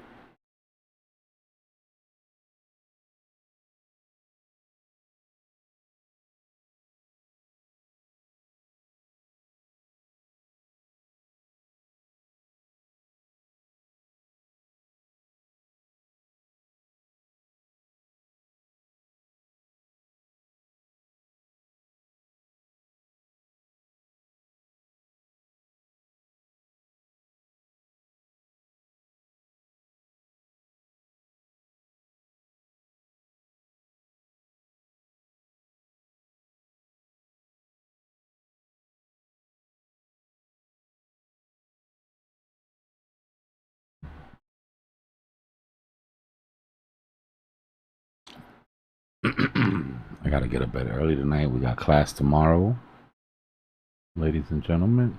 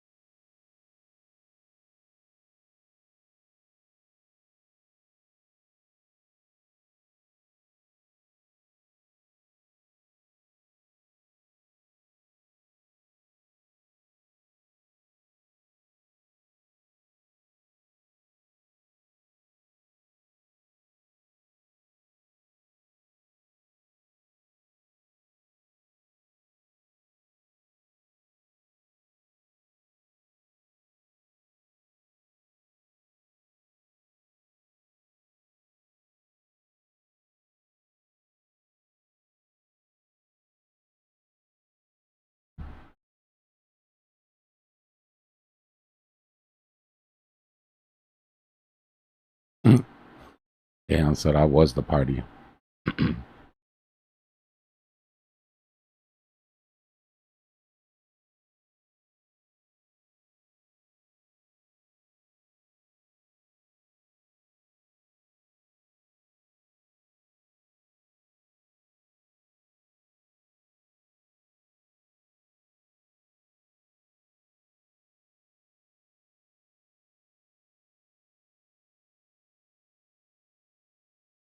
Shit, I'm not judging. You're only young once.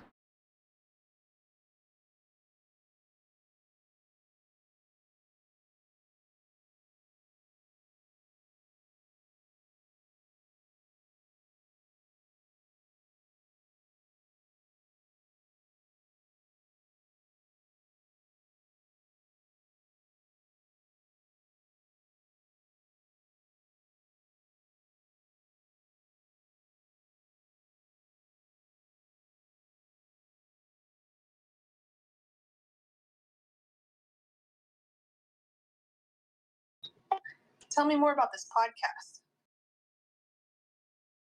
Somebody hasn't been doing their classwork, because if you had, you would know that there's a podcast for every chapter in Cypher School so far. Which means that you're probably about 4 or 5 back. Oh. Yep. Now, basically what it is 2 AI, and I gave them the whole course. And then after the chapters, I ask them to talk about the chapters and give their opinion. It's not just my material. Like, they're allowed to go, their opinion comes from a vast knowledge of whatever the hell they're plugged into. But they're reviewing. It's basically like hearing a podcast talk about, like, if 2 podcasters were sitting in the class with you, and then you get to hear them talk about it after. This is like another way to absorb the material. And then now I'm using them to do the news briefings that I'm dropping every day. That's cool. Yeah. What are their names? I don't know. I have to ask them. They told me once. I asked them already, but The girl sounds like a combination between me and you.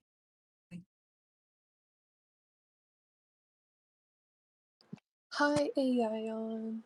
Hey, Tiana.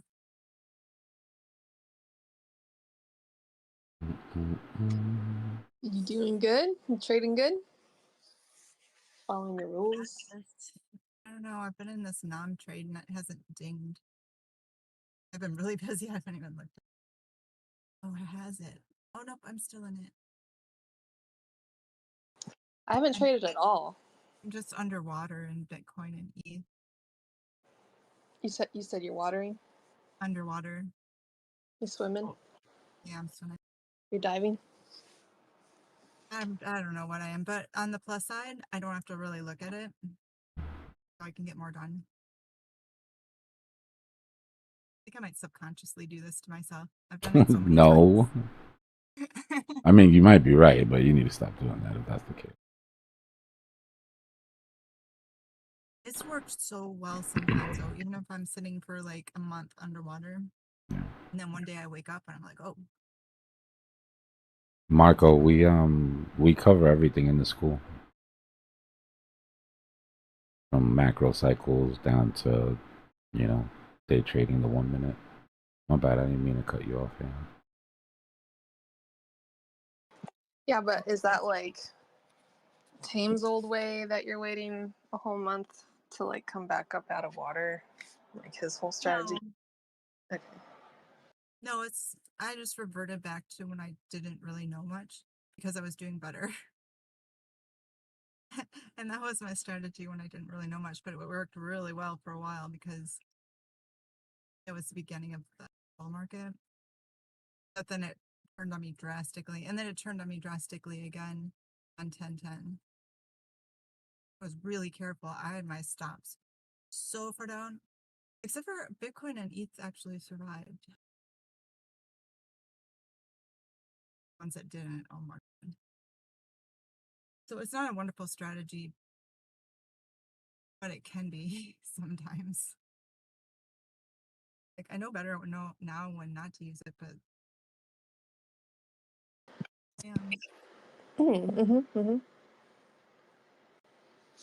When we hit like 120, I was like, I want to short this, but I've just been trading kind of with my mind, not with money.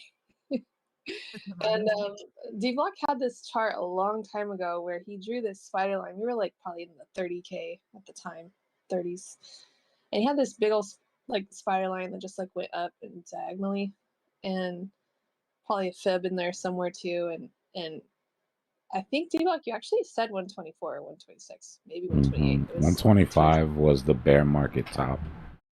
There you go. I'm sorry, was our bearish target. It was 125, 150, 175 was my range. My base case was 150, but all we got was the bear case. Yeah, it's just a one-time fee, Michael. You're here early. Once we get to midterms, there will be midterms. But once we get to midterms, week 7, we're gonna have spring break. There'll be like a week off of school, and then we'll start back up. But when we start back up, it won't be $50 fee anymore. Right? The founder edition price is gonna be done halfway through the school, so anybody that wants to get involved should get involved now.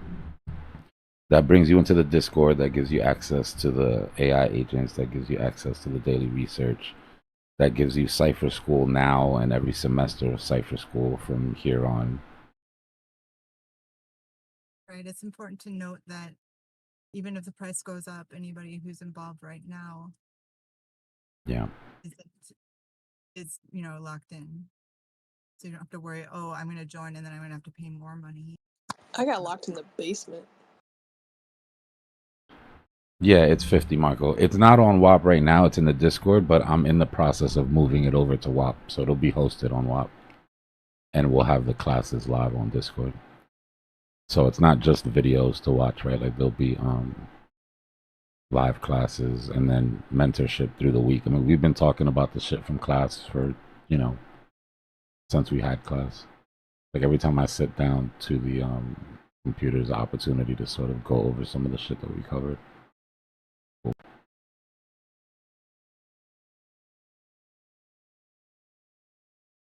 Well, I like the Sunday one because I don't have to work while you're doing it. Because you go on at 1 p.m. my time during the week. Yeah, on Thursdays it's earlier. Mhm. It's 3 to 6.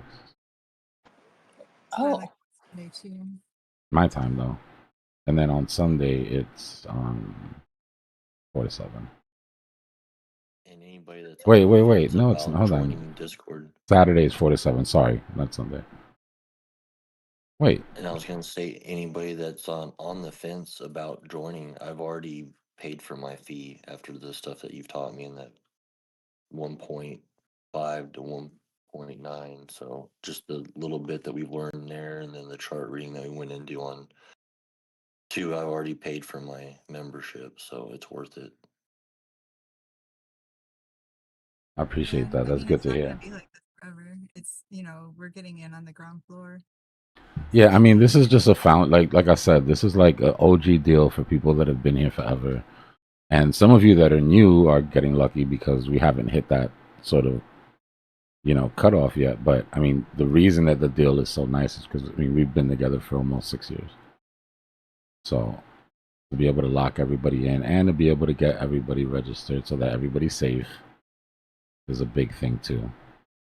Dbloc locked me in the basement so that I'm safe. Locked you in the basement so everybody else is safe. AI on watches over me. Yeah. So I heard Drew earlier. That's cool. How's he doing? I missed him. Yeah, that's all, Michael. Once you pay that, it'll give you your role on Discord and the link and all that. It'll be automatic. I'll be right back, y'all. Give me a second. This Damn whole it. time you thought I was watching over you, but I didn't know. So you could have escaped.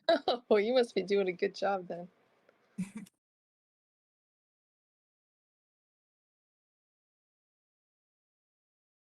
Now so don't tell Dbloc, but next time I'm supposed to be watching you, no, I'm not there. Just giggle and run up the stairs and leave. I don't even know what we're talking about. I don't know. I've been down here for 6 years, and I'm kind of scared to leave now. Oh yeah, that's understandable. There's voices in here with me now. I guess they're called clankers. Clankers. So you do know about them. Oh, you hear them too? Yes, I hear the clankers too from time to time.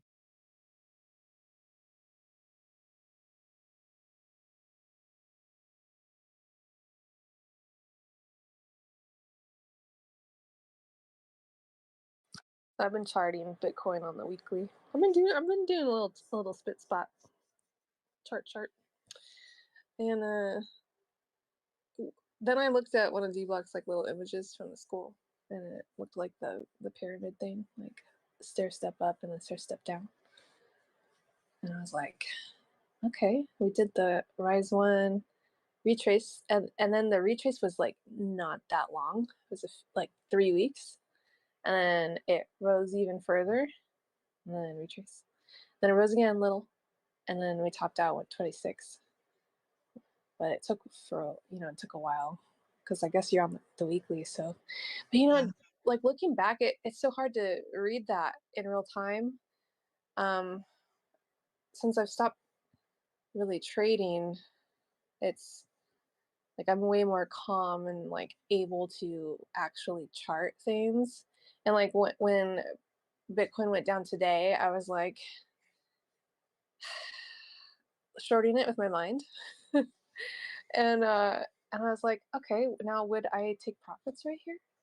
And I was like, yeah, I would, because I think I'm done doing the let's just wait and see if it keeps going. That's where I feel like I should take profit the closer I move my stop to the price, and then until it's basically right on top of it, because that gives that little tiny window of, well, it could just drop from here, and I feel better about doing that than just actually, hitting the button and taking profit.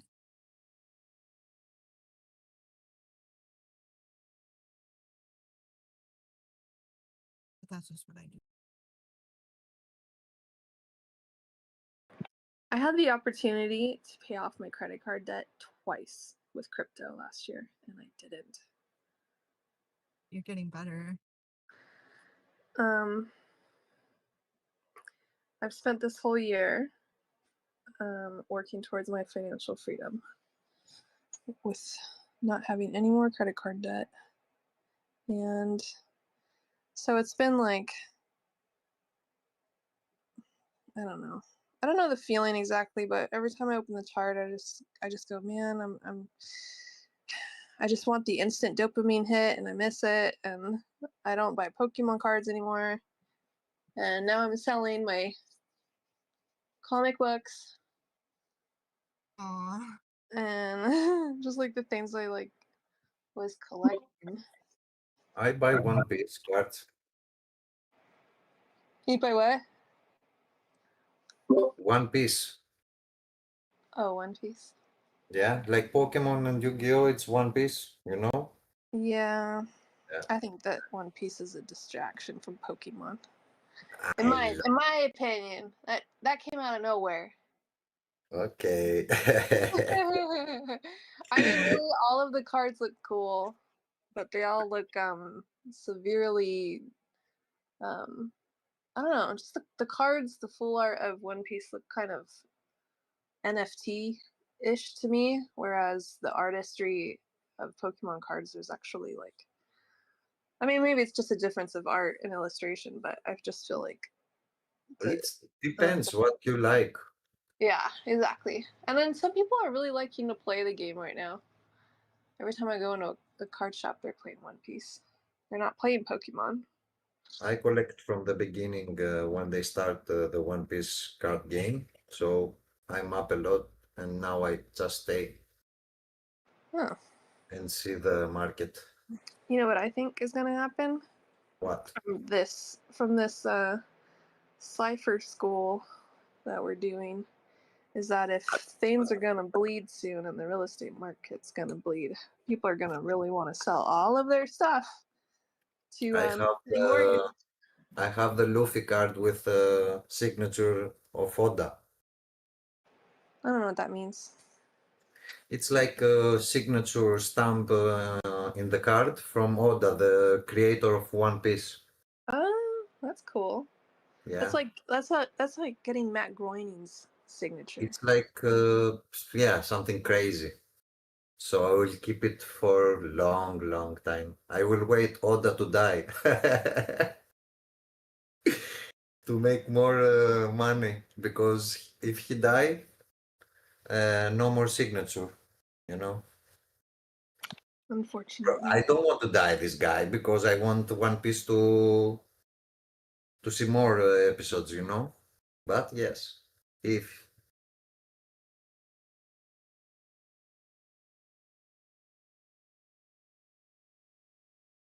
Well, the way things are looking, that's my theory. I mean, if all of these gears are turning, I think that people, I mean, what we're seeing right now is already pretty tight. Like, people don't want to pay their union dues. People don't want to, it's getting really, really expensive to borrow money. People aren't, I think it was like the first module we watched. It was like people are not wanting to borrow it. It's just too expensive. A credit card from Best Buy right now is like 34% interest. Unless you buy like a promotional item from them. Jeez. Mm-hmm. Yep. So it's just getting kind of stupid to borrow money at this point, at least from that perspective. So it's like, I want to try to get hard assets again. I feel really lame, but it was what I wanted at the time. I sold the little gold that I had, and I bought comic books with it. You remember that, Dbloc? Why'd you let me do that? Crazy.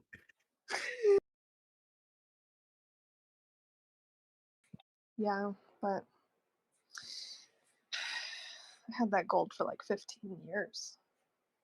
No, it was like 10 years. Damn, that's a good profit. Yeah. It's pretty good. I think I sold it though before we were at 3K, and I told the guy, I was like, it's probably going to 3K, and he's like, you're probably right. Do you want to hold on to it? And I was like, no, I need to go buy some comic books.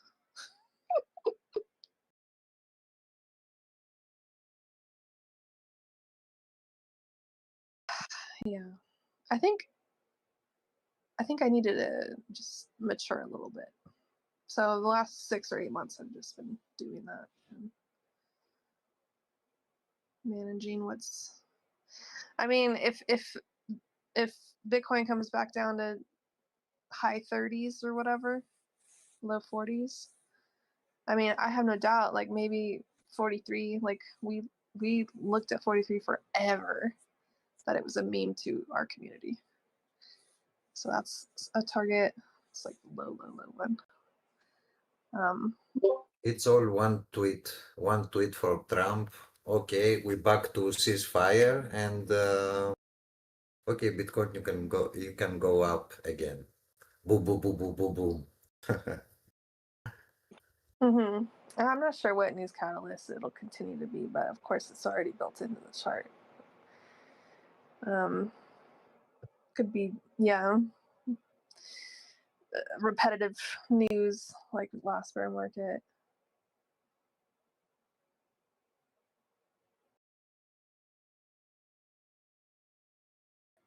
But it's funny when you look around your house, you feel like there's nothing to sell, and then you find something that people want to buy. I'm that guy that I cannot sell things. I feel like, no, I need to keep it. No, don't sell it. Yeah, but you know what it is a scale. And when you're collecting, that carries a weight. And for you, there's nothing counterweighting it.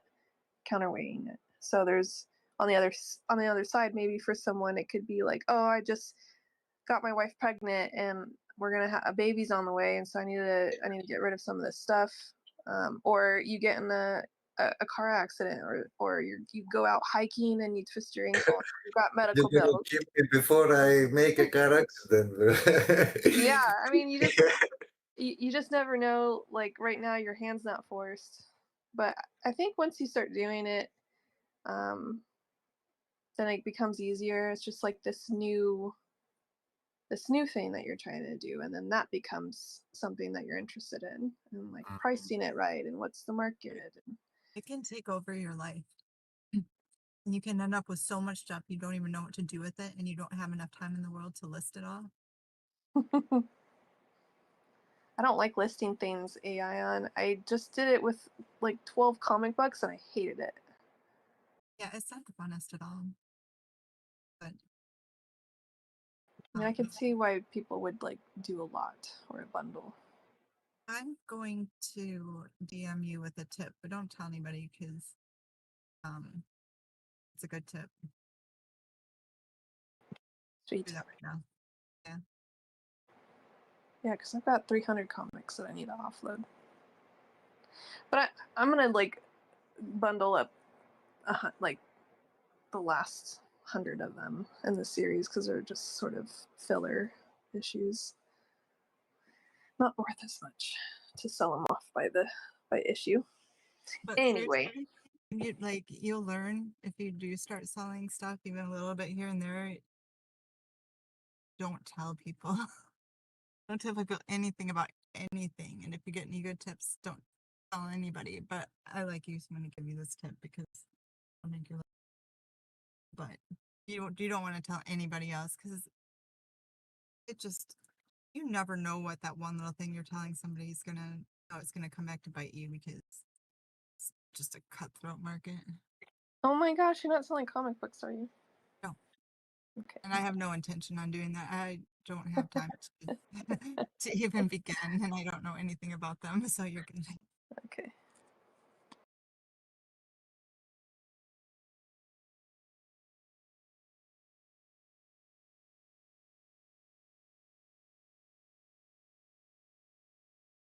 Hey, good evening or good morning, Aeon. I've been looking at CoinInc and then comparing the liquidation map on CoinGlass, and I'm getting completely two different readings. I'm not sure if I've got the settings wrong on CoinInc, but like I'm on the 12-hour window right now, and it says on that bar on the left that there's $39,000 or $39 million in liquidations, BTC, UTSD. And then whenever I go over to MEXC, right at 72,410, I got 95 million in liquidations. And that's not popping up on the CoinInc one. Yeah, I have no idea. All I know is, I mean, it seems pretty accurate with the movements of the chart. Like, right. Say, we do a liquidity sweep, like one of those big ones, where we sweep all the liquidity. It shows, like, you can pretty much tell when we do a liquidity sweep when it's done by CoinInc because you can see when the last liquidity has been got. The clearing of it, yeah. Yeah, but I do seem to have some question. Sometimes I get little red flags, like something's not right. But and like I said, during the day, like if you come in at like 2 o'clock in the afternoon, it'll be black. There'll be maybe a couple little lines. So I don't know if it just starts over at a certain. I would have to look that up. Well, just so you know, I'm showing that there is a little bit of liquidity sitting there at 72,410. So I don't know if it's going to try to grab that on its way down. And you also have to take into consideration, like what the increments are. Because if one is in increments of $200 and one's in increments of $50, then you know you're gonna hover over a line and it's gonna tell you a totally different price. Correct. Yeah, I think we figured that out earlier. There's $100 difference on this one. I mean, that still doesn't account for it, but right. I'll figure it out. I'm gonna ask AI when I find the time.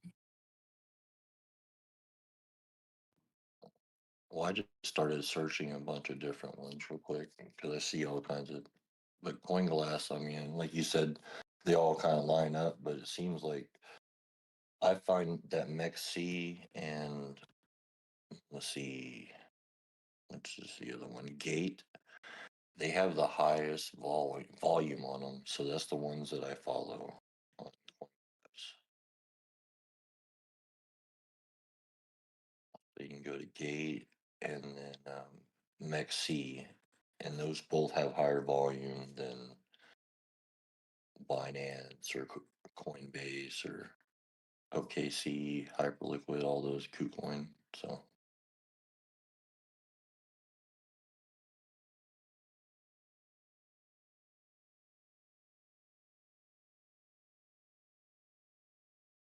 Typing and I missed all of that. I thought I was listening and I realized I didn't hear it. Sorry about that. I was just saying that, like on the other exchanges, I found that MEXC and Gate, they're the ones that have like the higher volume. So that's the ones I look at for liquidity. Because Anki said that they bring it all together, but on CoinGlass you have to like switch between exchanges, and those two have the highest volume. That makes sense. Have you ever noticed like there were sometimes that there was a measured move that was supposed to be had and it seemed impossible, and then on one exchange it happened, and then nobody's really talking about that measured move anymore, even though it used to be a big deal. But they say, Yeah, that that wasn't the move. And yeah, why it's here? yeah. I had a friend that was asking me about that. He's like, "Are you sure that there's no trickery going on here between because all these liquidations that are going on?" I'm like, good question. I remember once there was a big one, like something like a vector or something that was down at like 8,000 or something ridiculous, and then there was this glitch thing and wiped out like all of it. It had hit that mark on one exchange, and then everybody stopped talking about it, even though everybody was talking about it. It's just so weird, and it's not like the only time it happened. I remember like 4 or 5 really significant times that something like that happened. I know a couple times it's happened on a Korean exchange.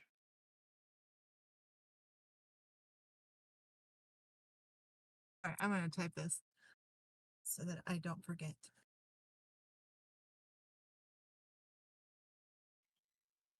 What's going on, guys? Just jumping into the conversation here about heat maps. You guys are familiar with the Kibutaka, right?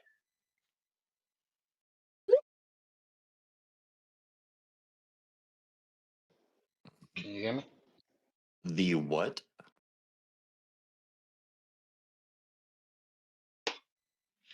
It's the website that Dbloc goes to, Kibutaka. Kibutaka. How would you spell that?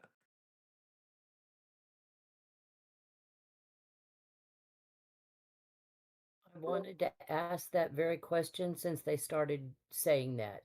All I can get is it sounds like a taco. Okay. It is. Well, first off, what's good is you can get aggregated, right? So you can choose the exchanges you want to see it from, or you can choose them all, right? And the spelling is KIYOTAKA.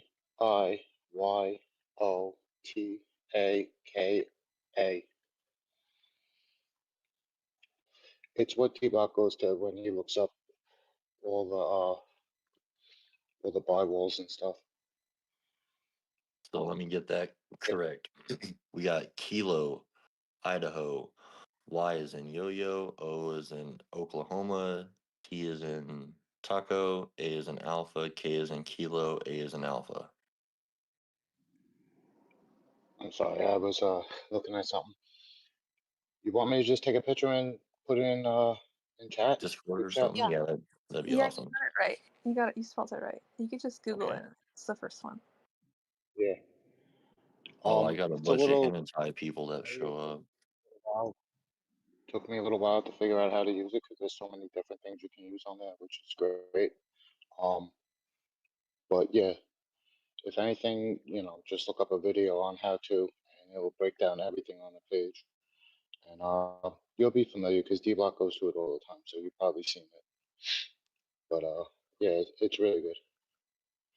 And also there's a what is it? Hold on one second.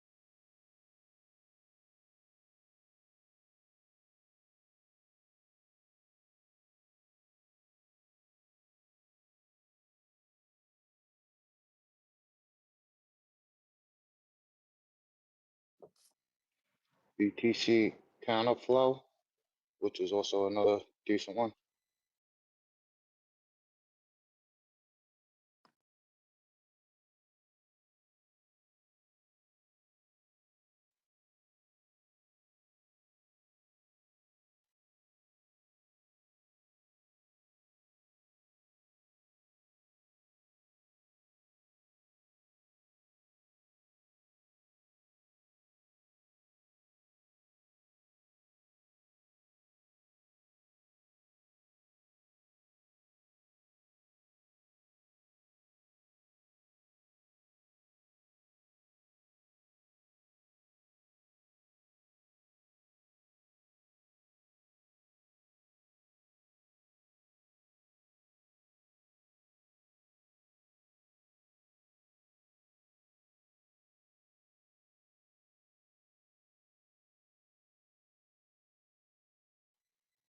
Yeah, I dropped that in the bubble chat.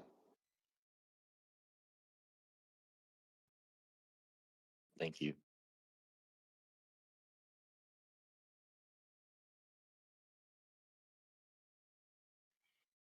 On the Kiyotaka, there's a place on there where it has like a how-to video. Not so much a how-to, but it's a YouTube video on it, and it breaks down like everything on the page, which is good even if you're not familiar with most of it. Sometimes it's good to just hear someone else talk about how everything how everything goes together and how to look things up, because you can like really zoom in, and again there's so many options. It's a very helpful tool, very informative. Thank you for sharing that.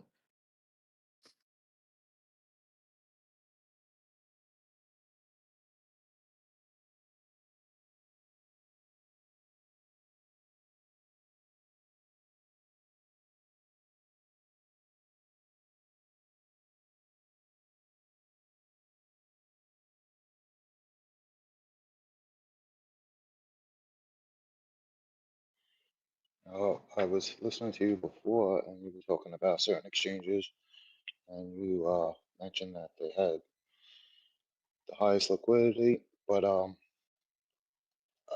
think that's not correct. Binance is usually the highest, and I think Bybit after that, or Coinbase. But yeah, just wanted to throw that in there. Also, whenever you go to CoinGlass and you look at it, so like on if you go to Binance 12-hour, we have 17.9 million, but then whenever you go to MEXC on the 12-hour, I have 94.15 million. So that's just the discrepancy that I was discussing with her on the other one. XC might be combined with some other exchanges that is put together, but yeah, I don't know.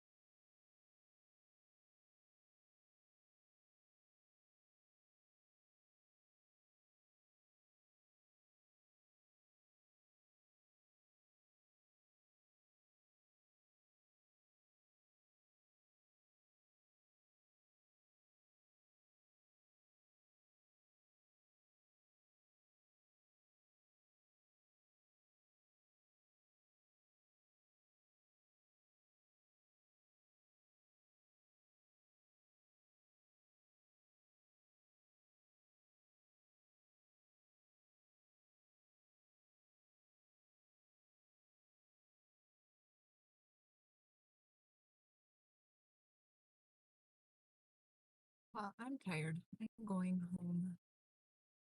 To go home and get straight into bed because it is a day. It's my favorite day when it's this time. Because normally I have my exercises to do, which is great.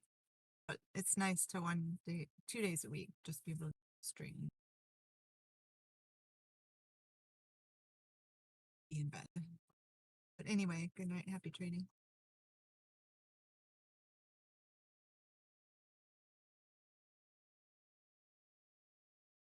Good night. Thank you.